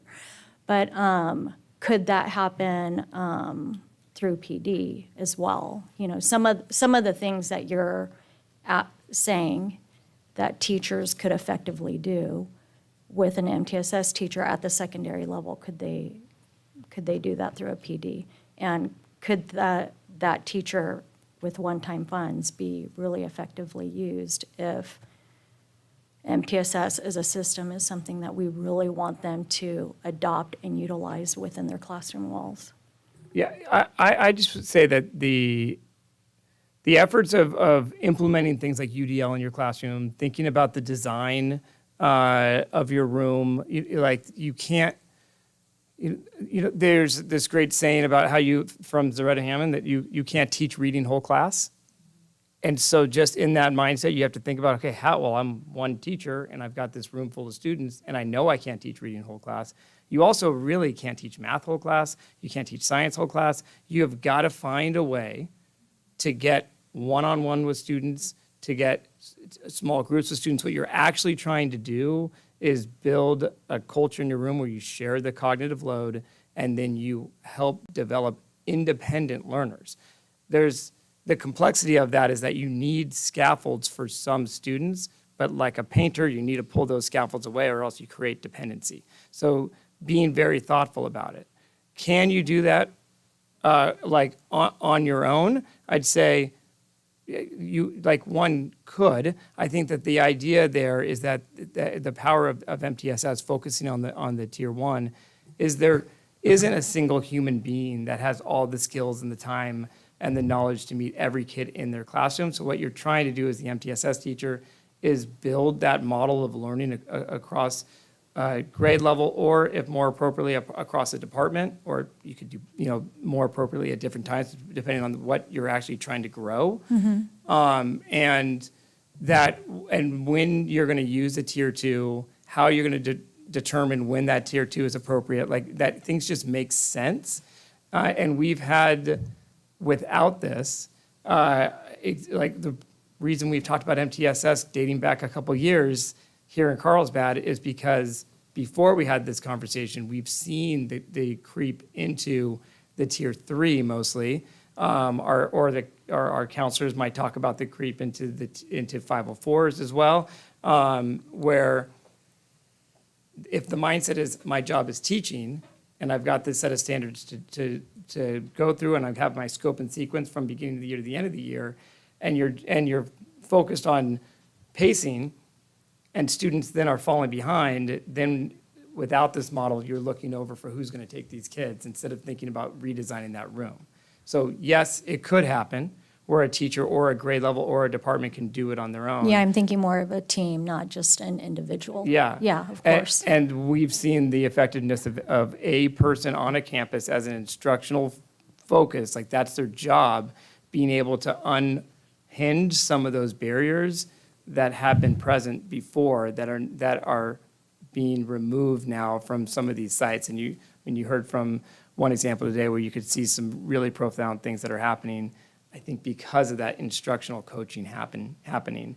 And the last thing I'll say is I heard it mentioned about the role of an administrator, which is better like this work is not compliance-based. It's too complex for compliance-based. This is about a learning culture and about a collaborative culture that you're building, where you're working shoulder to shoulder. It's about teachers like seeing how powerful they are and how important they are in delivering and feeling and why it's so important for continuous learning to be able to make sure we're meeting all the needs of all the students in our tier one environments. Okay, so just to understand what you're saying. Yeah. So yes, an MTSS teacher, one at each of the high schools, can effectively support and teach those tiered systems of supports to both high schools and the teachers there in 1 year.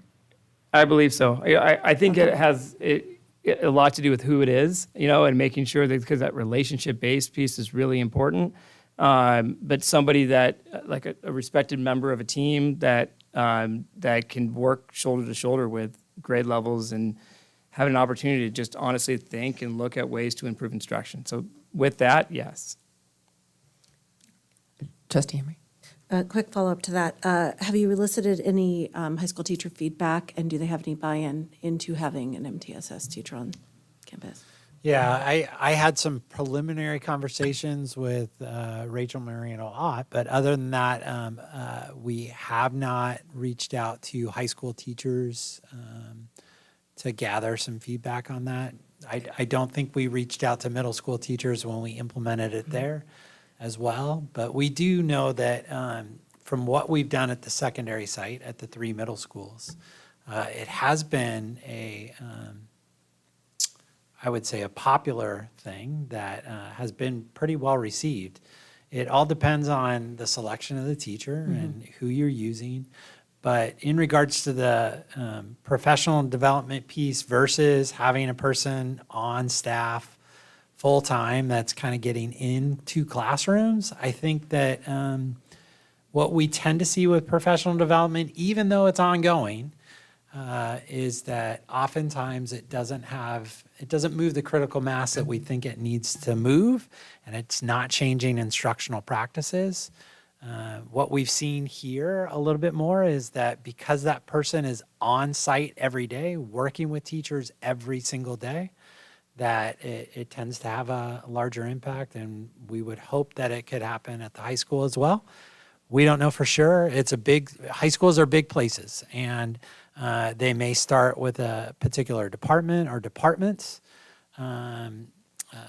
But in regards to 1 year versus 2 year, this particular dollar amount is for the next 2 years. So similar to what we've had at the elementary school, where we've had now 3 years of MTSS teachers, middle schools would be 2 years.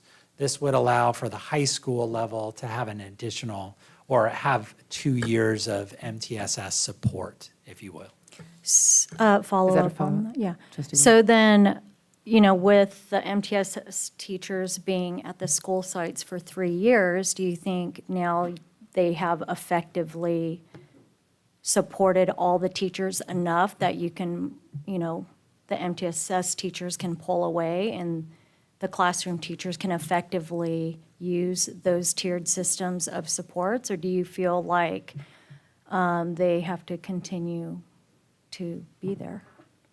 Well, I don't think we've effectively, with 100% fidelity, can walk away and say, oh yeah, every gen ed teacher at all of our elementary sites are tier 1 support experts, and that they can effectively, and now a lot of our teachers are, but the funding is going away. So we are going to either have to figure out a way to continue with those services or offer it in some other capacity. Yeah, I guess I'm just asking because that's essentially what would happen at the high school, right? They're going to be pulled after 2 years. And I just wonder if that allocation, and I'm even thinking, even though I would love to have a district social worker, if those funds can also be funneled toward having counseling support. Yeah, they're open, again, they're one-time in nature, but yes, you could give staff direction tonight if you wanted to come back with a plan to put those one-time dollars in towards another allocation. Trustee Emery? I know that we're talking about one-time funds here, but if you did hire additional counselors, wouldn't they be hired on a temporary basis year by year anyway? Certainly, if it's one-time funds that we're using, those positions would have to be temporary, correct? But And wouldn't so they it would be normally year start to off year. as a temporary and not permanent status? Not No, necessarily? Not necessarily. Okay. Trustee Verbeff? For goal 2, I'm on the spreadsheet. It says provide mental health, social, emotional, and academic support for students. The 25-26 draft budget is listed at $4.39 million.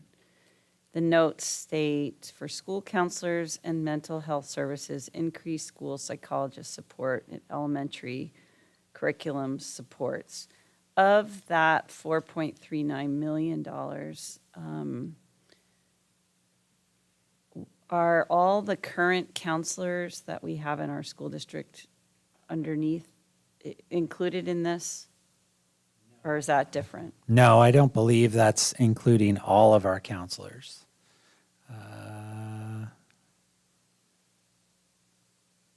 No, I believe that it's a portion of them, but I don't believe that's the entire counselor, psychologist. But I'd have to go through the line item one by one to see how we captured that full number of the $4.3 million. But I don't think it's capturing them all. Follow up on that. Trustee Ward? What is the mental health services that is noted there?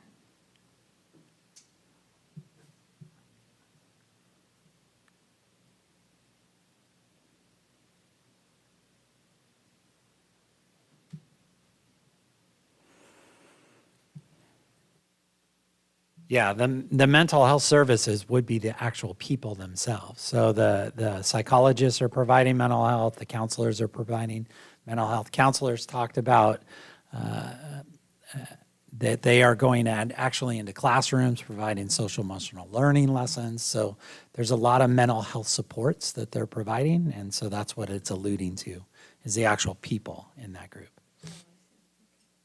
Other questions? I do have one. Why did staff decide that the MTSS teachers would be more effective in achieving our success indicators than counselors? Yeah, for us, a large determination of the recommendation had to do with the way that we were receiving the funding. So the fact that we're getting one-time dollars had a lot, weighed in a lot to the determination to make this recommendation of a temporary MTSS teacher allotment at the high school. I don't think we're making a conscious choice to say MTSS teachers are more important than counselors. I think what we're saying is that because we're receiving the funding this way, this is a better use of those one-time dollars at this time. Could those funds be used for counselors? Yes, on a temporary basis, correct. Other questions? Trustee Ward? Is the social worker funding, is that one time that you noted in here? All of it would be, contingent upon that one-time dollars that we receive from the state, correct. And when you say one time, you're saying 2 years? Over One the time. course of the next 2 years, yes, that grant, what we're anticipating receiving from the state could be spent over the course of the next 2 years, correct. And I think, and this might be a question for Ms. O'Connell, is that I think for 2 years, after 2 years, that's when we can really see the benefits from basic aid, correct? It's completely dependent on local property tax. Right, I understand that, but isn't there kind of, Projected growth. right, okay. The dollars that are currently paying for our MTSS elementary and middle school teachers go away this next year. So there's one more year of them. Mm-hmm. And this learning recovery emergency block grant, which they're telling us don't build into your budget yet, pending final budget. Mhm. Because that's certainly a target that could be changed, altered, go away, et cetera, would be enough. It's supposed to be paid back over the next 2 years, so that gives the 2-year idea to the high school MTSS. But the rest have one more year of funding. So it's a big chunk of money we'd be looking for to continue with the MTSS. Okay. Trustee Rubeff? Back to the $4.39 million draft budget for providing mental health, social, emotional, and academic support for students. Could we find monies in that budget for 3 counselors? No. That's already capturing many of our counselors already. Those are existing staff that we're expending on existing staff, so they're already baked into that number. Any other questions? Okay. I'm going to make a motion to approve the preliminary draft LCAP plan to include all 3 pieces in slide 16. May I have a second? Do I have a second? Okay. No, so I'm saying, may I have a motion to approve the preliminary draft LCAP plan, but it would include the MTSS high school teachers, counselor, and social worker outlined on slide 16. I'm looking for a second. Okay, motion fails due to a lack of a second. Can I make a motion? You certainly can. I want to make a motion to move the social worker funding in the MTSS. I understand that they're one-time funds, to approve the LCAP plan to support 3 counselors.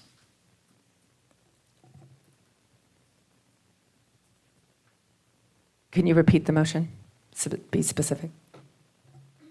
That was pretty specific. The LCAP plan. I'm making a motion. Pardon? But, sorry, you Wait, said we can't moving. talk about it. I need a motion. Okay, I I'm need making a motion make a to specific approve motion. the LCAP plan with the funding for the MTSS high school teacher, 2 of them, and the social worker to support counselors. Thank you. Do I have a second? I'll second. Discussion. It's like picking between your children. It really is. So say it one more time for me, please. Sorry, it's late. MTSS. and- Basically, it's approving the plan with the MTSS and the social workers, but no counselors. Is basically what it is, right? No, I mean, with okay. the counselor, but in addition, moving the 2 funds to counseling. But there's Okay, then no that's 2 not what I funds. heard. Okay. Yeah, there's no 2 funds. Oh. Right, because. Wait, right. I'm confused then. Okay, so Okay, can I you just made the motion. clarify? Well, yeah, Okay, but the but I motion I wasn't heard saying was without fund- the counselor funds. So you're saying I all want- 3? I'm saying moving the funding for MTSS high school teacher to counseling. Okay. The social worker funding to counseling. Got it. Okay, so you're saying And that you want. keeping the counselor with the 3 counselors as well, is what I'm saying. Okay, so we don't have that. So Oh. so your motion is to, and that, I got to make sure that it was seconded Okay. appropriately, that, so you're saying adopt the LCAP plan as presented, but to include 3 counselors only. Is that correct? No No. MTSS and no social workers. Can we go back to that other slide, because I think I'm confused. Yeah. Yeah. Correct. Okay. No funds have been allocated. Right, These would all Okay. be new costs. I understand that. Staff's recommendation, so the recommendation was the MTSS school teachers. Can I ask a question? Because to clarify for my brain, that's clearly not getting it. So the MTSS, the total cost for the 2 teachers, could that be for counselors? Okay. Could the social worker cost, could that be for a counselor? We only have, we're anticipating receiving $275,000 in this learning recovery emergency Okay, block grant. okay. So yes. Okay. Sorry. However, that's why I asked the questions, is that we have $3.2 million in a stabilization fund. We have $2.1 million in a technology reserve. So we already have money dedicated for that, and then we have a reserve for it. So there is money to fund, but what they're saying is that there's, and what they're saying is that there's one-time dollars for this extra piece. So what I'm saying is that I believe there's plenty of money to fund it all, but my motion did not pass. So your motion was to do what? So that's what we're trying to clarify before we start having more. Okay, I understand now. So we only have 2, I want the. No, we have. The The one-time board can cost. direct. Okay. The board can direct staff to do what you choose to do. Okay. Staff has said that there's $270,000 of one-time dollars coming in that they're recommending that we commit to MTSS. Yes. So what is your motion? And I'm saying I would like to commit that to counselors, not to MTSS. That's Okay, what I'm saying. very good. Okay, so Yes. that's your motion. So, but it's Yes. not to go over that amount of money. So it's not to go over the $270,000. Right, because that would provide how many counselors? 2. Okay, very good. Oh, Okay. I see. Okay. I see. I get it. Thank you. Trustee Sayers. Second that motion. I think we already had a second, but that's okay. Then it's a third. Okay. So thank you. I just needed to clarify. We needed a motion and a second before we could discuss, so that's why we needed that piece. So, okay. I understand what you're saying now. So is there any other discussion on the motion that is to commit personally, I'd like it to be more. I think we can afford it. I think there's plenty of money. I think the money is there. We could, that doesn't need to be found. It's staring us right in the face. But if the board doesn't want to commit those dollars, that's up to the board. I I think that the purpose of bringing up the social worker, I think, is it does play a valuable role. I don't want to cross over anything, any services that extra counselors would be providing and kind of spending money that maybe is served first with counselors and then maybe adding on something else. Same thing with the MTSS. I would like to have some more information. I'm not sure how effective one would be at that point. And so it's not something I'm not opposed to. I just don't know how effective that would be in spending the money we do have in that way at this time in this plan. So the motion on the floor is to Yeah. basically adopt the plan, except have the $270,000 go towards 2 counselors. And so that's the motion on the floor. Are you in support of that motion? I am in support. I do have a question about where those counselors would go. Those 2. That would not be That would be right at the now. direction of Right, the that would be, district. we would, Okay. right, we would receive that information at the final plan when it comes back in June. So basically what we're being asked to do is to pass the motion. I will definitely support the motion. I think we should do more, but hey, I'll more money we can get back into the classrooms, the better for me. So I'm supporting the motion. Any other discussion? Yes. Trustee Verbeff. I love our guidance counselors. I know many of them that are in this room. I think I've been asking for MTSS support for a long time, and I'm going to stay with that. I feel like we can find money for our counselors as well, but I will not be supporting this motion despite the disappointment that some of the people in the room are going to have. But it is because I strongly believe in the academic support at this point, that we have a significant fund for counseling already, $4-point-something million. And I really want to get our students caught up. So I'm going to stay firm on that. Well, like I say, we could spend the stabilization fund, a little bit of the stabilization fund. I do not we could want to spend that. spend the stabilization fund. Oh, That's well, not a then- wise choice. Thank you. Well, I think your support is a little limited then. Trustee Sayosi. Thought I saw your hand. Trustee Emery. I would, and I don't know if this is the time to make a request of staff to examine what are other possible solutions that we have to support those students by, hopefully by the time they've gotten to our high school, through our high school, that they've had those MTSS supports through elementary and middle. And if that's still not working, some of the programs that, some of the speakers have brought up that were already happening as far as like ACEs and Lancer Success. I mean, you could do a governance request that if you can get Okay, so that would three be- trustees to say, yes, 3 or more trustees, and you just want to be specific on your request. Perfect. Got it. Thank you. Did you want to make a request? You could make it Do you during want me this. to make it? I can make You could that's make it what I was during this wondering. agenda I would like to item. make a governance request. Well, you talked to us about it. To so- specifically examine other ways of identifying and supporting those students at risk at the high school using current staff and resources redirected in possible other ways. Are there any objections to that governance request? Okay, no, and is that understood by staff of what the request is? Very good, okay, no objections. Any other discussion? Ms. Garcia, please call for a vote.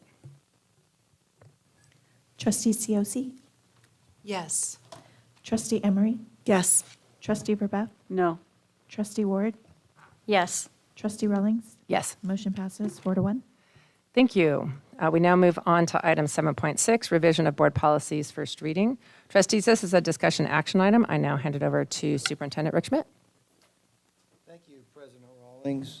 The district has contracted with the California School Boards Association, CSBA, for its policy manual updates and related services. Updated policy guides from CSBA are issued 5 times per year and contain sample language to reflect legislative or related changes.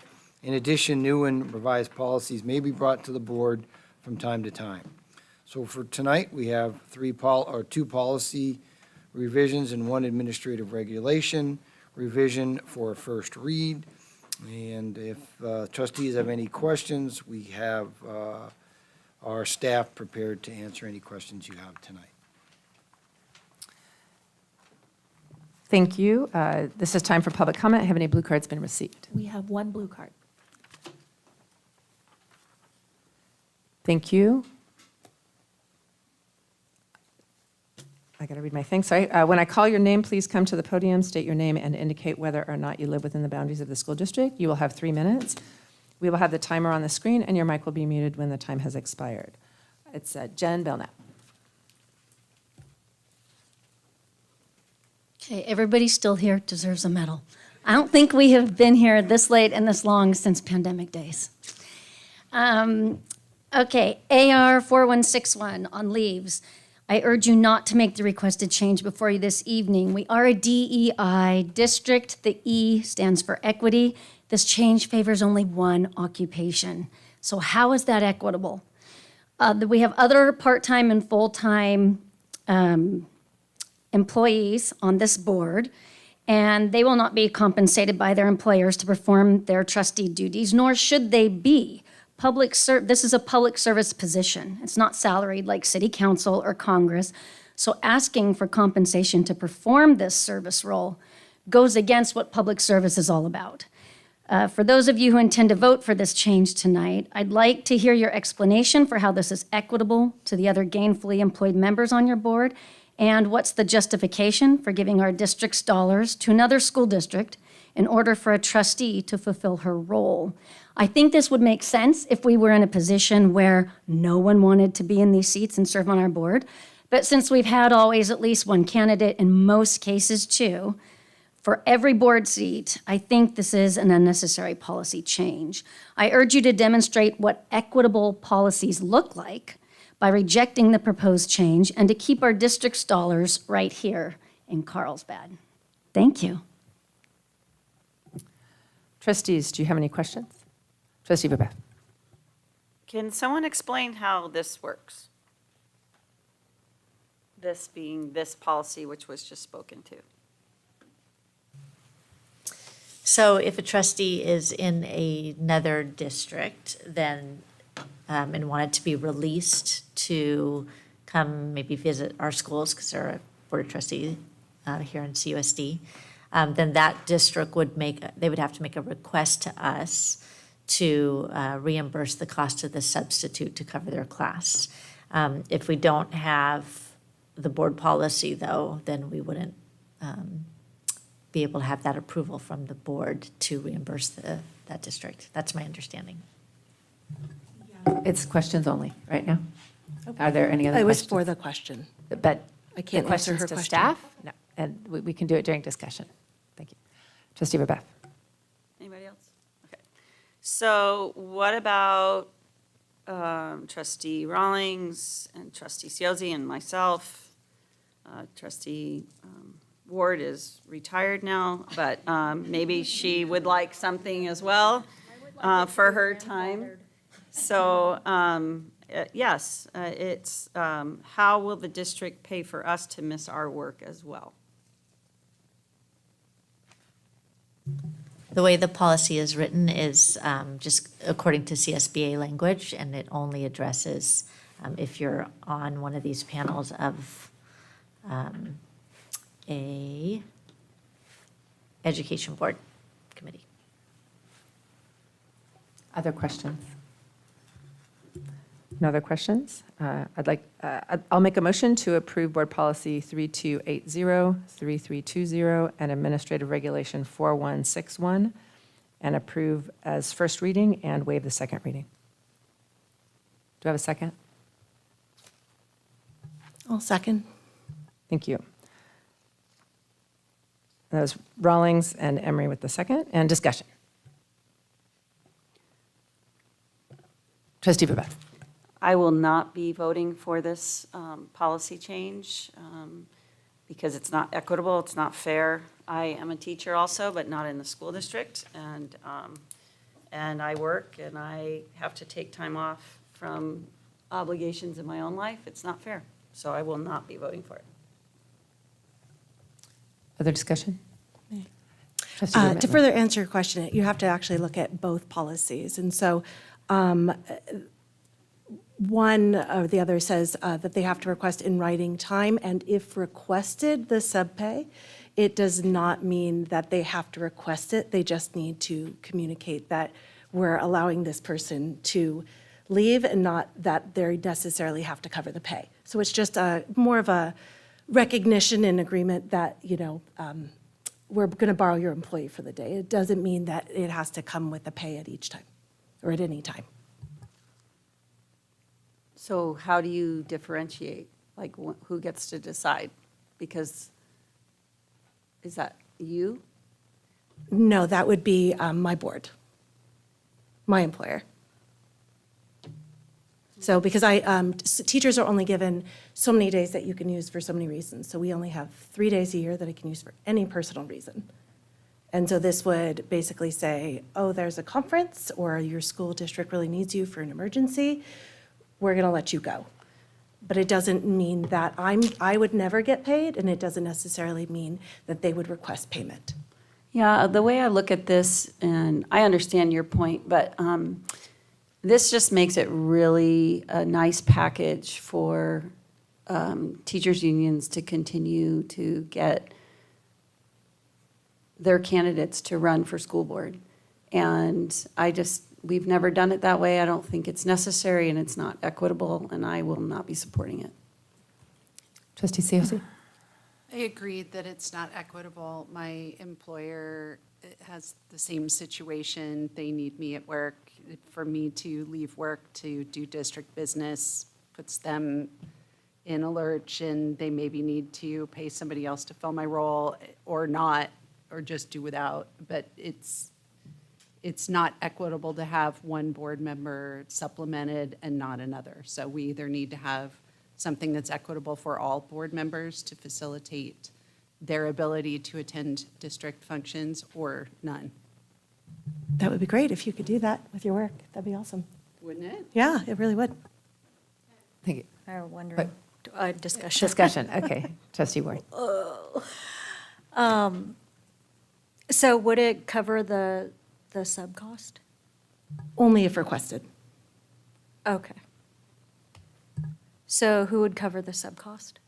My district, Oh, I see. unless they request the pay. Okay. So you just don't want to be, like if you get 10 days of sick days, you don't want to use that up so you can come visit schools or something And I like wouldn't be that? able to under our current contract. Oh, wouldn't I be able see. to use any. Because it's Nor not sick. have I. Right. Nor have I this year, just Right. should something arise, Mhm. which I don't foresee. Luckily, our breaks and everything don't Mhm. align.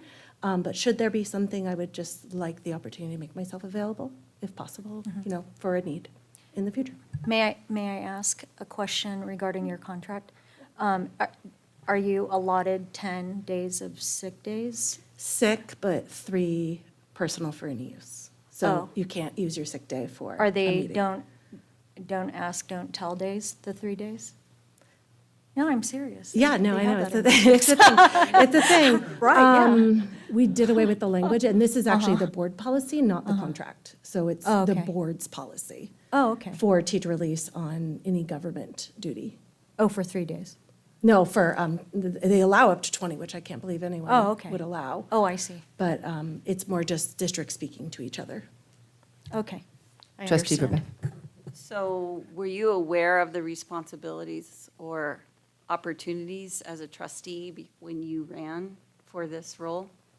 Yes, my principal pointed out to me even beforehand that this was something that they had in their policy, and the board members came to me in full support should I need any days outside of my time, because they fully supported me in this position in helping out our schools.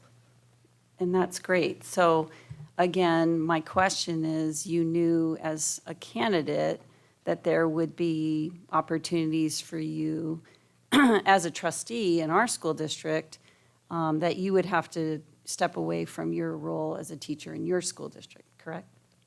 No, not necessarily. I haven't so far this year. Like I said, our breaks don't align. My hours align to the meetings. This is just more of a, should something come up, you would have to have it ahead of time. I haven't used it. I don't necessarily plan on it, but should there be, something that does, it's more of an insurance in those cases. Yeah. Mhm. I still think that, I don't have a school board back where I live, or in my house, or as an independent contractor, and it's not fair. I understand. I'm just trying to avail myself to the commitment I've made and as much as possible. And, if that's allowed, then, why not support that? I wish everyone had that. That'd be great. But I know that's not the case, but, if I could be of any extra help to any school, I wouldn't provide myself. Right, but our school district has to pay your school district if they request it, correct? And they can deny it. They can deny it. So it's all case-by-case basis. Yeah.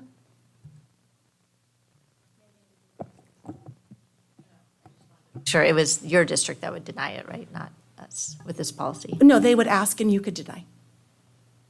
It could go both ways. So they would have to submit in writing and for the request, and then I believe I've submitted the board policy at another time.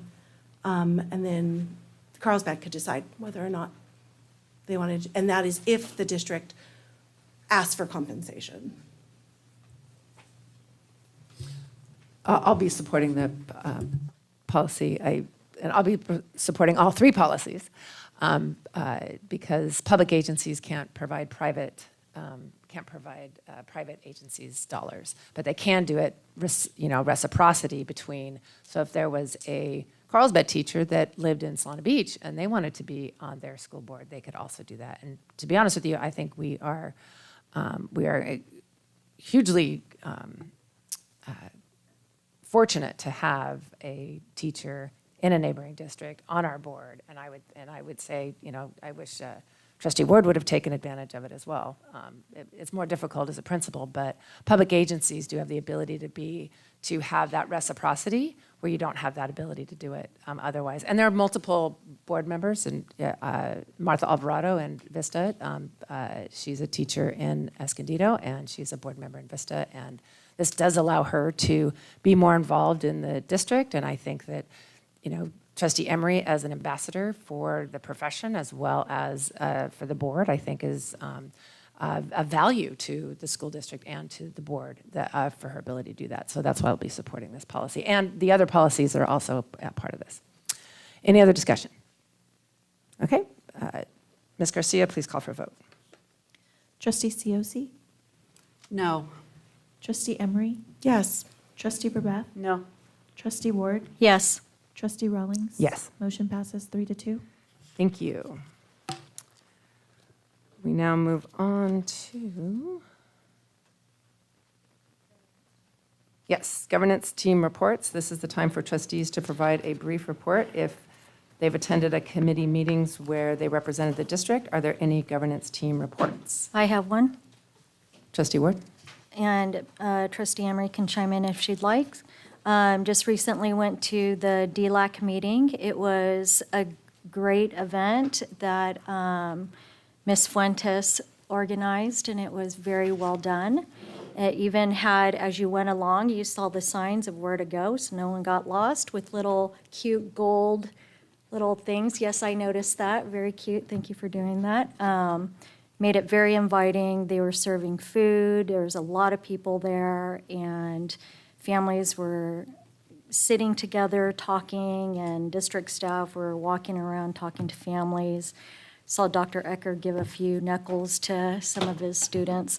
So it was a great event. My favorite part of that meeting was seeing the student panel and hearing also from our ELD TOSA, Rob Brown. And I think he's done a really great job to help support all of these students. The student panel, some of my takeaways was that they were talking kind of about their lives and what really supported them. And I think my favorites were how they talked about making sure that everybody knows that they wanted different opportunities, especially in sports, wanted to remind teachers to have patience, want to be challenged even though they aren't English speakers, and not to oversimplify things, and to remember that even though their primary language is not English. And they believe in, being part of this community and being part of their their school community. So those were some of my great takeaways, and it was really nicely done. And so I just want to say thank you to the staff that was there and organized that and put it together. So, yeah. To add on to that, I thought it was the best turnout. It was a fantastic turnout where we were running out of chairs, and I think the food and childcare always is a draw for people. But the one other thing that, besides that Trustee Ward didn't already mention, fantastic job, is that they highlighted the Jefferson program that is going on between the families and the school, and really building those kind of connections between the families, between both dual language, basically the parents learning from the kids and the kids learning from the parents. And a bunch of the parents did get up and speak to that, and that was really, really powerful to see those bonds being made very early by very dedicated people. So thank you. Yeah. All right. And Trustee Verbeth, are you prepared to discuss the wellness? You didn't ask me to, so. Are you? I did the last meeting, but I'll go ahead and do it. Okay. So we've had 2 wellness committee meetings in the past few months, and attempting to align our success indicator and our LCAP to wellness and healthier nutrition as it relates to that. But we talked about other things as well. What we are working on is changing the policy to align more with our success indicators, and we did have. In the second meeting, we did have students in the room, which was very interesting, and as well as the board did receive the results of the survey that went out to parents, which was over almost 700 parents did respond, and so it kind of validated what we were talking about earlier, where it's, parents want to see less sugar, less salt, and less saturated fat in the students' foods. And even the students agreed that healthier food would be more, the definition was less processed food as well, which is already included in our board policy. So one of the things I was very encouraged about is that our nutrition services is committed to adding additional staff to nutrition services in order to provide at least, I believe, 1 salad bar at the high school, and I think we're going to try, maybe nudge to get 2 salad bars, and those salad bars can also be, we talked about having them be even kind of bowl bars to where you could actually have a protein and then add sauces and different pieces so they could customize their meals. And the students really liked that idea, so I was encouraged by that as well. We also talked about reducing waste in our nutrition services and create more sustainability within that system. And there was one other piece, and as far as creating more menus and more locally sourced foods, such as fresh fruits and vegetables. So it was a very productive meeting, and I do believe we're going to have a student survey at the beginning of the school year.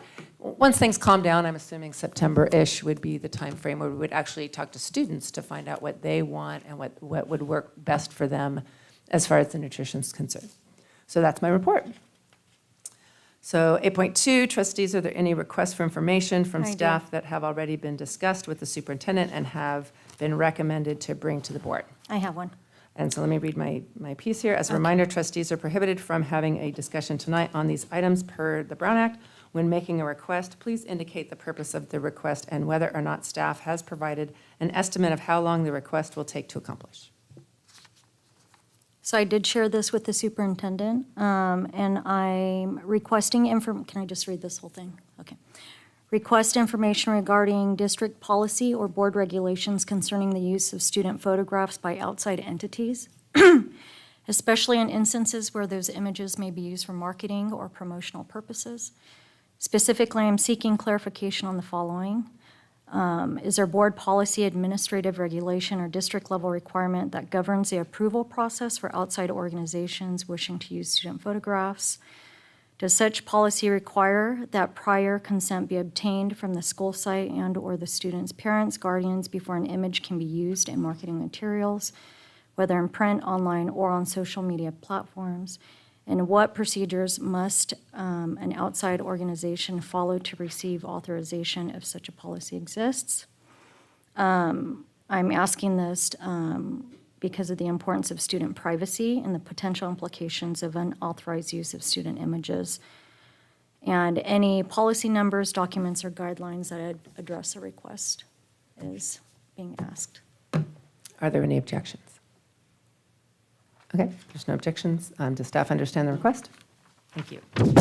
Okay, we move on to 8.3, trustee requests for future agenda items. Trustees, are there any requests for future agenda items that have already been discussed with the superintendent and have been recommended to bring to the board? Nope. Then it is 11:03, and the regular meeting is now adjourned. Our next regular meeting will take place on June 11th, 2025 at 6 p.m. at the Carlsbad Unified School District office. Before we close up, I know we did have a speaker Wait, that we can't. had requested. The meeting's closed. We've adjourned. Oh, okay. Sorry.